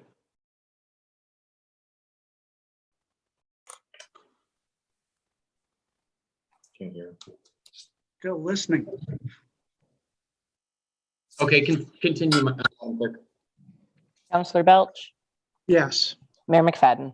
Yes, motion is approved. Next item for consideration for Ms. Ellis, that the township position on permitting the processing of cannabis in the agricultural and rural designations be relayed to the county upon completion of the township official plan and zoning bylaw amendment processes. And just for the benefit of all members of council, Ms. Ellis is referring to what we're currently undergoing with that entire cannabis procedure. So essentially you're saying our position will be whatever our position will be. Correct. I did not want to preempt what decision you might make after you go through that process. Right now, in the draft official plan, the processing of cannabis in the agricultural and rural designations is not, maybe just agricultural, but it's not permitted. And I know that's something that the draft amendment on the floor, you would like to permit it. Very good. Excellent. So again, I don't see this one as much of a very contentious consideration, but for Ms. Ellis's, so she knows that we're providing clear direction. Can I get a motion then to approve item number 2 to be the continued direction that we're providing? Councillor Huntley and Councillor Belch. Okay, good. Madam Clerk, recorded vote. You guys are really making me pull teeth here. These ones are not contentious. This shouldn't be complicated. Madam Clerk, recorded vote. Councillor Belch, Yes. Deputy Mayor Graham, Yes. Mayor McFadden, Yes. Councillor Moore, Councillor Huntley, Yes. Motion approved. Thank you, Madam Clerk. Ms. Ellis, thank you very much. I know that your time isn't done because you've got the next presentation. So, but thank you very much for all the detail and the time spent on that one. You're welcome.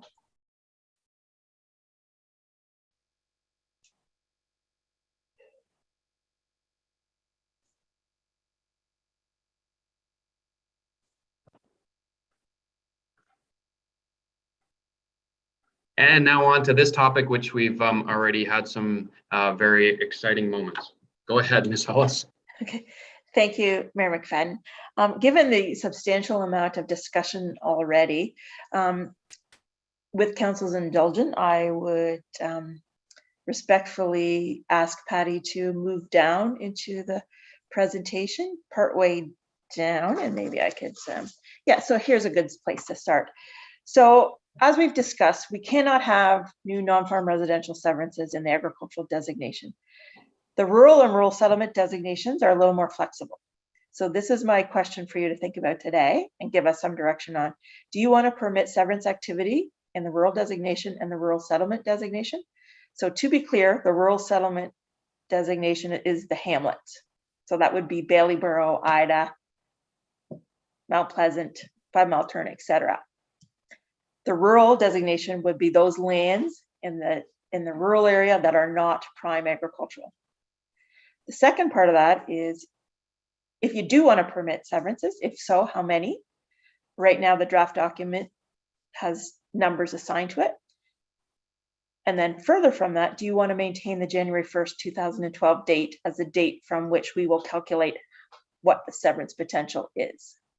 Next slide, please. Oh, do you want to do questions as we go through that? Because that one I'm sure will spawn on some discussion. Okay, maybe I could get Patty to Absolutely. Okay, go ahead. flip down, and if you give me a second, I can.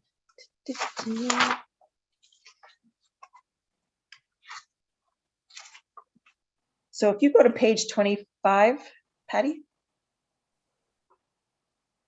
25. Oh, okay. Okay, so we can talk about severances, even though they're not rural severances. I'll just give you a little bit of information on severance activity throughout the township of Cavan-Monaghan.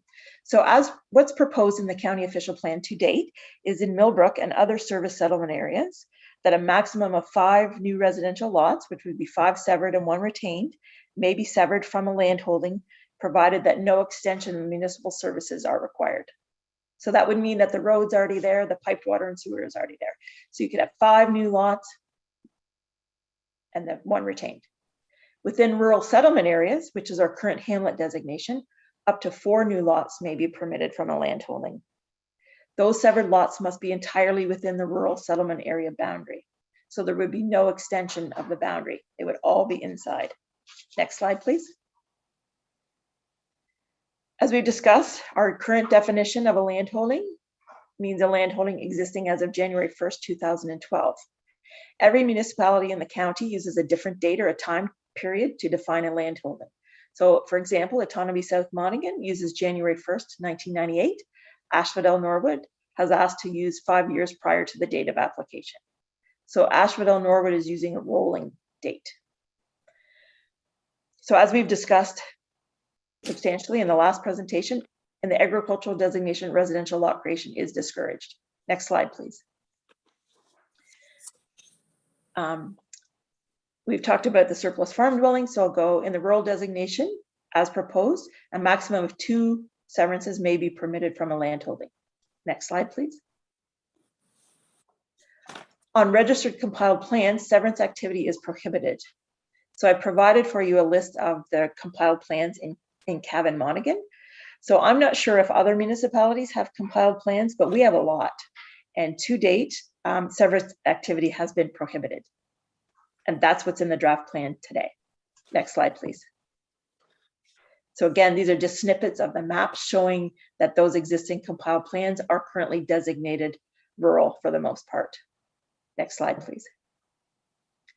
So we're back to the questions. Do you want to permit limited activity in the rural and rural settlement area designation? If so, how many? And what should the date be? Next slide, please. Do you want to permit severances in the registered compiled plans? Again, same question. If you do, how many? Do you want to maintain January 1st, 2012 as a date? And for the compiled plans, should any special evaluation criteria be applied, i.e. a hydrogeological evaluation, when considering those applications? And why I'm asking you that question is those compiled plans were created outside of the traditional plan of subdivision approval process. So when they were created, they were checkerboarded. So there was no technical information provided to indicate that the area had the suitable water supply and quality to service all those lots. There was no engineering information in terms of lot grading or how to service anything. It was all just checkerboarded. So with severance activity in a compiled plan, if we're going to permit it, do we want additional technical information to know that the application will create development that is sustainable over the long term. Next slide, please. So those are the questions for you today. I believe that I'm hearing from you that you would like to create or have the ability to have limited non-farm residential severance activity in the rural area. Are you okay with providing or permitting up to 4 new lots in a hamlet, in an existing hamlet designation? Are you okay with permitting a maximum of 2 new lots in the rural designation? And if you're not, please provide some direction. Similarly, in the compiled plan, do you want to permit severances, which is something we have not done in the past? If so, how many and what should the date be? And should other technical information be required? Okay, thank you, Ms. Ellis. I know for myself, the part I'm struggling with is it would appear because of the use of rural settlement areas that these severances are being restricted and limited to a select number of property owners that have the ability to have an abundance of severances, and then thereby neighboring properties, et cetera, outside of that, they don't have that same ability. So, and we keep coming back to the rounding out thing. And I don't think that's not really addressing a fundamental concern that I've heard today, which is families that have been on farms for an extended amount of time with the inability to have that severance. It seems to be simply be rewarding, which may or may not be the farmer that's been on that property for a long time, those farmers that are basically next to a rural settlement area. And I don't think that's the intention, just to restrict it to them. So I question the continual rounding out of the settlement areas. I think from a bigger picture, we want to focus our growth on the municipal water and sewer areas, unless we're going to have a broad application of severances across to make it fair for everybody. And from everything I've heard today, that's not going to happen. So I guess before we get started on your first question, do you want to permit non-farm residential severances in rural and rural settlement designations? I guess my question is, I know what the rural settlement designations are. I understand that very clearly. What lands will we have left that are considered rural after you've applied the agricultural mapping system? To be honest, through you, Mayor McFadden, not much. Right. Right. So it's not really much of a discussion. I guess that's what I don't know what we got left. I don't know much. We've got do we have a map of what we're even talking about then? Sorry, I don't. No. Okay. Because so there was a map in the previous, sorry to interrupt you. Yes. There was a map in the previous presentation that showed the agricultural system mapping. And then when you overlay the natural heritage system mapping, there is a few areas, the areas that are candidate areas that may be areas that we could put in a rural designation are primarily over in the North Monaghan ward, south of Moncrief Line and east of County Road 28. Go ahead, Deputy Mayor. I was going to say that I think that overall map is page 66 in the documents that we have. I have a printed off copy, but I believe that number is it's 13, and that's it, correct. Just for clarification in my previous comment, I don't want to sound as though I was endorsing rural zoning severances. I was trying to accomplish the sustainability of the agricultural system by converting those properties to rural in order to allow for that opportunity. But to me, that's one intended purpose, not consistent with whatever's being discussed here. To your point, there's not going to be much of this that's appropriate. And there's a lot of this conversation that, to me, is kind of putting a lot of onus on council, but I can understand and appreciate the myriad of circumstances that could exist from a planning perspective that might make certain ones viable and certain ones not. And so I don't know if dates or thresholds or things of that nature in certain properties, to your earlier comments, certain properties might be viable for more than one or more than two for various unique reasons, and certain ones could be non-justifiable from any planning standpoint. So I feel as though there needs to be a worthy mechanism for consideration, but I don't know if answering these questions point blank is going to provide that forum. You know what I mean? Through you, Mayor McFadden, to Deputy Mayor Graham and the rest of council. I do understand what you mean. I think we are looking for some direction today to put in the draft plan. I recognize that in terms of a rural designation that we all think of as a traditional rural designation, we're not going to have a lot of that. So I'm going to be honest with you, there's not going to be a lot of opportunity to create non-farm residential lots in the rural area. Right. There may be more potential in these compiled plans because we have a myriad of plans. Some have significant environmental features contained therein, some others don't. Some of those lots are half an acre in size, some are 5 acres in size. I think the issue is we need some direction, because as long as I've been employed by Cavan Monaghan, severance activity in compiled plans has not been permitted. And that's the way the draft OP at Peterborough County is written today. But having heard previous discussions from council and from members of our community about opportunities for people who want to live in Cavan Monaghan, this, by permitting some limited severance activity in compiled plans, may address some of that need. So Go ahead. if you don't want to provide a number or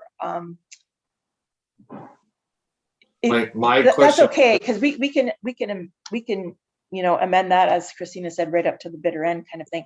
But we do need some direction. If that is not, if you're not interested in doing that at all, we can leave it as it is and move on and pay attention to other issues. But if you do want to permit some limited severance activity, we need that direction so that we can frame those policies in the draft official plan for your consideration moving forward and for members of the public. I think my question to that, Karen, through you, Mayor, is what's the need, or is it the want? Because to me, there's needs that we have and try to pursue with our planning policies, and they're not always consistent based on the previous topic with the needs or wants of individuals and their properties. So I don't understand, if we're talking about creating a forum in which we can potentially provide for some individuals with their want, like that's one, there's always going to be a want for it. But I believe that what the planning purpose is structured to accomplish is facilitate the accomplishment of the needs. So if there was a need for growth purposes or targets and expansion purposes for different hamlets to allow for a certain degree of severances over a certain number of time after a certain period of time, then that would be the justification that I would think would inform the policy to accomplish that need, consistent with the wants that are appropriate. But I feel like this is sort of being steered by wants rather than needs. And I thought the structure was to create the needs forum, and then the wants can fill in where inappropriate. And I agree with the mayor's comments that it doesn't seem fair, and to your earlier comment that it isn't. That's because it isn't fair. But so if I have more of an aptitude for smaller numbers, but I worry that saying, well, if it's just one, well, but if the need for growth in this hamlet area and the property makes sense for 5, and I just say 1, well, what good is that? Through you, Mayor McFadden, to members of council, I think, so with this presentation and with these questions, we are not talking about the expansion of a hamlet area. So we are just talking about what is already designated hamlet. The issue of do we need to expand a hamlet area will come later once the land needs assessment is completed. So we are just talking about in areas that are already designated hamlet, we do permit severances. We currently in our official plan don't have a number. So we then fall back to what's in the county official plan, which is 2 severed and 1 retained. So in the instance of the hamlet of Ida, let's say, McCamus is, I shouldn't say that. So landowner has had 2 severances and 1 retained. So notwithstanding the fact that they are designated hamlet, they are done with severance activity under the current policy. Moving forward, there is potential in the draft OP to permit up to 4 severances and 1 retained in a hamlet. That's my first comment. Second comment is, I'm not sure I followed your question. So really today, all I want to know is, do you want to entertain the idea of permitting severances in compiled plans? This is a deviation from past practices in Cavan Monaghan and previously Cavan Township. So Planning in staff English- is so So- planning staff is willing to permit or consider this, with your direction, as a way to facilitate an opportunity to provide a range of type and style and mix of housing, and permitting severance activity in an area already developed and for residential land uses may alleviate some of the pressure that people seem to feel about not being able to sever from prime agricultural land. So if I'm understanding, and I apologize if I'm wrong, when we're talking about compiled plans, are we suggesting, or what's before us, is that if there's a previous compiled plan, and to put that into non-planning terms, if there's existing blocks of land similar to what was originally proposed from White Rock Estates, where you have a whole bunch of acre or 2 acre lots, and it's not currently developed, are we as a council open to giving those status so that they can actually be developed into basically White Rock Estates? Is that what we're talking about when you're talking about compiled plans? No. Okay, please provide clarity because I'm not clear. Okay, through you, Mayor McFadden, to members of council. So White Rock is associated with compiled plans. So we have many compiled plans in the township. Some are developed, some are not. So what we're talking about is within those compiled plans, like the area over on Tapley Quarterline, there's a lot of existing residential development that seems out of sort for a rural municipality. Those are all compiled plans. Within those plans, most of the lots are already developed with single detached non-farm residential land uses. There are some lands within those plans that are 3 acres, 5 acres. Right now, we can have 1 house on those properties. There may be potential to sever a 5 acre into 3 lots. But we also, you have to keep in mind, we also have to consider, does it have frontage on a public road? Can it be serviced? What are the natural heritage features associated with that? All of those other planning tools will still be used to evaluate the severance potential. But if we don't put in the policy framework that you're allowed to even consider it, then it means no go, regardless of whether you have frontage on a road, regardless of whether you can put the best well in town in there. So it. Okay. And so that's current. So our current policy, if I understand it, is that we cannot. So therefore, that 3 acre or 5 acre block is left as it, even though it exists within basically a residential area with all of these other homes all around it. And then we've got this block for whatever reason that just sits there as a 3 to 5 acre block and nothing is happening to it. Through you, Mayor McFadden, to members of council, that is correct. I'm not suggesting that there's a lot of these situations, but there are some that may be appropriate for future division. Okay, and so when that policy was put in place, or the lack thereof, what was the rationale, just so I understand, what would be the rationale to leave that block undeveloped? Through you, Mayor McFadden, to members of council, the rationale to not permitting severance activity in those compiled plans was the fact that the township had no technical information to justify further intensification of those lands. So we have, in some cases, you might have 40 or more houses in an area which is essentially a subdivision, but we have no hydrogeological information to support the fact that the conditions can support private water and sewer services for that many lots. And then when you go and intensify that by creating severances, even if everybody was allowed to have 1, you could have then 80. And then what does that do to the groundwater supply and quality? So as you know, with a subdivision application today, we will ask for that technical information to justify the appropriateness of creating those lots. We don't have that in this case. So it's always been prohibited because we didn't have it. Now we're saying to you, maybe we should consider it, but if we do consider it, we need some policy framework that allows the township to ask for some of that technical information, like a hydrogeological evaluation, to prove that, yes, if you sever this 5 acres and create 2 new lots, it will not adversely affect the ability of the groundwater supply to safely and adequately service not only the new development, but the existing users in the area. Very good. Okay, I got Councillor Huntley and then Deputy Mayor Graham. Go ahead, Councillor Huntley. Through you, Chair, could we not take these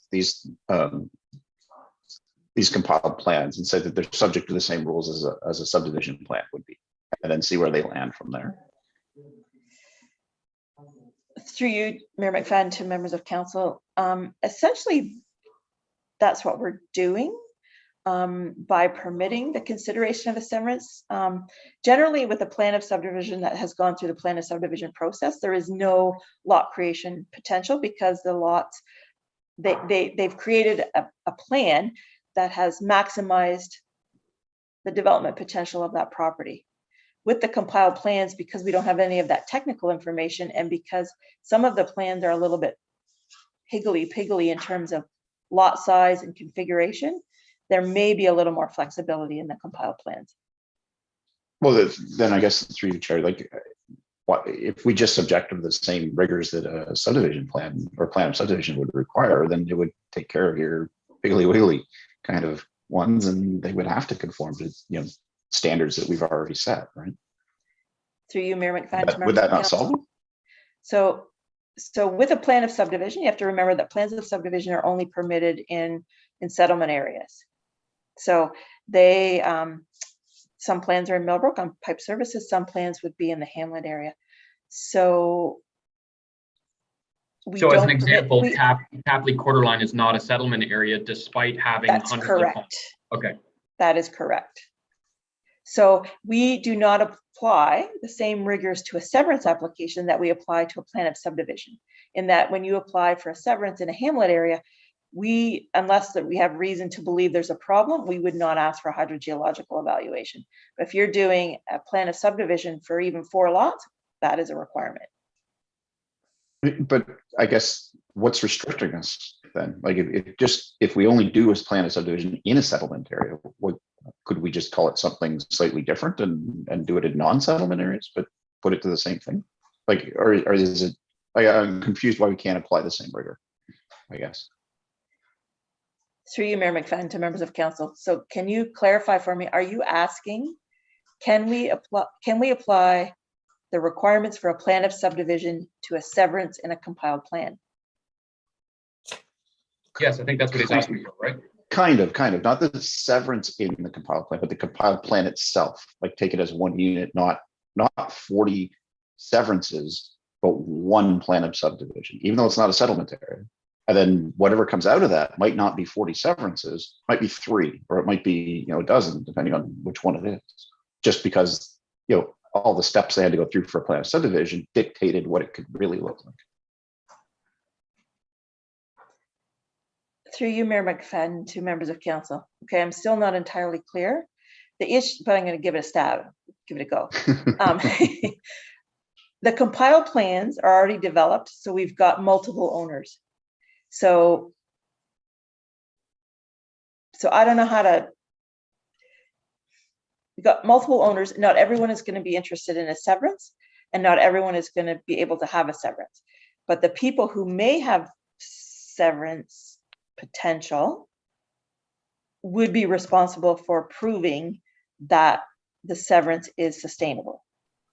I don't think you can treat a compiled plan similarly to a plan of subdivision, because when the plan of subdivision was developed, we had the benefit of that technical information that was prepared at the time when the property was all under one ownership. So putting that into practical terms, and correct me if I'm wrong, Ms. Ellis, as a simple example, if we were to apply the same rigor of a plan of subdivision, i.e. Tower Hill North, to the compiled plan on Tapley Quarter Line, we would have to do the hydro Gs and all those studies across all the homes that have already been built, et cetera, in order just to consider a 5-acre lot in the middle of it and trying to divide it up. So what you're saying is we can't effectively apply that across the whole compiled plan. It's already done. What we're talking about is one 5-acre lot and whether or not that owner of that 5-acre lot can effectively apply for 3 lots, for example. Is that in essence Yes. what you're saying? Okay, all right. Yes, Okay. and unfortunately, I'm going to be honest, through you, Mayor McFadden, to members of council, it might be a situation where the first guy in wins and the last guy in doesn't. But I don't know how to fix that. Well, life isn't fair, Miss Ellis. I think you've explained it. Okay, I'm going to regret that, aren't I? Great. I think I have a better understanding of the compiled plans now. I apologize. I was thinking it was vacant, all of it, not that it was partially developed. Okay, so back to the original question then, is there a reason we should not consider that? In light of the fact that we're going to require all the necessary studies in order to consider those 5 acres, is it a good use of land to be providing a higher density on those 5 acres, providing the underlying studies will suggest that it does support it? So in the past, we have not permitted it. What Ms. Ellis is asking is, should we consider that moving forward as an effective use of our available lands that are probably already in the midst of a compiled plan to begin with? Is that right, Ms. Ellis? Yes, thank you. Okay, and fundamentally, do you have a reason why we shouldn't be supporting it, as we haven't supported in the past, but you're putting it on the table for consideration today? Is there an inherent risk for us proceeding along this route, understanding that we're going to require a stringent amount of tests and all those sort of things in order to justify that we can do it? Through you, Mayor McFadden, to members of council, I think if there was going to be any danger to you in proceeding with considering severances in a compiled plan, we would not even suggest it. So I think we are prepared because we know that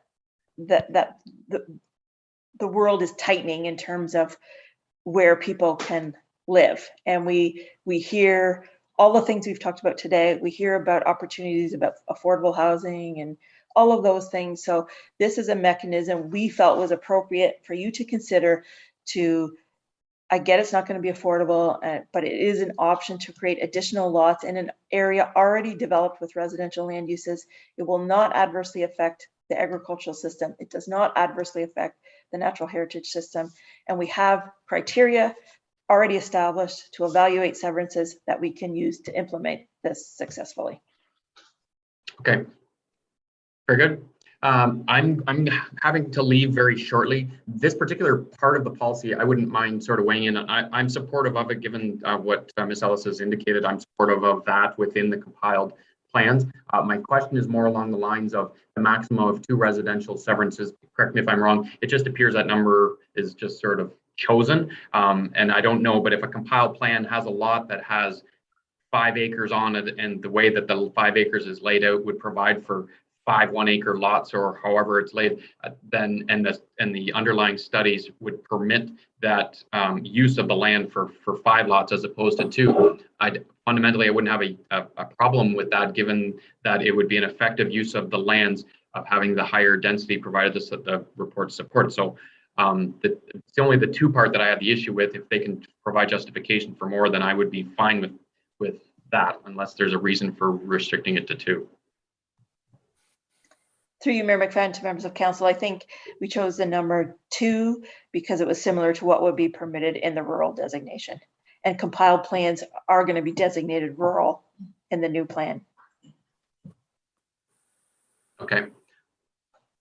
Okay, and then the other part with regards to the rural, and I apologize for jumping around, but I know I'm just going to be stepping off the line here shortly. The rural settlement designation for residential severances. I think we need to establish what those rural settlement areas are and stop the rounding out, because this whether it's 2 or whether it's 4, and it just keeps continuing to go. And what ultimately is happening is eventually the 2 and the 4 keep working their way down the road, which eventually is getting back into our prime agricultural. So I'm hopeful that mapping system will essentially freeze where those are at, so that we stop it one by one eating into the prime agricultural land. So that's my only concern with the 4 residential severances. I'm good with infilling. I have problems with rounding out. We'll leave that to the rest of council to decide. Okay, just to be clear, again, through you, Mayor McFadden, to members of council, the number of severances have to be within the existing designation. It does not speak to any rounding out. It is within lands Okay. already designated rural settlement. Very good. Okay. So why would the limit be 4 then? If a farmer has something that's within, I apologize, it usually is a farmer, has the lands within a rural settlement area and they could effectively do 10, why are we limiting them to 4 if it's already within the settlement area? Through you, Mayor McFadden, to members of council, because once you get up more than the 4 residential severances and 1 retained, we do require a plan of subdivision application. All right. Okay.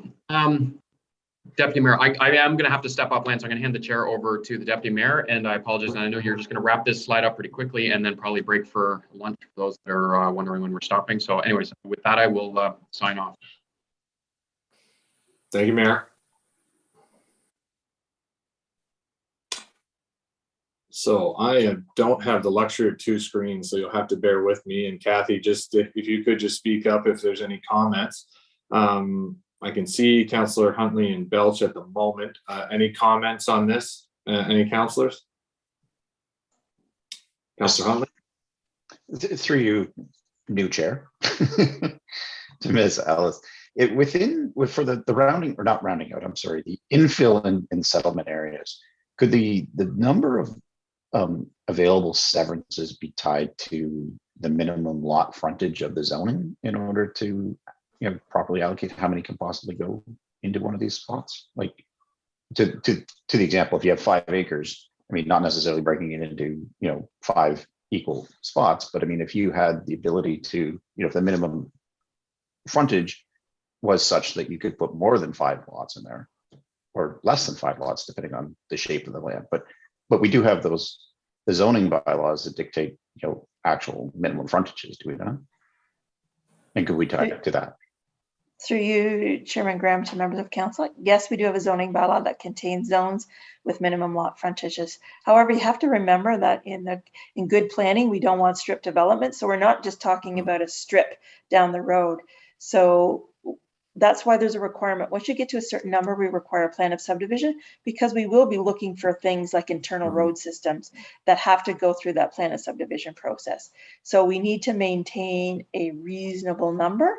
The 4 is a reasonable number. Once you get beyond that, you really need to be looking at a plan of subdivision and probably an internal road system and maybe other things as well. So having an open-ended number of severances, even if it's in a rural settlement area, is not good planning. So 4 is a threshold which necessitates further analysis and comprehensive review. Through you, Chairman Graham, to the members of council, it seems to be a reasonable compromise based on experience. Very good. Does that answer your question, Councilor Huntley? It does. So I think at that point, then, I mean, the recommendation seems to be the right one to go with here. Very good. I had another question, Ms. Ellis, and I'm not sure it pertains to not so much within the settlement area, but on smaller sort of those maybe in the compiled plans of a less significance. I recall in one of the earlier reports before council that there was concern expressed by one member of council, I can't remember who, about the lack of a hydro G for a smaller, I think it was 1 to 2 lot creation, and I think it was a rounding out circumstance.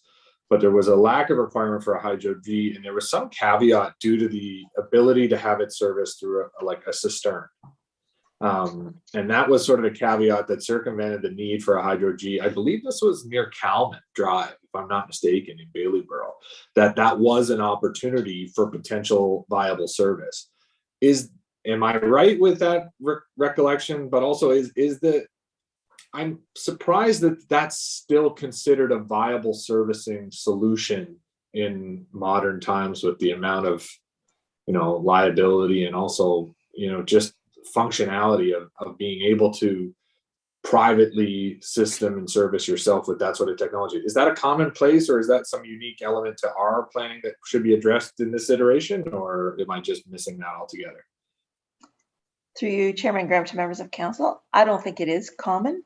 And I think it's a building code issue. It's not a planning. Okay. Very good. Okay, thank you. So I think we've had comprehensive discussion. Councillor Moore, you're okay? Dare I ask? I'm good. I'm good. Okay. And I am on screen. Okay, very good. I've only got so many on the iPad here, so I'm doing my That's best. okay. So with that, I'll ask for a mover for the recommendations before us. I'll move it. Kathy, Councillor Moore for one, looking for a seconder, Councillor Huntley. Madam Clerk, recorded vote. Counselor Huntley, Yes. Counselor Moore, Counselor Moore, Yes. Deputy Mayor Graham, Yes, and Counselor Belch. Yes. very good. I believe that is approved. So it's 1 o'clock or just before 1 o'clock. I think people need to eat, based on my recollection of how things work. What is acceptable? 25 minutes is an acceptable term break. Anyone have any issues with that amount of time? Do they need more or less? That would bring us to just before 12:30, or sorry, 1:30. Through you, Ms. Mr. Murray? Chair, if I may. You have a couple other recommendations before you. Are you choosing to go back to those, or would you Right. like to finalize the recommendations and then we start after our I- break with the new Mine- topic? My intention was that all of the recommendations were moved in the previous motion. You need to move them one at a time. Is that what I understand? I just want to clarify that, sir. Okay. That's all. That Maybe, was my understanding of the motion. Madam Clerk, did he approve all four? Through you, Chair to the CAO, yes. All 4 of those motions were approved, yes. Thank you for That's the how I took it, clarification. that it was 1 through 4. Okay, thank you. That was my intention. Thank you for that clarification. So with that said, let's just make it an even 12:30. We'll return. Okay. 1:30. Through you, Chair, that's 1:30, just for correction for anyone 1:30. watching us on YouTube. Apologize. All right. So we'll recess until 1:30. Just a reminder to mute and turn off your cameras.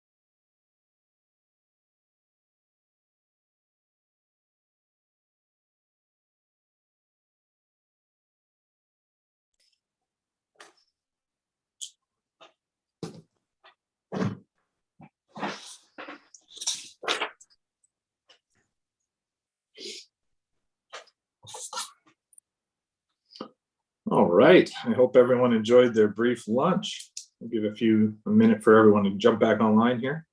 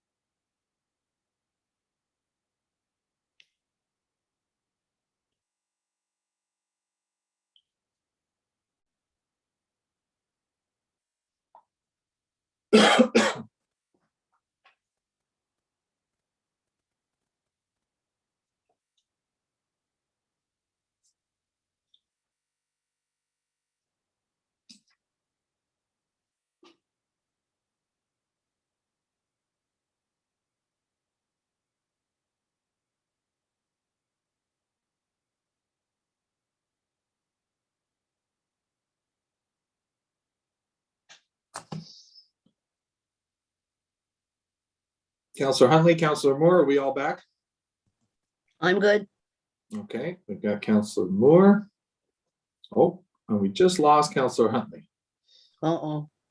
So he'll be hopping back on. Wait a moment.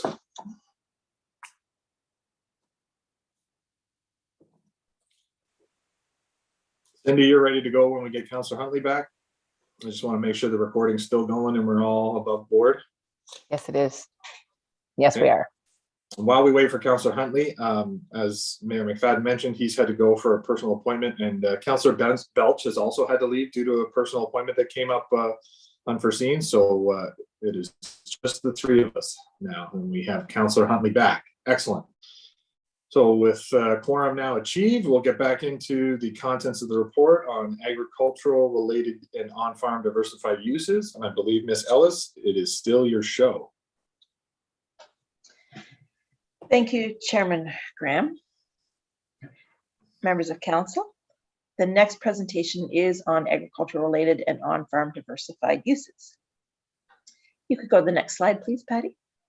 So like previous presentations, we're going to follow the same format in terms of an introduction, background, with questions I have for you to think about as we go through the process, what we have, how we got here, what is proposed, what can we do, questions and discussion, and recommendations. Next slide, please. So this presentation is intended to give council information on agriculture-related uses and on-farm diversified uses. Again, with similarly to the last presentations, this information is provided in the context of what currently exists in the Township of Cavan-Monaghan official plan, the requirements of the PPS or the provincial policy statement, requirements of the place to grow, growth plan for the Greater Golden Horseshoe, and what is proposed in the new County of Peterborough official plan. Next slide, please.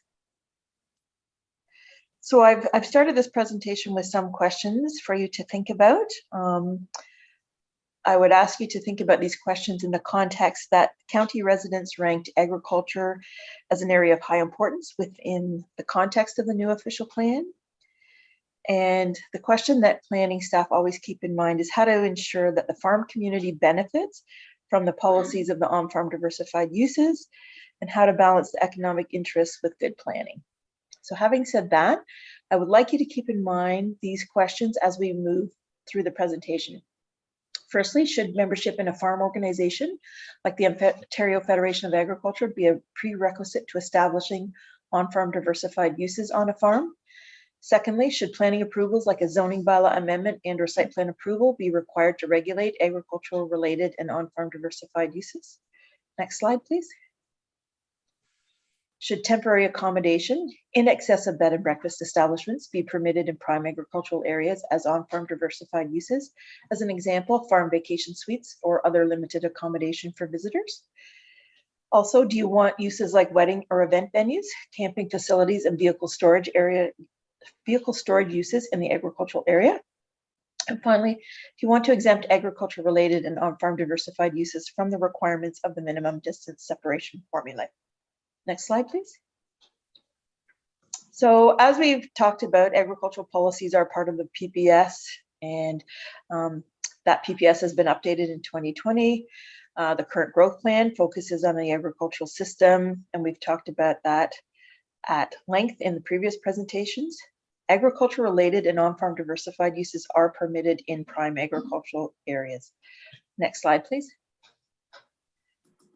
The Township of Cavan Monaghan official plan currently contains policies and mapping for an agricultural designation, an Oak Ridges Moraine prime agricultural designation, a rural designation, and an Oak Ridges Moraine rural areas designation. As we've talked about before, the agricultural designation applies to the lands that have the highest capability for agriculture. The rural designation applies to those lands that are still used or are capable of being used for agriculture, but do not have the best soil classifications. Next slide, please. Next slide, please. Again, that's a map of the township's official plan. So you can see the agricultural areas in the white, the rural areas in the yellow. On the Oak Ridges Moraine, you can see the kind of tan browny color is the Oak Ridges Moraine prime agricultural area. And then the kind of yellowy green color, which applies generally in the Tapley borderline area, is the Oak Ridges Moraine rural area. Next slide, please. So currently in the agricultural areas in the prime agricultural area on the Oak Ridges Moraine, the permitted uses include home-based industries,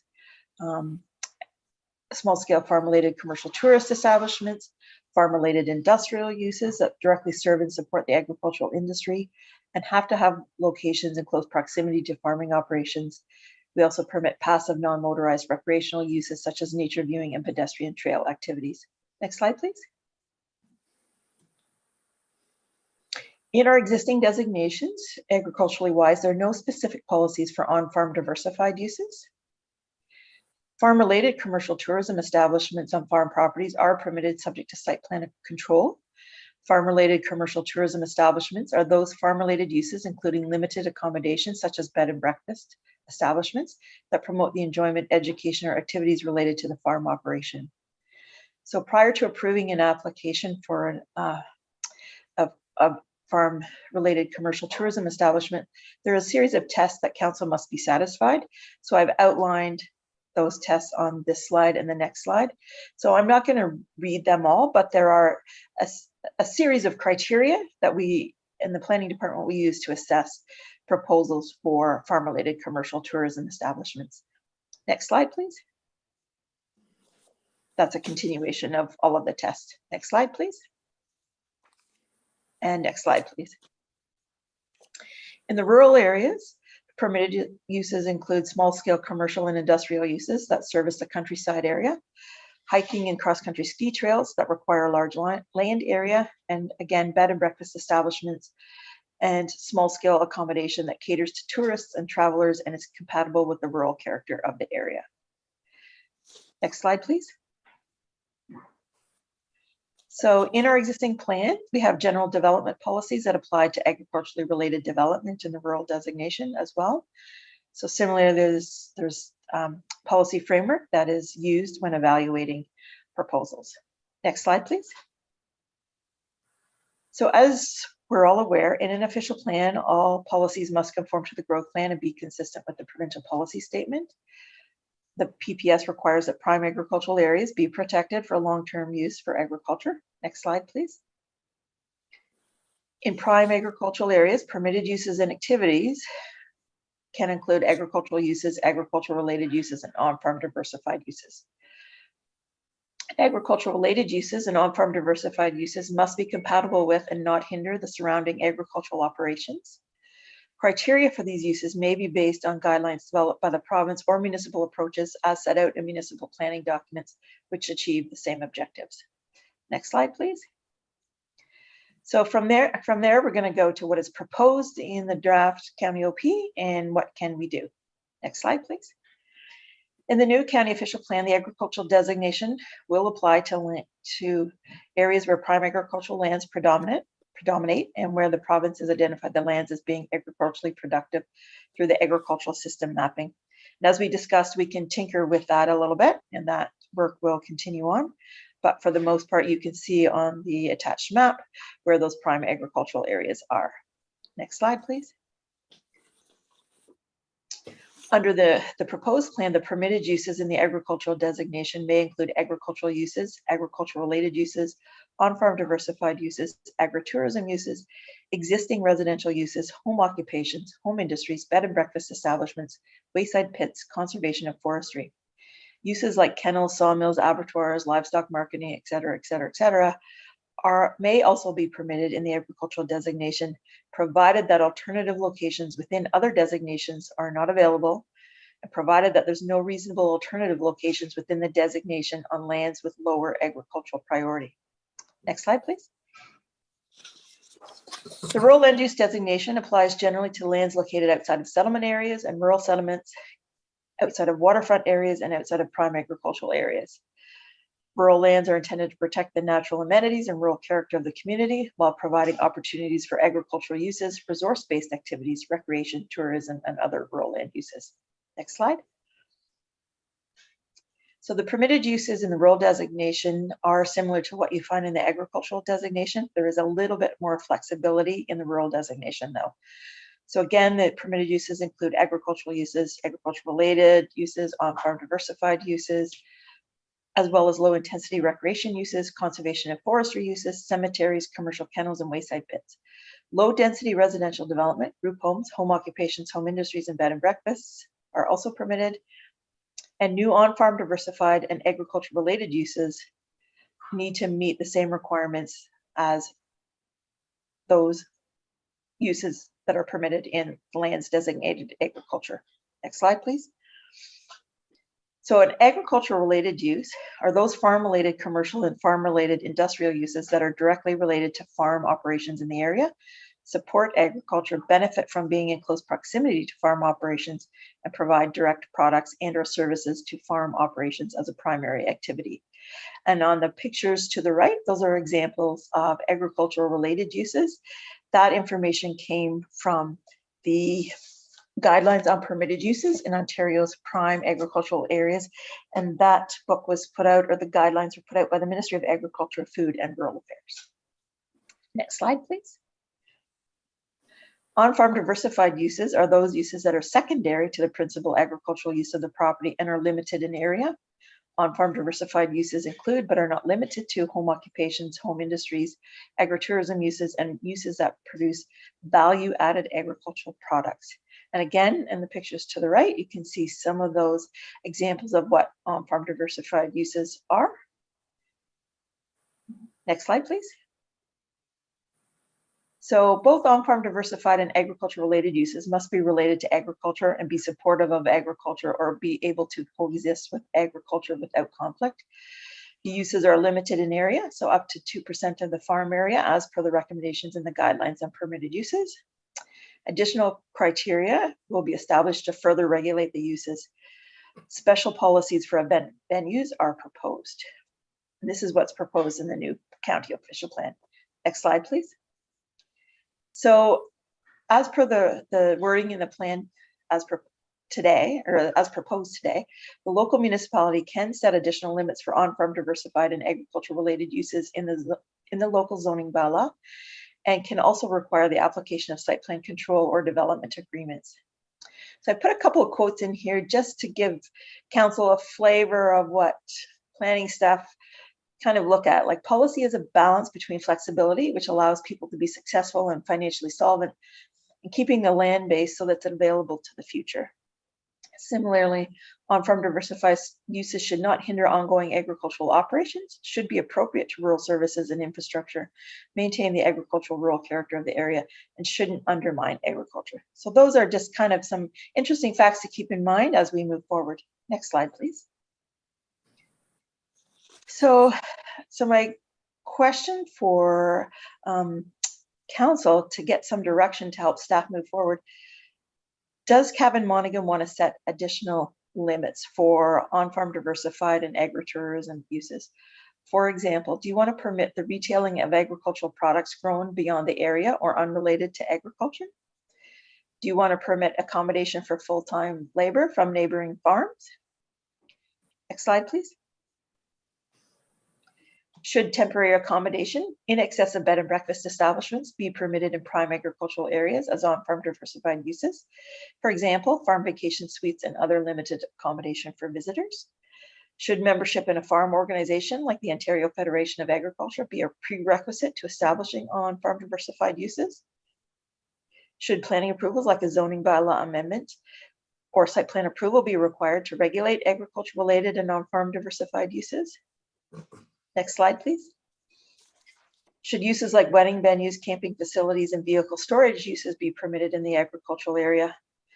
And lastly, do you want to exempt on-farm diversified uses from the requirements of the minimum distance separation formula? So that's the presentation. And if you go to the next slide, the recommendations before council today are that the establishment of agriculture-related and on-farm diversified uses be subject to the site plan approval process. And secondly, that limited temporary accommodation be permitted for the traveling public and that the accommodation be subject to criteria such as appropriate levels of servicing. Thank you, Ms. Ellis. Questions, members of council? Oh, sorry, Ms. Ellis, did I cut you off? No, I think, sorry, I'm just. Was there more recommendations? That was the last page I had. Okay, that's the last page. Sorry, I have a lot of paper. Yeah, me too. All right, Councillor Huntley, is that a question? Well, that was a question, but I guess through you, Chair, you had a lot of kind of questions to think about, but only 2 recommendations. Like, how do all those questions tie into these 2 recommendations? Through you, Chairman Graham, to members of council. So I'm going to be upfront and honest with you that this is a challenging area for planning staff, in that the provincial guidance permits a wide range of agricultural related and on-farm diversified uses in prime agricultural areas. I would say, and other planning staff can correct me if I'm wrong, as planners, we are not convinced that all of those wide range of uses are entirely appropriate in an agricultural area. So again, trying to understand the balance between helping the agricultural community remain financially solvent, helping us maintain an active and productive agri-food network, catering to the needs of the tourists, and educating people about the value of our agricultural system. All great things. When we see that translate into requests for things like wedding venues or a non-farm diversified use that does proposes the on-site storage of recreational vehicles in the off-season, we're not so sure about that type of use. So I've asked some of these questions because we'd really like to hear from you about what you think and what you might want for Cavan Monaghan. Okay, do you want a follow-up question, Councillor Huntley? Because I see the CAO as well as Ms. Moore, Kathy Moore also hands up. But if you had a follow-up, go ahead. I do, but I'll let Kathy go first. Like, I think. Okay. Yvette, did you want to speak to Councillor Huntley's comment before I go to Councillor Moore? Through you, Mr. Chairman, no, I'm fine, so thank you. Councillor Moore, you have the floor. Through you, Chair. Just one question, Karen.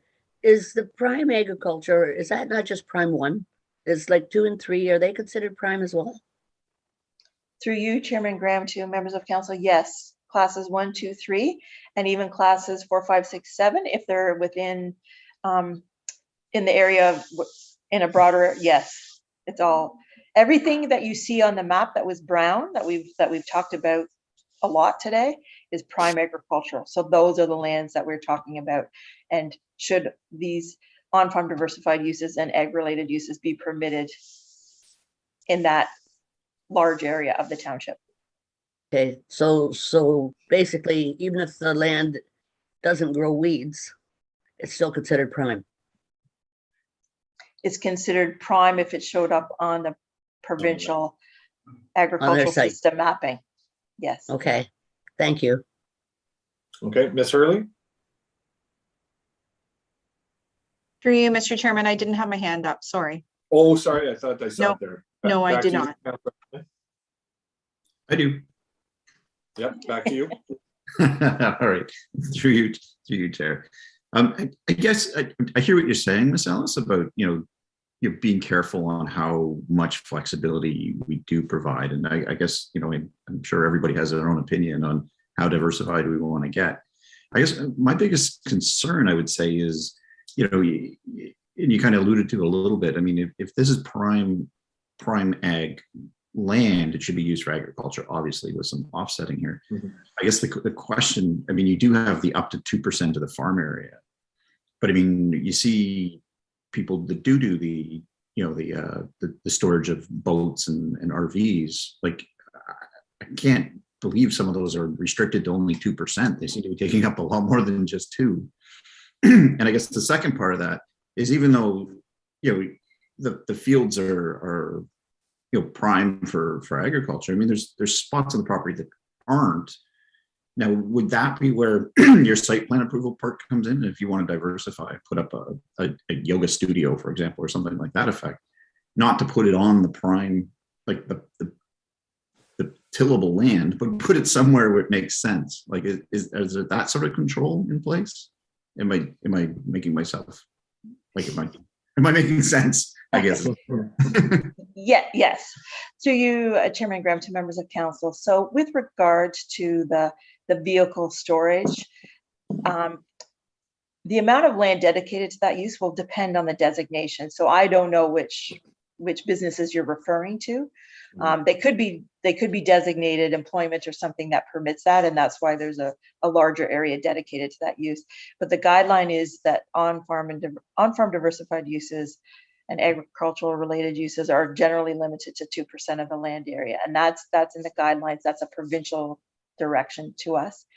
So that's the criteria we use when we do pre-consultation on inquiries about on-farm diversified uses.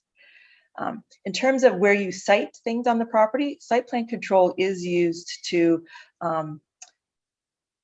generally, I don't want to say restrict, because everybody always thinks that's a negative thing, but Manage. to manage where things go, what it looks like, where the parking is going to go, make sure that in fact there's a suitable parking and loading area depending on the nature of the use. I would say generally that on-farm and ag-related uses, depending on the use, should go in the farm cluster because that area is already disturbed and taken out of production.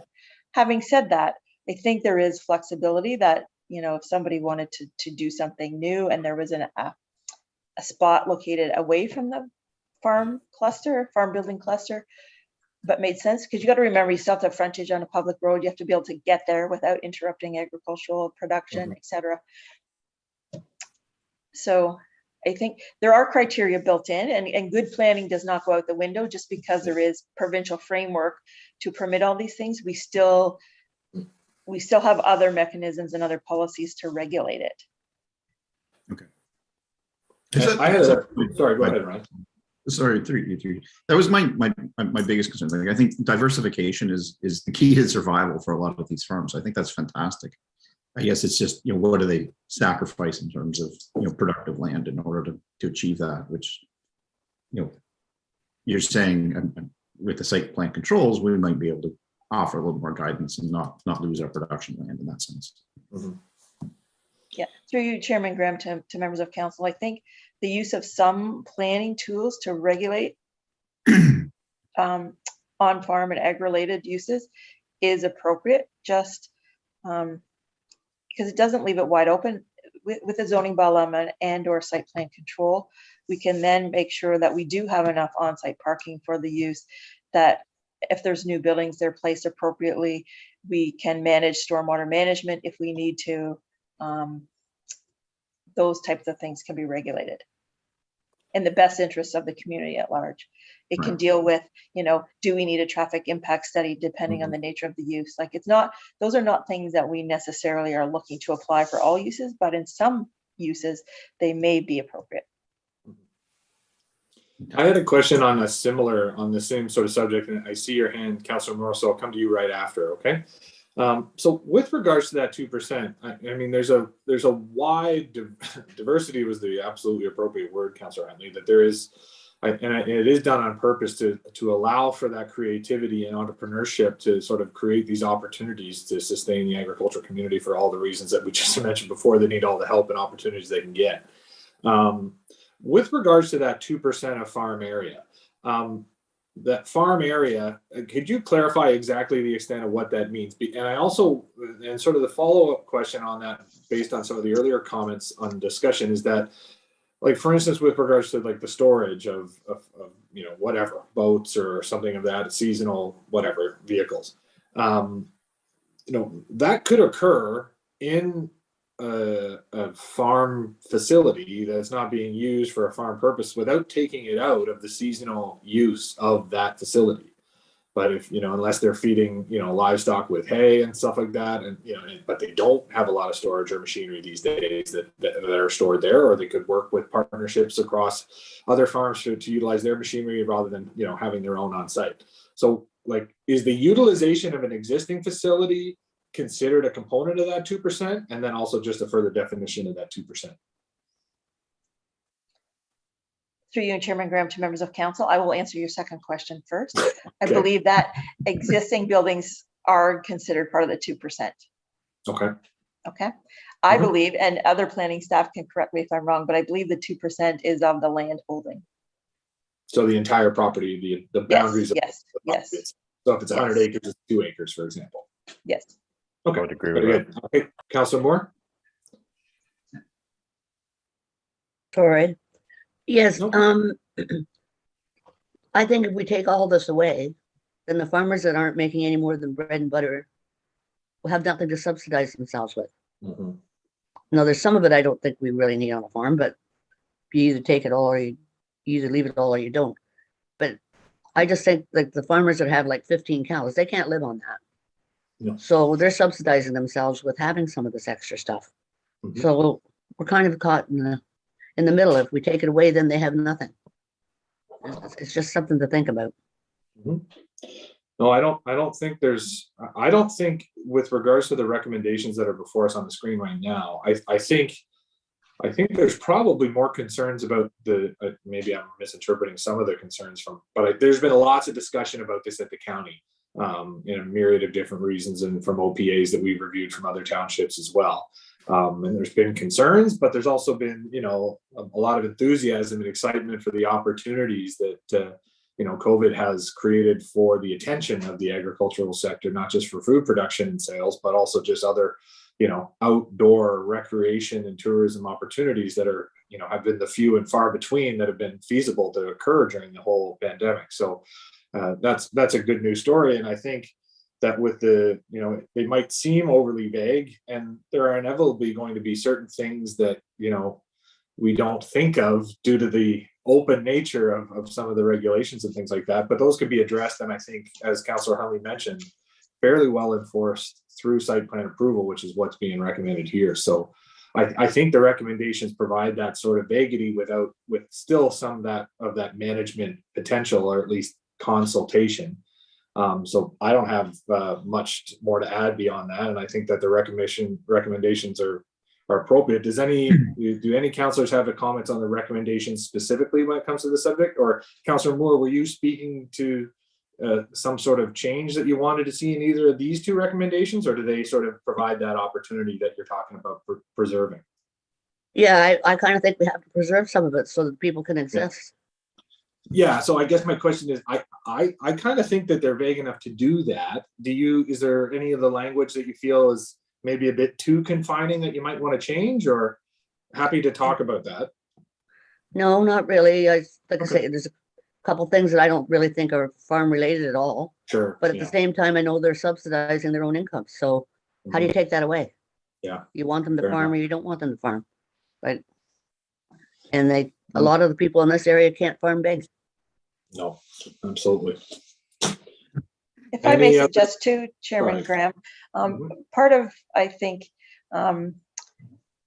by having a policy in the official plan that permits a range of ag-related and non-farm diversified uses, that sets you know, what the potential is on an agricultural property. But by then requiring further planning approvals, whether it be a zoning bylaw amendment or site plan approval, then the staff and council can properly assess That- yeah. whether that use at that location in the form that's being proposed Yeah. is appropriate. Yeah. So I think, at least personally, from my planning perspective, having the potential to permit a range of uses is okay, but I think we do need some checks and balances in terms of Yeah. other planning approvals. And I know some other jurisdictions have kind of opened the door really wide, come on in and do what you want. Being somewhat cautious, I would recommend to you that you consider having some other check and balance in place.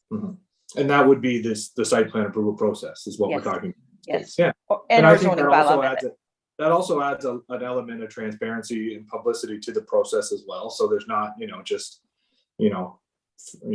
carte blanche, freewheeling, or anything goes sort of thing. And I think that's appropriate, and I think it gives the opportunity for the diversity, like we said, like we're not sure exactly what is and what isn't right at this point because, each community is different and each, farmer comes from a different background with a different sort of entrepreneurial spirit. So, I think it's open enough, but there are those checks and balances still, like you said. So I'm very happy with the recommendations.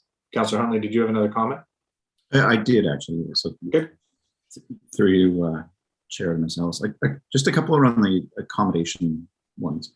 Like even the second recommendation to limit limited temporary accommodation. Is temporary accommodation mean the length of time the person stays in it, or the structure itself is temporary? Through you, Chairman Graham, to council members, it's intended to be the length of time that people stay. So right now, bed and breakfast establishments are permitted, but the question is, should we be permitting like a small inn or yurts or accommodation associated with a wedding venue? I think we want to make sure that if that's something you're interested in doing, it's intended to be temporary and for tourism related and on-farm diversified uses. It's not an attempt to have permanent second, third, fourth dwelling units on the property. Okay, so thanks for clarifying that. But then it ties back to one of the questions you asked, is to talk about accommodations for full-time farm labor from neighboring farms. I don't know if you can expand on that one a little bit. Certainly. Through you, Chairman Graham, to members of council. So I've asked that question because it is under the guidelines, it is permitted that you can have housing for farm help. So the question is, should you be allowed to have, if you're going to have accommodation for your farm help, should you be allowed to have a little bit larger accommodation to accommodate living space for your neighboring farmers' farm help? In Right. one hand, it makes sense to consolidate it all together and disturb one area on one farm as opposed to doing it over several farms. But on the other hand, there is the benefit of having your farm help on site. And how do you ensure it's farm help? Like, how do you intend? Like, how do you ever regulate that it's used for its intended purpose? Through you, Chairman Graham, to members of council, that would be through bylaw enforcement and written complaint. All right. Okay. And regardless, that any structures built for that intended purposes would also be subject to the 2% restriction. Is that correct? Like, I mean, the 2% is still something I'm a little wishy-washy on because, like, for instance, like we mentioned, so I also want to say the opportunity, like, so if I have like a fruit stand or, selling corn or produce at, or eggs and things like that are commonly done, and that accounts for a portion of my 2% if there is a footing, I would assume, correct? Yes. Okay, so then we have that, and then we were to create another structure to have temporary housing or some sort of farm tourism thing, that would also, that's the same 2%. It's not 2% per endeavor, correct? Through you, Chairman Graham, to members of council. So the on-farm and ag-related uses are 2%. So it's all in. Yeah. It's Doesn't not matter how 2% many- per use.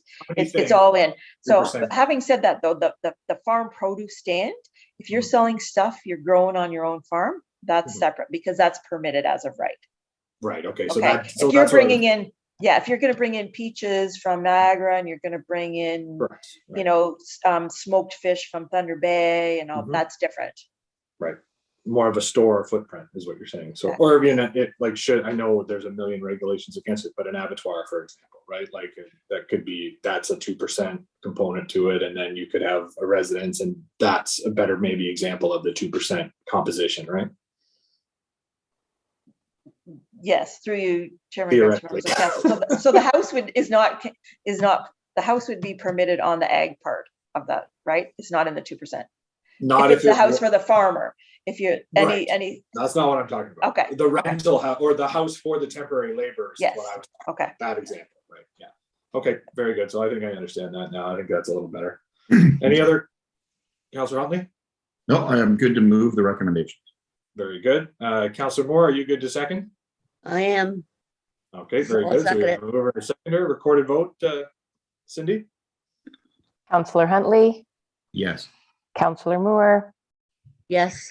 and Deputy Mayor Graham. Yes, thanks very much, Miss Ellis. You're welcome. Got my pages out of order here. And are we with Mr. Connolly now? Is that, in my, got one page that's going rogue on me. Yep, the next two are mine. Very good. We'll look forward to them. Go ahead, Mr. Connolly. Good. So what you have for this presentation for the next one, this one will focus on the Peterborough Airport. The next one will be on the former Millbrook Correctional Facility. So if you could do the next slide. So what's a little bit different from these two presentations of the previous four is that in this one, we follow the same format in terms of introduction and background. But in this one, we're not really asking questions ahead of time because what's happening is there isn't anything in the county OP policy process or in what's being, there's nothing being proposed through the county OP process now. So what we are looking at is these are subjects identified in the previous meeting of council of having high interest. They certainly from a local component within the county OP framework, they're ones that have significant interest, and also we're looking at asking a few questions, getting discussion and directions from council on that. So the next slide, please. So in this one, again, it's consistent with what we have here is just going through some of the background. I won't cover this because it's been covered a few things. And this is, again, a lot of this focuses what's really currently exists in the town OP, in the township OP, and not really anything especially that's being proposed in the county OP because there's no specific things being proposed there. Next slide. So currently in the official plan with respect to the airport, it's the township supports ongoing operation, development, and expansion of the airport. Land use decisions within the area affected by the airport operations, and there's a full list here, but the idea within the OP is that it's the orderly expansion of the airport that will make sure when we look at noise compatibility, the 25 NEF, that's the noise exposure forecast, that we don't permit sensitive uses with respect to being inside of that. And that again is tied to the runway configuration, the type of traffic on the airport. And then on top of that, we encourage uses that complement and support the airport, as well as encourage close proximity of those uses to the airport itself. There are also air zone regulations around the airport that will limit the building heights. So any development, because there are air zone regulations, it's a three-dimensional surface with respect to the height and also the orientation of the approach and the takeoff and the landing. That makes a difference in terms of where buildings can be placed and also the height of those buildings in that proximity. Again, the other aspect of here is any new residential development, because the airport has been there for a while, that any the either new residential or any other sensitive uses are either outside the NEF contour. Next slide, please. So again, there's a fair amount of verbiage in the OP with respect to airport employment. There are sections 545 and also 647, and specifically there's some area specific policies, and it talks about permitted uses. There's a whole list here. You get a flavor for it with respect to aircraft, recreational vehicle sales, talking about accessory service uses, manufacturing, restaurants as an exception for, in some cases, service and trade related uses within the enclosed building, maintenance and servicing, storage of cargo, and then especially another one there is the flight school. Next slide, please. Other policies here, and you have a map on the right. This is taken from Schedule C. So this talks about not only identifying the airport, but but as a couple of slides ago, when I referred to the 25 and the 30 NEF, those noise exposure forecasts, it gives you an idea of the footprint from a development and a growth perspective as to what may or may not be permitted in and around the airport. So again, area specific policies, and this is tied to the air zone regulations, is if you have open storages or any uses that attract birds, those are prohibited. The idea is that would be not a good thing with any airplanes coming in. The other thing is prior to lands being developed, the development constraints that are there, it's not just the floodplain and with respect to heights and also attraction of birds, but this is with respect to the adjacent wetland features, and that needs to be addressed to the satisfaction of the township and the conservation authority. And again, as I said before, the current OP refers to site-specific policies, and the airport employment land uses are included in that. Pardon me. Next slide. So other OP policies, again, this is high order things that we as we recognize that with the airport being in the township and also with respect to the context of the county and the city, is that we look to provide guidance on protecting the airport and airport related development for a number of uses, for a number of benefits. That's economic development. We have general development policies around that. We are specifically, because of the land use, talked about noise and vibration. It is rural employment, and there's a good opportunity for that. We also specifically have policies with respect to airport employment. And again, recognizing this with respect to the regional context and local context of transportation infrastructure. The township zoning bylaw also contains a number of provisions that guide any development in the vicinity of airports. Without going into a long list, these things talk about flood susceptibility, height restrictions, and the airport protection zones that I've touched on. And one thing we know is the development of the airport is subject to federal jurisdictions and agreements between not just the city of Peterborough, but also the township of Cavan-Monaghan. Next slide.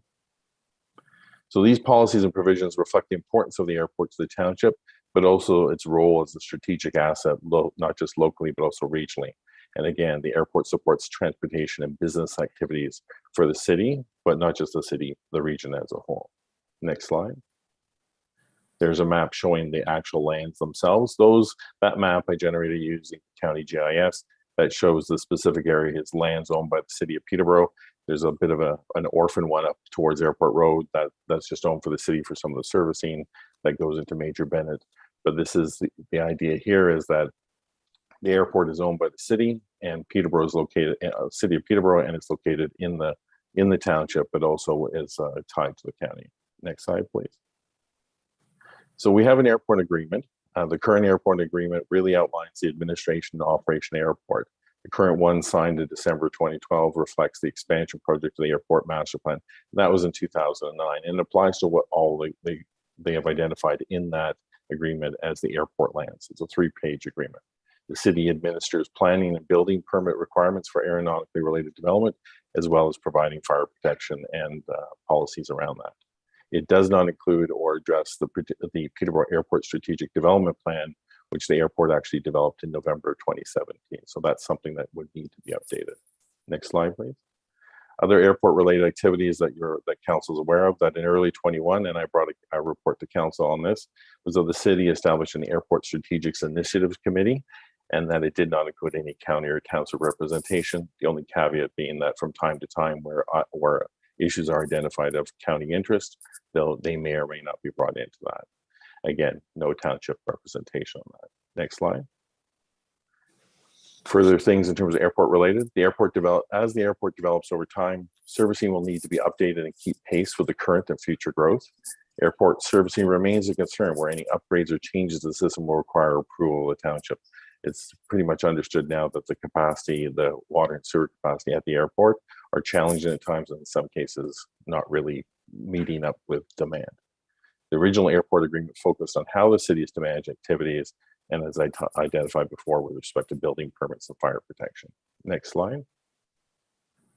So the township's approved growth management strategy. So this is the work that was done by Watson that's currently being updated.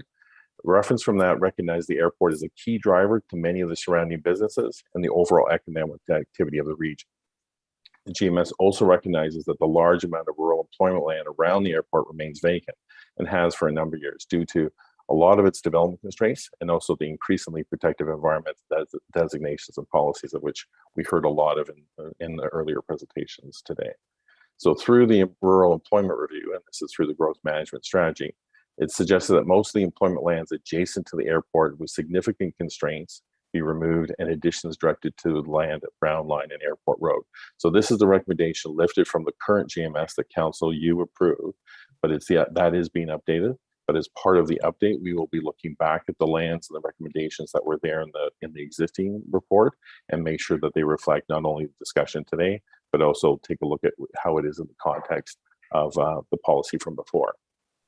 So with that being done, once the GMS has been updated, and that's currently underway, and we expect that in the next month or two to be finalized, the township should prioritize the recommendations of the study with respect to rural employment and those airport employment lands. Next slide. So again, I know there's a lot of reiteration of that, but the airport is a significant regional asset, not only for economic growth, but job creation. And if you will recall, in March of this year, I brought to council a report that basically said the airport agreement itself, which is really 3 pages, one of those being a map, only talk about the administrative role and responsibilities. And that's something we should look at in terms of renewed working relationship. That's an open direction of council to look at that. And again, the existing OP and zoning bylaw policy should be carried forward and be reviewed to continue to support and where appropriate strengthen those with respect to the role of the airport as a strategic asset. Next slide. So see, these are some of the questions and discussions that we're looking for in directions. Do we want to continue to retain the special policy area? These are site-specific policies that are already in the official plan, and that's regarding airport employment uses. So again, looking at that, keep in mind if what we have now is appropriate, having that carry forward. The other part being, should the Peterborough Airport be designated in the OP? And what that means is we would actually get to a point where we would start to regulate some of the uses of the airport. So rather than that just being identified as land and land holdings, if we designated the airport, we would then start to get into some of the details around how do we regulate the uses in the airport. And again, the third one with respect to the growth management strategy, it recommends that the surrounding airport lands be going to employment. Does council want to change the permitted uses? In other words, do you want to expand that, or are you comfortable with the list that's there? And if we are putting the designation on the airport, some lands currently shown as the Peterborough Airport will be removed because again, the identification of the airport lands versus the airport itself is different from the agreement, different from the 2009 master plan, and then the 2017 strategic plan. Next slide, please. So the recommendations for consideration for council today is that the Township of Cavan-Monaghan support the continued protection of employment areas, specifically airport employment, through the continued OP treatment of the airport and airport-related OP and zoning bylaw policies and provisions. Secondly, for the Township of Cavan-Monaghan direct planning staff to implement the amendments. These would be the additions or removals to protect the rural employment lands surrounding the airport as per the recommendations of Growth Management Strategy 2020 and also being updated right now, or it will be coming to council soon. And lastly, that the Township of Cavan-Monaghan direct planning staff to act on its decision of March of 21 to provide notice to amend and develop a new airport agreement with the city of Peterborough. With that, Chair, I'm open for any questions. Thank you, Mr. Connolly. Couple questions to start, and then I'll turn it over to maybe the councillor. So one, maybe just a comment, maybe you can speak to it. Earlier in the presentation, when I read the list of permitted uses, it seemed that there was a fair amount of flexibility that I wouldn't have maybe at first glance anyways considered aeronautically related. And I thought that was my understanding of some of the limitations, and you do allude to that restriction or caveat in the agreement later on. Is there a sort of flexibility within that initial list that makes those things, or maybe within those genres, could be aeronautically related? Because some of them in that first list didn't really strike me as would normally qualify. Well, I think one of the things, through you, Chair, to council, one of the things that we'd like to do is in looking at that list, it looks like they're so open for interpretation. Right now, the OP policies reflect an idea of the growth and things that have happened, like the restaurant was there.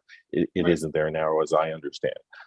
So there are some things that are what we could consider airport related, and there are some things that are not. And certainly if I look at a list of tenants on the airport currently, I would say there's some that you're really stretching it.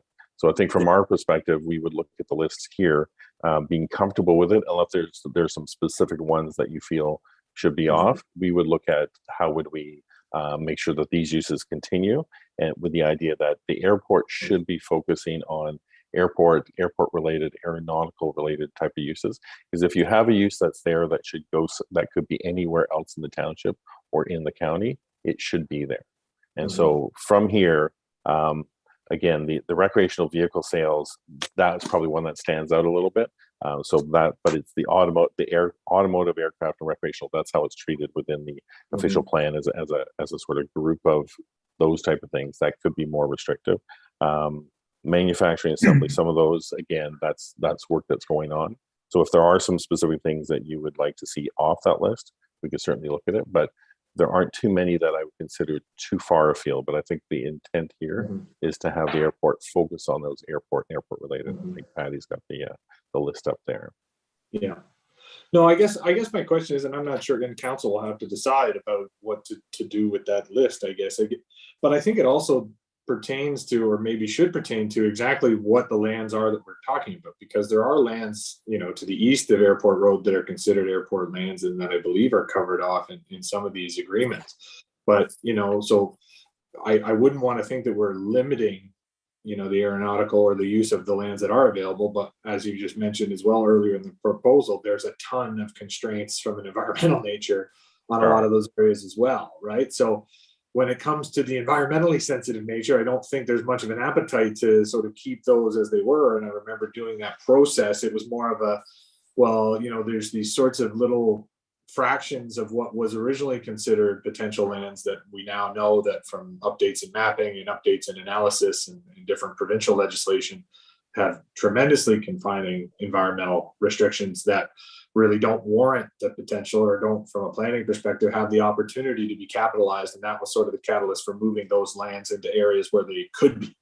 So I'm all for that process, because it just makes sense. If you're in a wetland or, a provincially significant wetland, especially, there's no sense to put, to zone that with your employment opportunities and things like that. So I don't know if I can fully answer this sort of some of that content without understanding that, there are probably airport lands that could be, if they're being underutilized, might be able to capitalize on a more diverse opportunity for different, or maybe a softening of that language. But when it comes to the airport specifically of itself, I don't know if that's appropriate either. Okay. Fair comment? Through your chair, yes, it's a fair comment. I think one of the things that we want to be,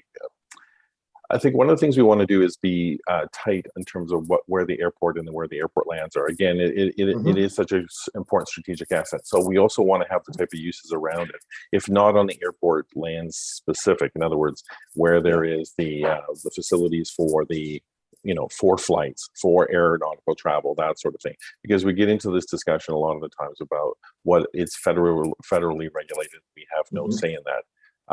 That's not really true. I think from a federal perspective, we have opportunities where we can look at the things that are ancillary to it and sort of provide some tightness around it. I'm going to go further, but I think Christina wants to add to the conversation here. Welcome Thank back, you. Christina. Oh, well, thank you. Use the planning department. Just to be clear for council, currently in the township's official plan, we do not designate the airport or list permitted uses on the airport lands. We identify the airport lands, okay.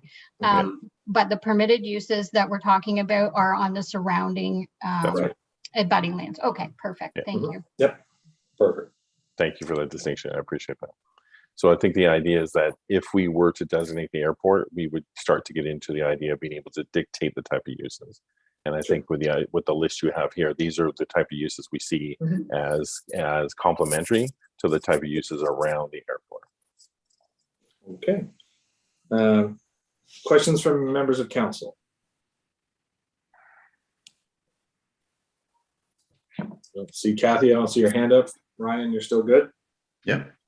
Okay. I'll keep going. With regards to one of the other things that's alluded to in the third recommendation is looking for direction to act on the decision of March 15th. So am I to interpret that as though you're still like, when I recall that meeting and the discussion, I thought we were going to reach out and try to facilitate a beginning to a discussion about renegotiating that contract. But when I read that you're looking for planning staff to be directed, is that you're looking to double down on that? I see Ms. Hurley. Through you, Mr. Chairman, if I may just step into that. I have, through staff, we have reached out to the city of Peterborough. We have not finalized or come up, but we have had preliminary discussions with them about revisiting the current agreement that we have between the city of Peterborough and the township of Cavan Monaghan. So it has not been a priority on both sides, but it is something that we have started to negotiate, and we will be coming to, as council has given us a direction, but we both agreed through a previous conversation that I've had with the city of Peterborough that the agreement needs to be revisited. So can you provide maybe any clarity then as to what is being accomplished by recommendation number 3? I don't mean to be dismissive of it. I kind of don't know what the point is. If that's already the status, because that was my understanding of status. And I'm just like, well, why are we providing direction to do what's being done? So through you, Chair, I'll answer this, and certainly the CEO can add that. So I put that in there as a recommendation to remind council. Again, there's nothing through the county OP process that's proposing that. What I did want to do a remind of how we got here, what do we have, what can we do, and also the idea of, since we're obviously talking about the airport agreement, that was the recommendations before, and if there was any direction to change that or nuance that. But again, I think as the CEO has identified, that work is going forward. So it's not to double down. It's just simply, I think, a bit of a gut check, if for lack of a better phrase. Yeah. Yes. Unless there was, so it's another opportunity. If that wasn't the direction that council wanted, they could announce it here. But if it is, it'll just continue on, and that's what the recommendation states. That was the intent, Chair. Okay, perfect. No, thanks for that clarity. I think that's great. Does anyone have any questions or comments on the recommendations before us? And if not, we'll look for a mover and a seconder.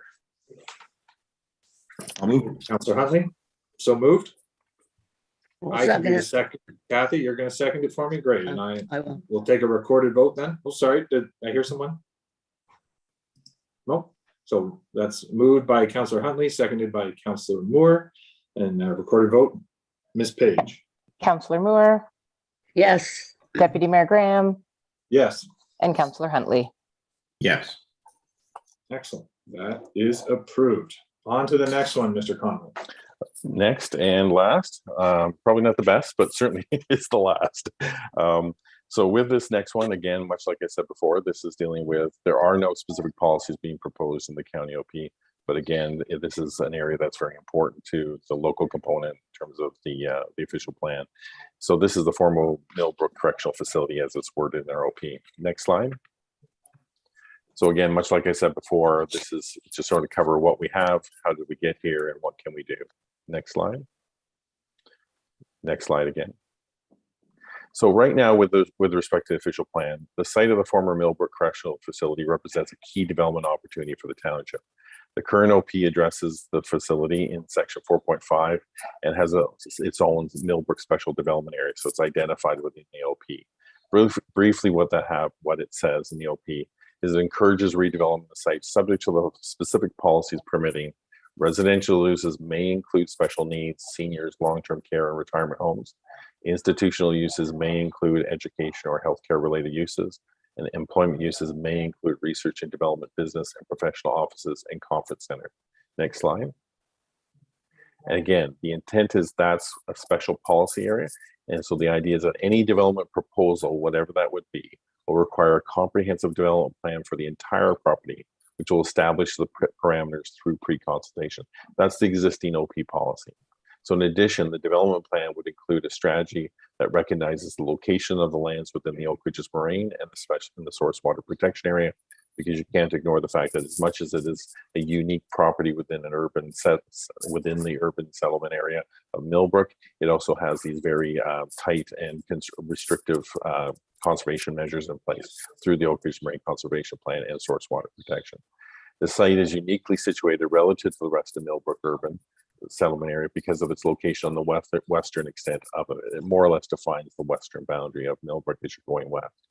This is complicated by the fact that the lands are situated, I've used the word nexus, I could probably choose a better one, of a number of key protective policies as outlined in not only the township's OP and zoning bylaw, but you also have the provincial Oak Ridges Marine Conservation Plan, source water protection.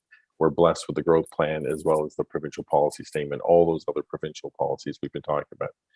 The township's zoning bylaw identifies the majority of the property in the Oak Ridge Marine zones with a portion of the site identified as future development.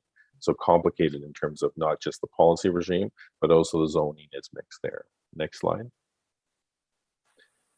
You know where it is, but this gives you a little bit more information. It also talks about its location within the built-up urban area, which is important from the growth plan perspective and intensification targets as we go forward, but also relative to the zoning that's on there and where it is with respect to source protection.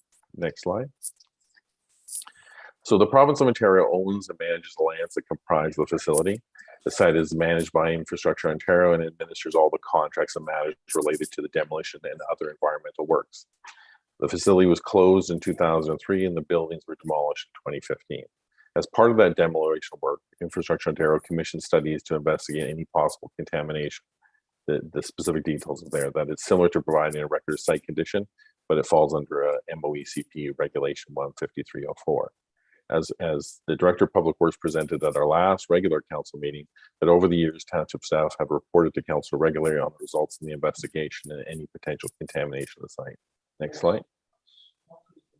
At its regular meeting, I already covered that. Apologize, I'm ahead of myself.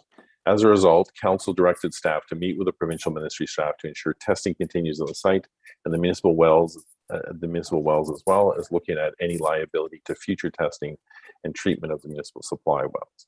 Council also directed that a written request be sent to the province that the township be notified of the stage 3 circulation. This is with respect to disposal and surplus of lands as a formal expression of an interest in the property, in that there's no continued government need for the property and would be, if there's an opportunity, would come out of provincial hands.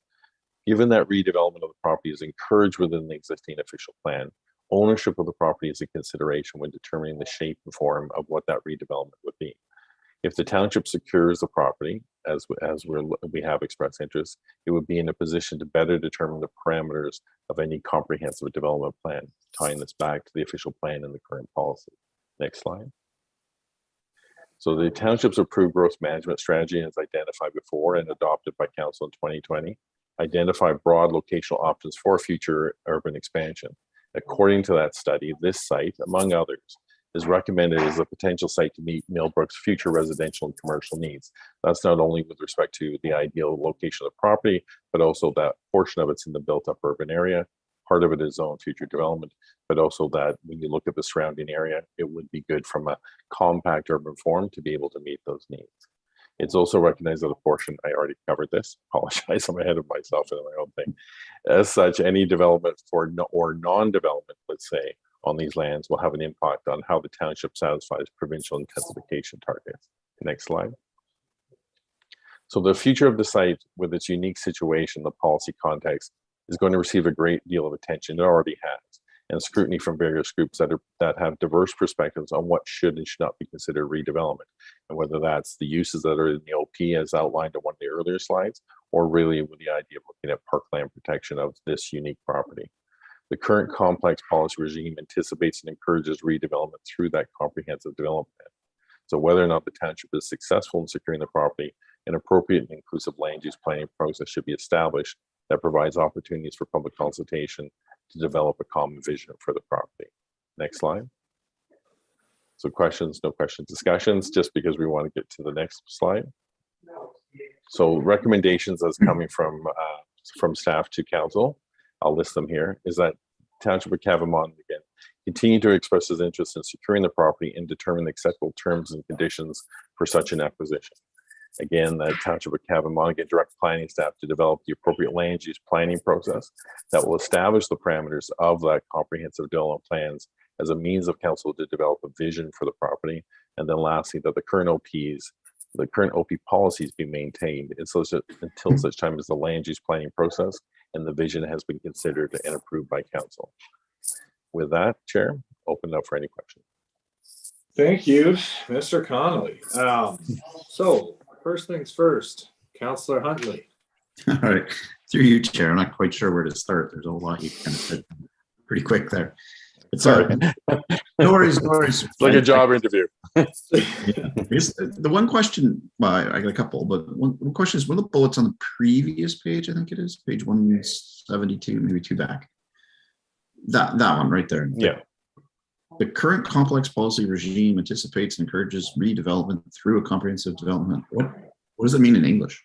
Okay, so what I tried to do is capture the fact that it is complex. You have not only provincial policies in terms of the PPS, the growth plan, the Oak Ridge Marine Conservation Plan, but you have an ROP that basically talks about having to develop a comprehensive development plan with no set parameters in it. It just simply identifies that there are a number of different uses and that there'll be a comprehensive development plan through pre-consultation.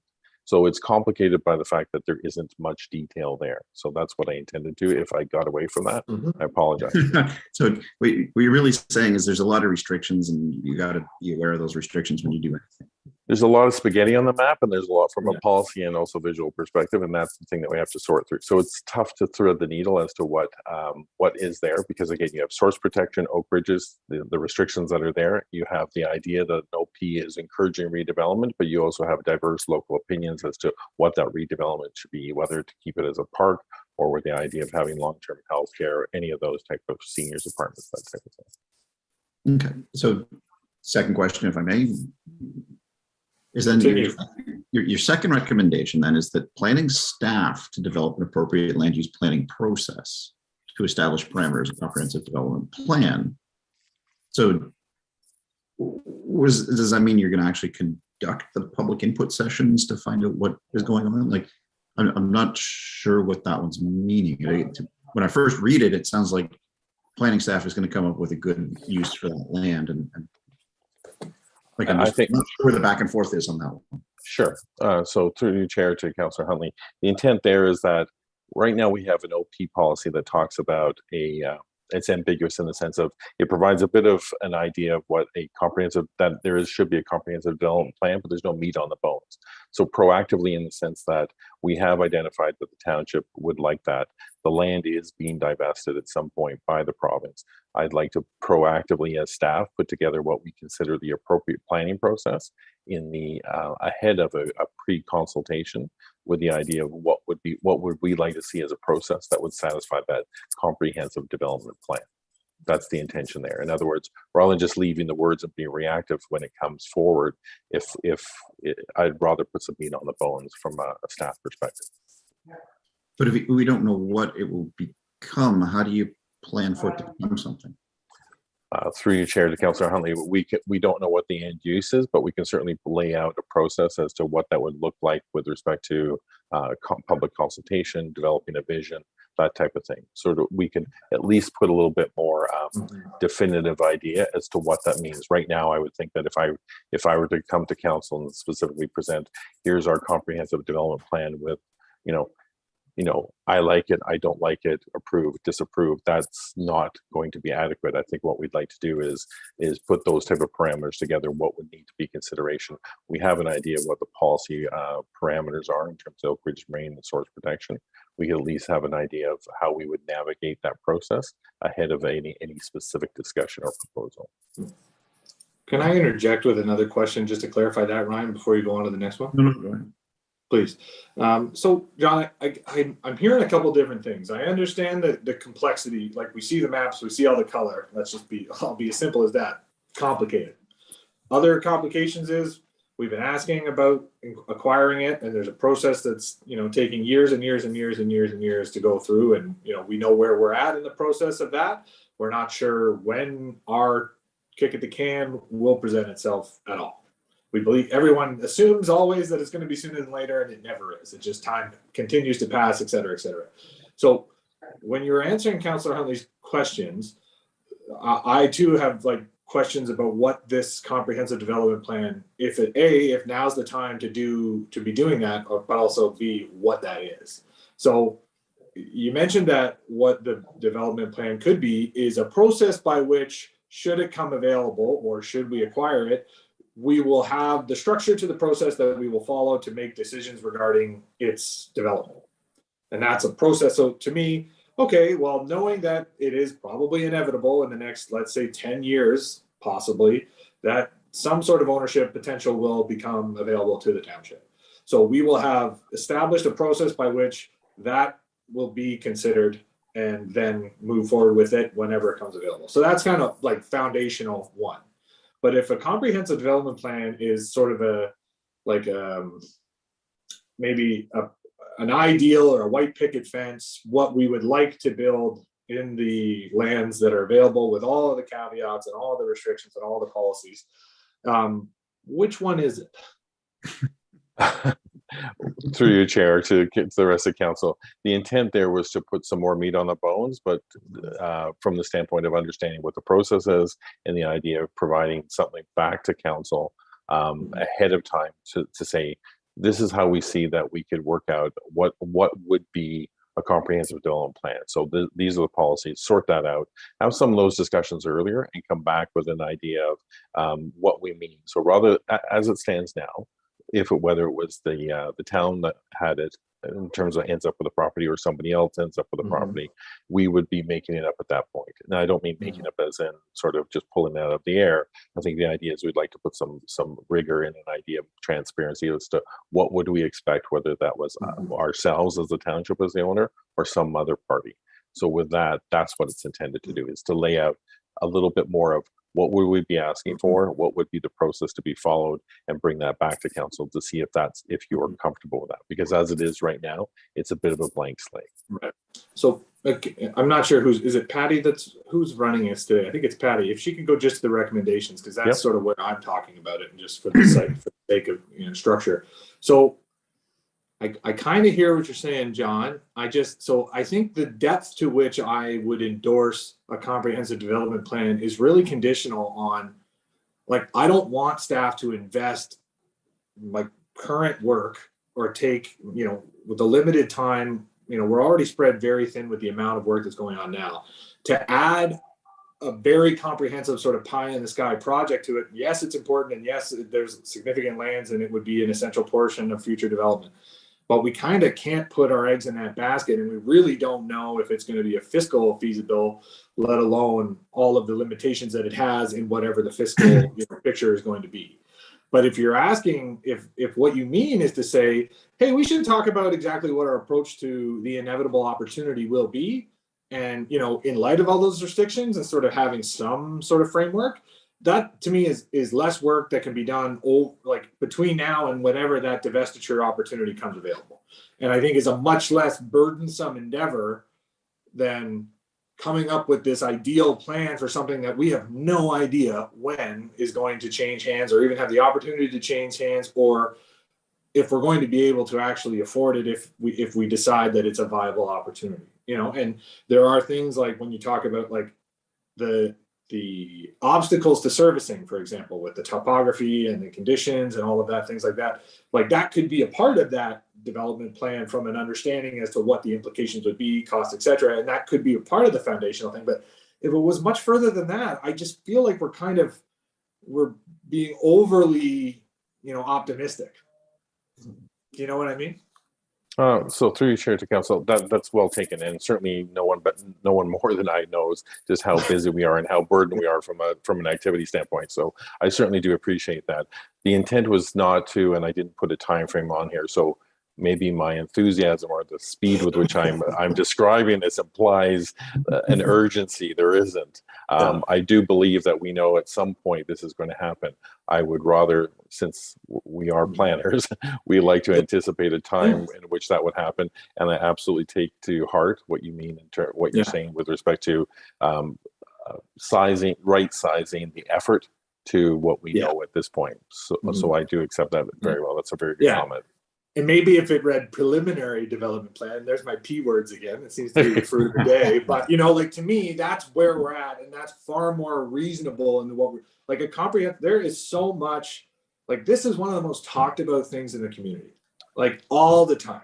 Like you don't go many places when there's more than 20 people that doesn't, someone's got an idea about this, someone heard it's going to be sold now. So to say we're doing a comprehensive development plan is going to, and I'm not just saying we're doing it for those political reasons, but out of fairness and respect for the importance that it has for all of members, whether it's opinion or, you know, the development future of the community, like we can lay the framework for that. And I think that would be an asset to the community to say, hey, listen, if and when this property comes available, we're very transparent and there's this plan on our website that says this is how we're going to approach it. This is the background work that has been done, and this will be the phases to how we'll approach it, including public, you know, consultations, etc.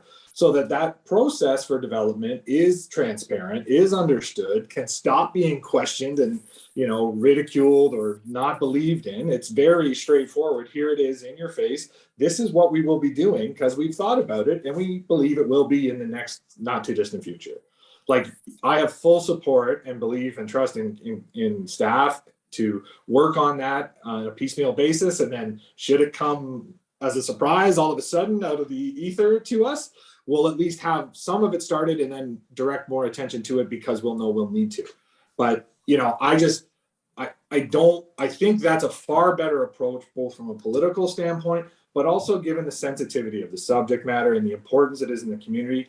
I have no inhibitions about supporting that as long as that's what we collectively, staff and council, understand when we use the words comprehensive development plan. Through you, Chair, those words are not lost on me. The intent there Okay. was that if we're dealing with a number of subjects with respect to not just the county OP, but the local OP, there's an obligation to take a look at this and approach it with the same sensitivity as you outlined. And I think tempering expectations accordingly is well placed. So Yeah. I do take that to heart. Thank you. Okay, perfect. And that's what the intention is in that recommendation, just so we're all clear. That is correct. Okay, perfect. Councillor Moore, do you have a question? Sorry, I don't have you on my screen, but I want to give you the chance. No, I'm good, thanks. Personally, I think it should be put on the back burner for now Mhm. because we got a lot of other things that need to be looked into. Sure. But So does I that, kind of agree with what you're saying. yeah, so you're okay, but you're okay with that sort of foundational work being, you know, sort of on the back burner, like you said, but like off the side of the desk, not taking the premises. Yeah, like I don't think it should take priority in any sense. Yeah. Okay, so we're on We don't- the same songbook then. Okay, that's good. And Councillor Huntley, you're good with that too? Yeah, I'm good with that. I mean, the only thing I would maybe include in that comprehensive plan, or you know, while people are puttering away at it, is kind of the list of things we know it can't be, like right out of the gate. Like that's really the only thing we know at this point, right? Like, Yeah. Well, I've heard everything through you, Chair, to Councillor Henley. I've heard everything from standpipes to observatories to seniors' home to apartments to parkland and Absolutely. play fields. Yeah. And I think what we as a township just want to do, and I think what is important, that we hear those conversations and we want to make sure that we are responding. But again, the comments provided by you, Chair, and the rest of council, absolutely, I'll take that as direction, and I understand that. Got it. Okay. So that makes us good with recommendation 1, from my understanding, and good with recommendation 2, and that the current OP policies be maintained until such a time as the land use planning process envisioned. So I guess my only question to that is from the discussion we had about the 3 words in recommendation number 2, I think are there elements of our current policies that are fictitious or limiting to accomplishing the full breadth of that recommendation number 2 component? Through you, Chair, I think what I would say is 3 is tied closely to number 2, and it would be treated the same way in the sense that in the absence of anything more to substitute or anything more informed to change the OP policies, we would continue as is, and that working around it way in the background and giving it the priority it's due, we would go back and address not just 2 but number 3. So yeah, like I guess one of the things that I thought about every time I look at that map is like with regards to the one portion that is sort of like I'm not going to say co-ownership, but there is that special development area at the lower southeast corner, right? That, like to me, you know, I don't know what is ever, if anything, going to occur on that parcel in relation to the greater piece, and I don't know if having that special designation area, I'm not sure if that's inhibiting or it's a value. I just don't know. And I would hate to miss our opportunity to, you know, if that's a value or not, I'd like to be told, but if it is if a potential impediment or anything to that nature, then, you know, I'd also like to get it out of the way.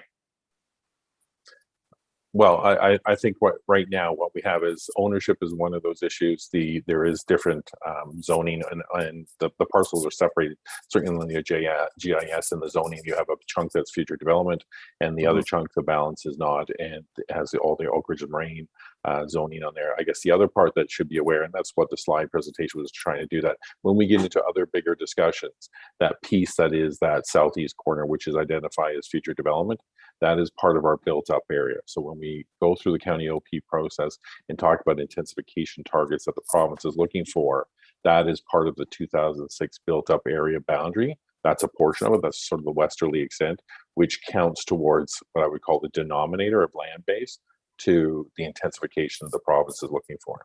So again, just this is more an information piece to let you know that it is complex, very complex, as we've reinforced. For sure. But again, I feel I have the direction of council in terms of what you want to do and the pace with which you want to approach it.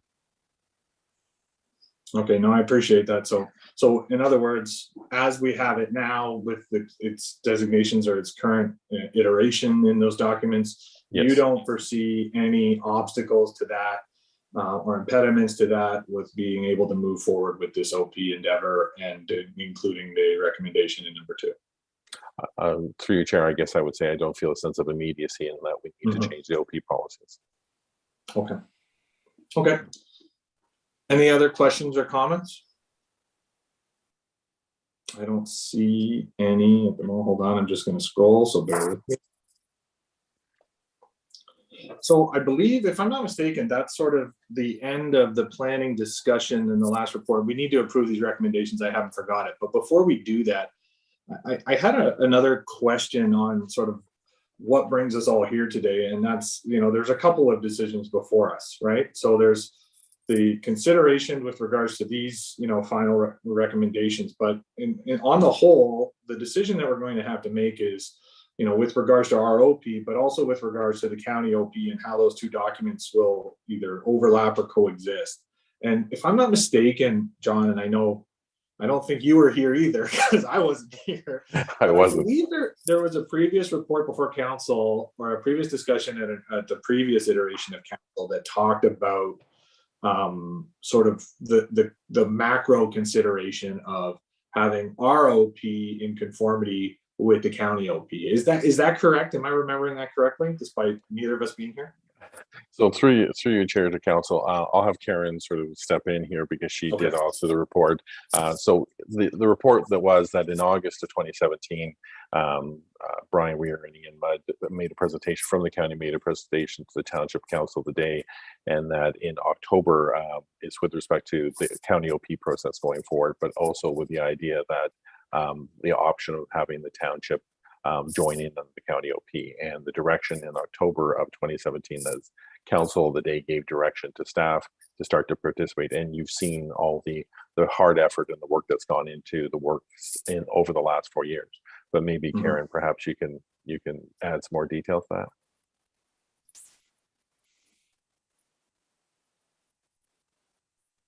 Through you, Chairman Graham, to members of council.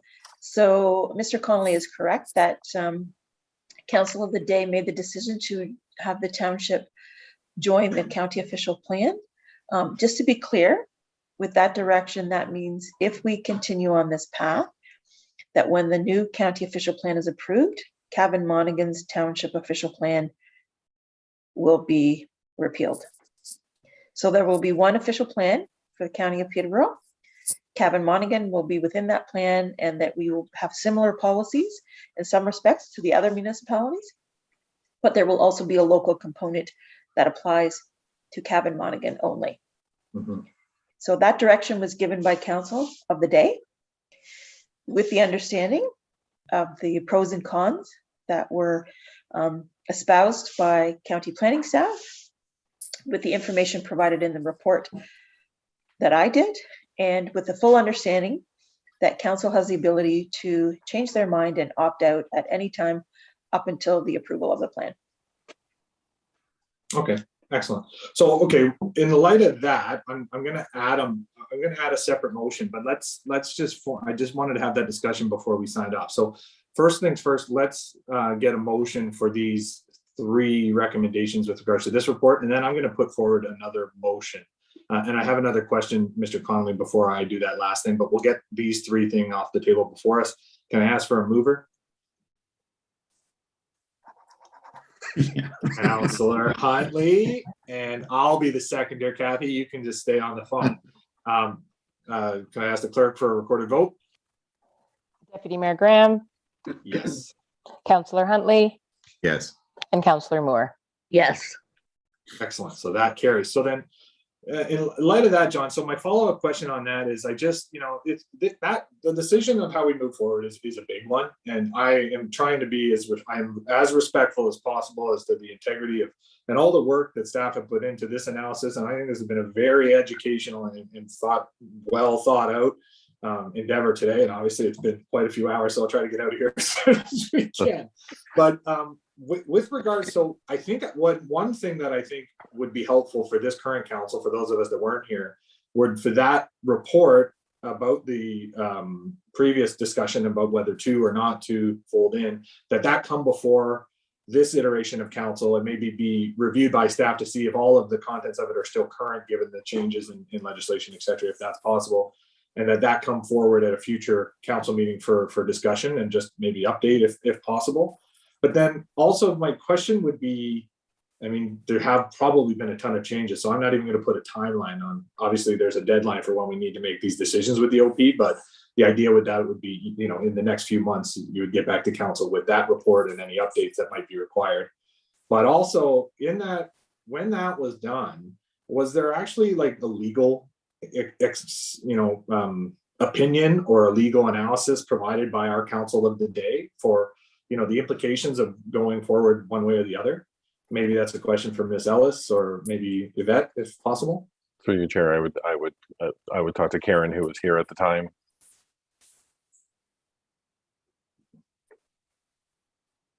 Through you, Chairman Graham, and 2 members of council. I'm going to be honest, I can't remember. Maybe Okay. CAO Hurley would be able to answer that. I kind of think we did have Mhm. an opinion, but I would not. State would your, not. state I your. would not stake my paycheck on it. Well, and it's been some time ago, and honestly, with the amount of changes that have gone on with the legislation, I mean, Yvette, if you're aware offhand, sure, but if not, I don't think it'll change the content of the motion that I'm thinking of anyways.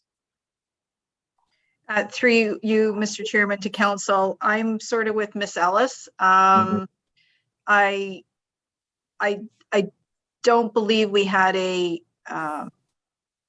formal, maybe we had preliminary discussions, but I don't think the report had anything formally from a review from legal counsel. I'm sort of with Miss Ellis. I'm not 100% sure. Okay. I'd have to check.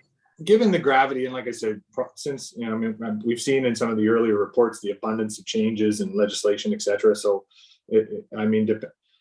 I think it's important with the gravity of the decision that we absolutely understand the legal context and implications of those sorts of decisions. So I'd like, whether you'd like it in 2 separate motions, and I might go to the clerk on that one. The first portion of the motion would be that that staff bring back that report, just so we have, a refresher or an introduction for those of us that weren't here, and that any contents in it that require update or revision would be done at a later date, bring that forward to council. And then the second be that if we haven't already, that we do obtain a legal analysis or opinion on the implications for going forward under the county OP or not, I guess is the only way I can think of saying. So if So through you, clerk Chair. or John, is that clear? Or?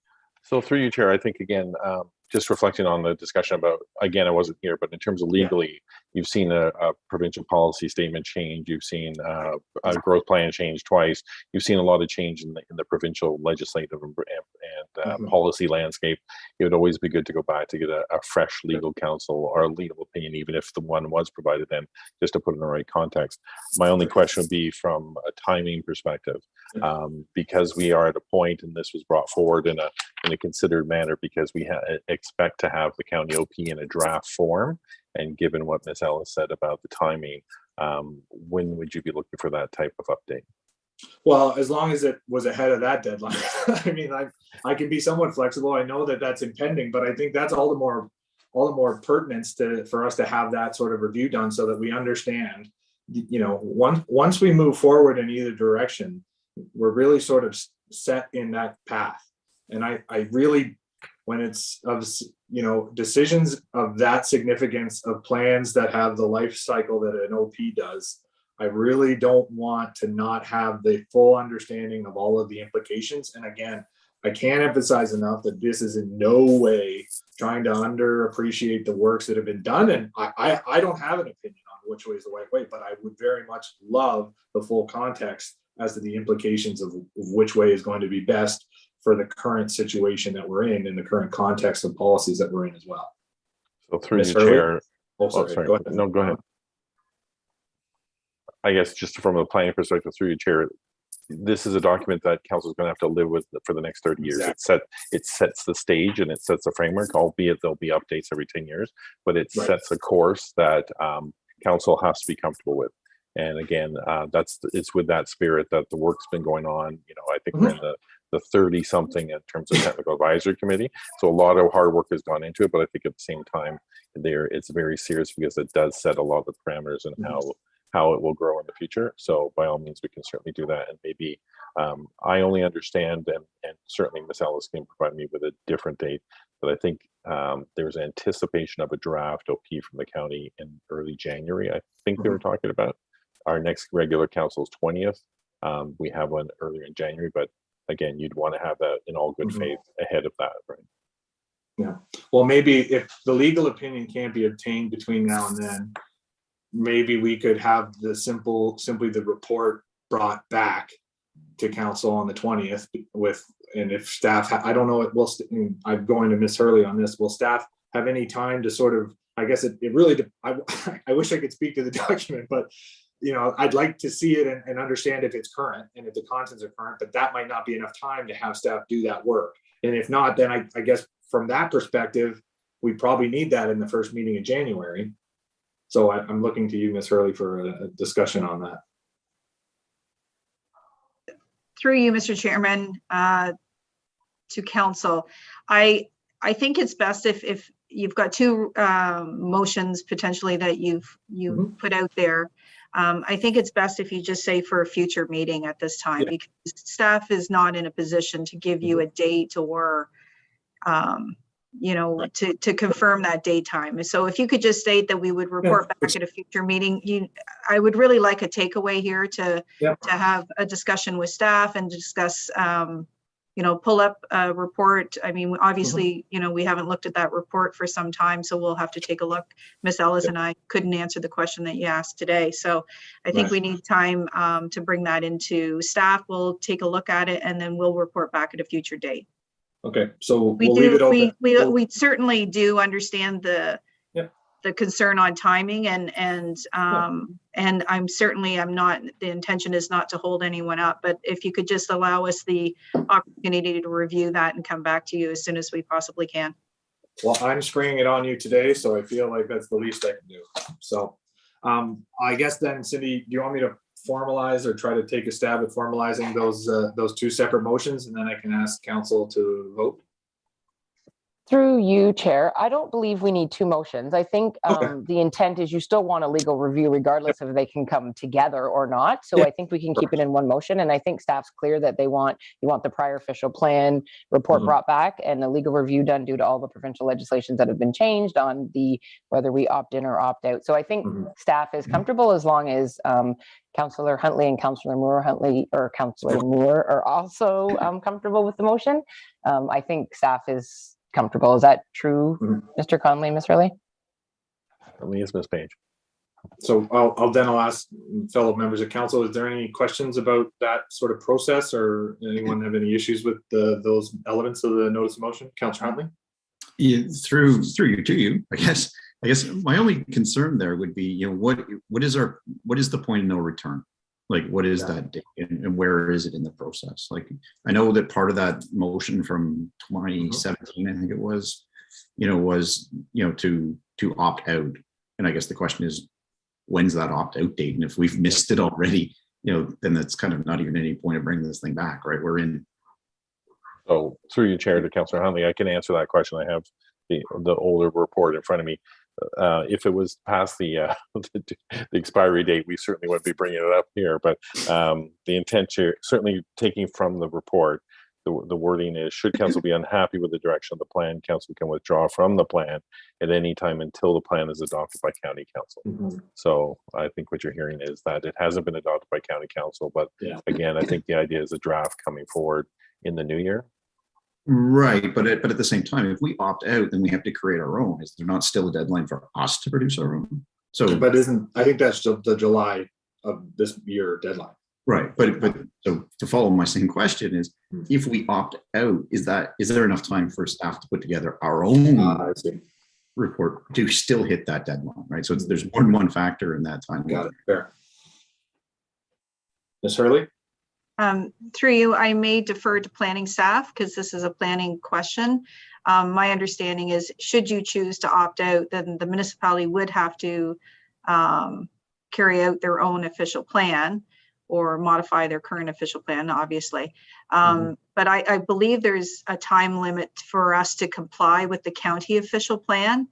Right. Correct me again, Nope. correct me. So it's not like we have to have a new official plan by, July 2022. of 22. I believe we have, once the county adopts theirs, if we're not in and we have to do our own, then you have time to conform. Right. Could we have a someone farm answer barista. that question, maybe? So through Mr. your Conlon? chair, I probably should have read the following sentence, which answers Councillor Huntley's, which is, sorry, I either give too much or I don't give enough. I do apologize. So the next sentence after withdrawing is, the township could also withdraw from the county official plan after approval, but the township would be responsible for the development of a new township official plan. So right now, the county municipal comprehensive review is going on. That's being submitted with the idea that the timing for that is to have the province approve it by July of 22. Through the growth plan and through the legislation, the idea is that lower tier municipalities, so that would be us, we'd sort of be dropping down to that. We are in that category, but if it wasn't through the county OP, we would have the following year to bring that into conformity with what will be the new county OP. But I think what you'll see is a lot of the heavy work that's been done is already been there, and we also have a number of others. Sure. But So there's a again, bit of- That's good. I didn't want us to hit a deadline that we were never going to be able to achieve by dropping Sure. this. Yeah, No, if it's and- not and- worth considering because of the time restrictions, then there's nothing to consider, is what you say. I get it. Yep. And through you, Chair, I think that's also where there would be good benefit from a legal review in terms of making sure to confirm all that information. As Yeah. Double down. Okay. Everyone good with that? So what's your motion? Dan. Cindy, do you want the motion? Do you want me to read it, or do you have something? Or it doesn't matter to me either way. You can go ahead, Chair. I just want to confirm, you your- mentioned the word notice of motion. Oh, I can tell you what I have too if you want. You mentioned the word notice of motion, but I don't think that's what you meant No, to no, say. I just just- want to clarify that on the just a table, motion. that it's the motion that's in play yet. So it would be that staff report back at a future meeting, bringing back the report. I don't know what the title of it was. I apologize for that, but we'll make sure we incorporate that, and that a legal review be conducted, understanding the implications of opting in or opting out of the county official plan, being part of the county official plan. I think you encapsulated everything. Ms. Hurley, is that clear for staff? Sorry, through you, Mr. Chairman, I couldn't find my mouse there. My arrow was going in a different direction. Ms. Page, the only question is, I think you mentioned about, before, I think they mentioned about conformity within new provincial policies. Do we need to have that in there or not? That goes to We can back to you, definitely Chairman add, Graham. oh, sorry. Sorry, that's okay. If you're comfortable, it's your motion. You have to be comfortable in it. If you did mention about provincial legislation So- changes, that's all. Right. We could So- start that motion, Chair, with due to all the provincial legislation and changes that council Yeah. directs staff to bring back the report and whatever that report is, etc. Okay, perfect. If Yeah, council so is bring comfortable with back the report with any updated analysis. Right?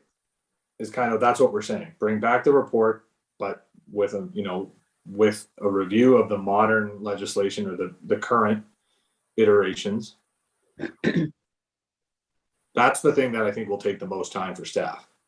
Is to say, okay, this is what, under the context that existed in 2017, this was the framework of the pros and cons. There's been lots of legislative changes between now and then. Some of those things may be irrelevant. Some of them might have slightly changed, or maybe they're all still whole. I'm not sure. But that will be a staff analysis decision that will occur, and then it will come back to council. And in addition, concurrently, staff will also seek a legal opinion in light of a current situation as to what the legal implications are for opting in or opting out of the county OP. Through you, Mr. Chairman, to Ms. Page, would you mind just reading your motion? Because I think you sort of touch on it. scribbling like crazy here. So that staff bring back a report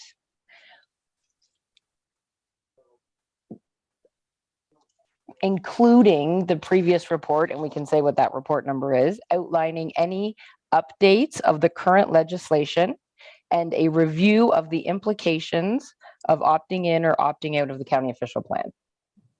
Maybe just to add, Ms. Page, just legal review. And a legal review, yeah. Just add that legal in front of that. I think we're good. Perfect. Legal implications and review. Okay, so that ties it into one motion. I think the language Cindy will iron out, but that in essentially is it. Let's just see where we're at. We've done it already, but maybe it's just freshen it up to ensure that it's still, those things are still true, but also bring it back so that people that weren't here, like Kathy and I, can have a look at it and see where we're at, and then have a legal opinion on it so that we can all make the decision from the most informed position, because this document's going to be around for a while. And with that, I will make the motion to, well, I guess I'm making the motion, so I'm looking for a seconder. I'll second it. Kathy's in, and then we'll look for a recorded vote. Ms. Page. Councillor Huntley, Yes. Councillor Moore, Yes. and Deputy Mayor Graham. Yes, thank you for that. And thank you for all of this work, staff, and the time, obviously, that it's taken to walk us through it. But hopefully the exchange of information and opinions has been helpful as we move forward with the formation of this incredibly important document to the municipality. And with that, I guess it's my turn to read the confirming bylaw. That bylaw 2021-70, being a bylaw to confirm the proceedings of the special meeting held on December 3rd, 2021, be read a first, second, and third time and passed this third day of December and signed by the deputy mayor and the clerk, and a corporate seal attached there too. Looking for a mover, Councillor I'll move it. Moore and Councillor Huntley. Recorded vote, Ms. Page. Councillor Moore, Yes. Deputy Mayor Graham, Yes. and Councillor Huntley. Yes. And lastly, a motion to adjourn, which I will move, seconded by Councillor Huntley. Recorded vote, Ms. Page, and thanks again, staff, for all this work. Deputy Mayor Graham, Yes. Councillor Huntley, Yes. and Deputy Moore, and Councillor Aye. Moore. I've been Yep. promoted. Yes. Deputy, Deputy Moore. There you go. Thanks very much, everyone. Enjoy the rest of your week and enjoy the weekend. Thanks. Thank you. Bye. Thank you. See ya.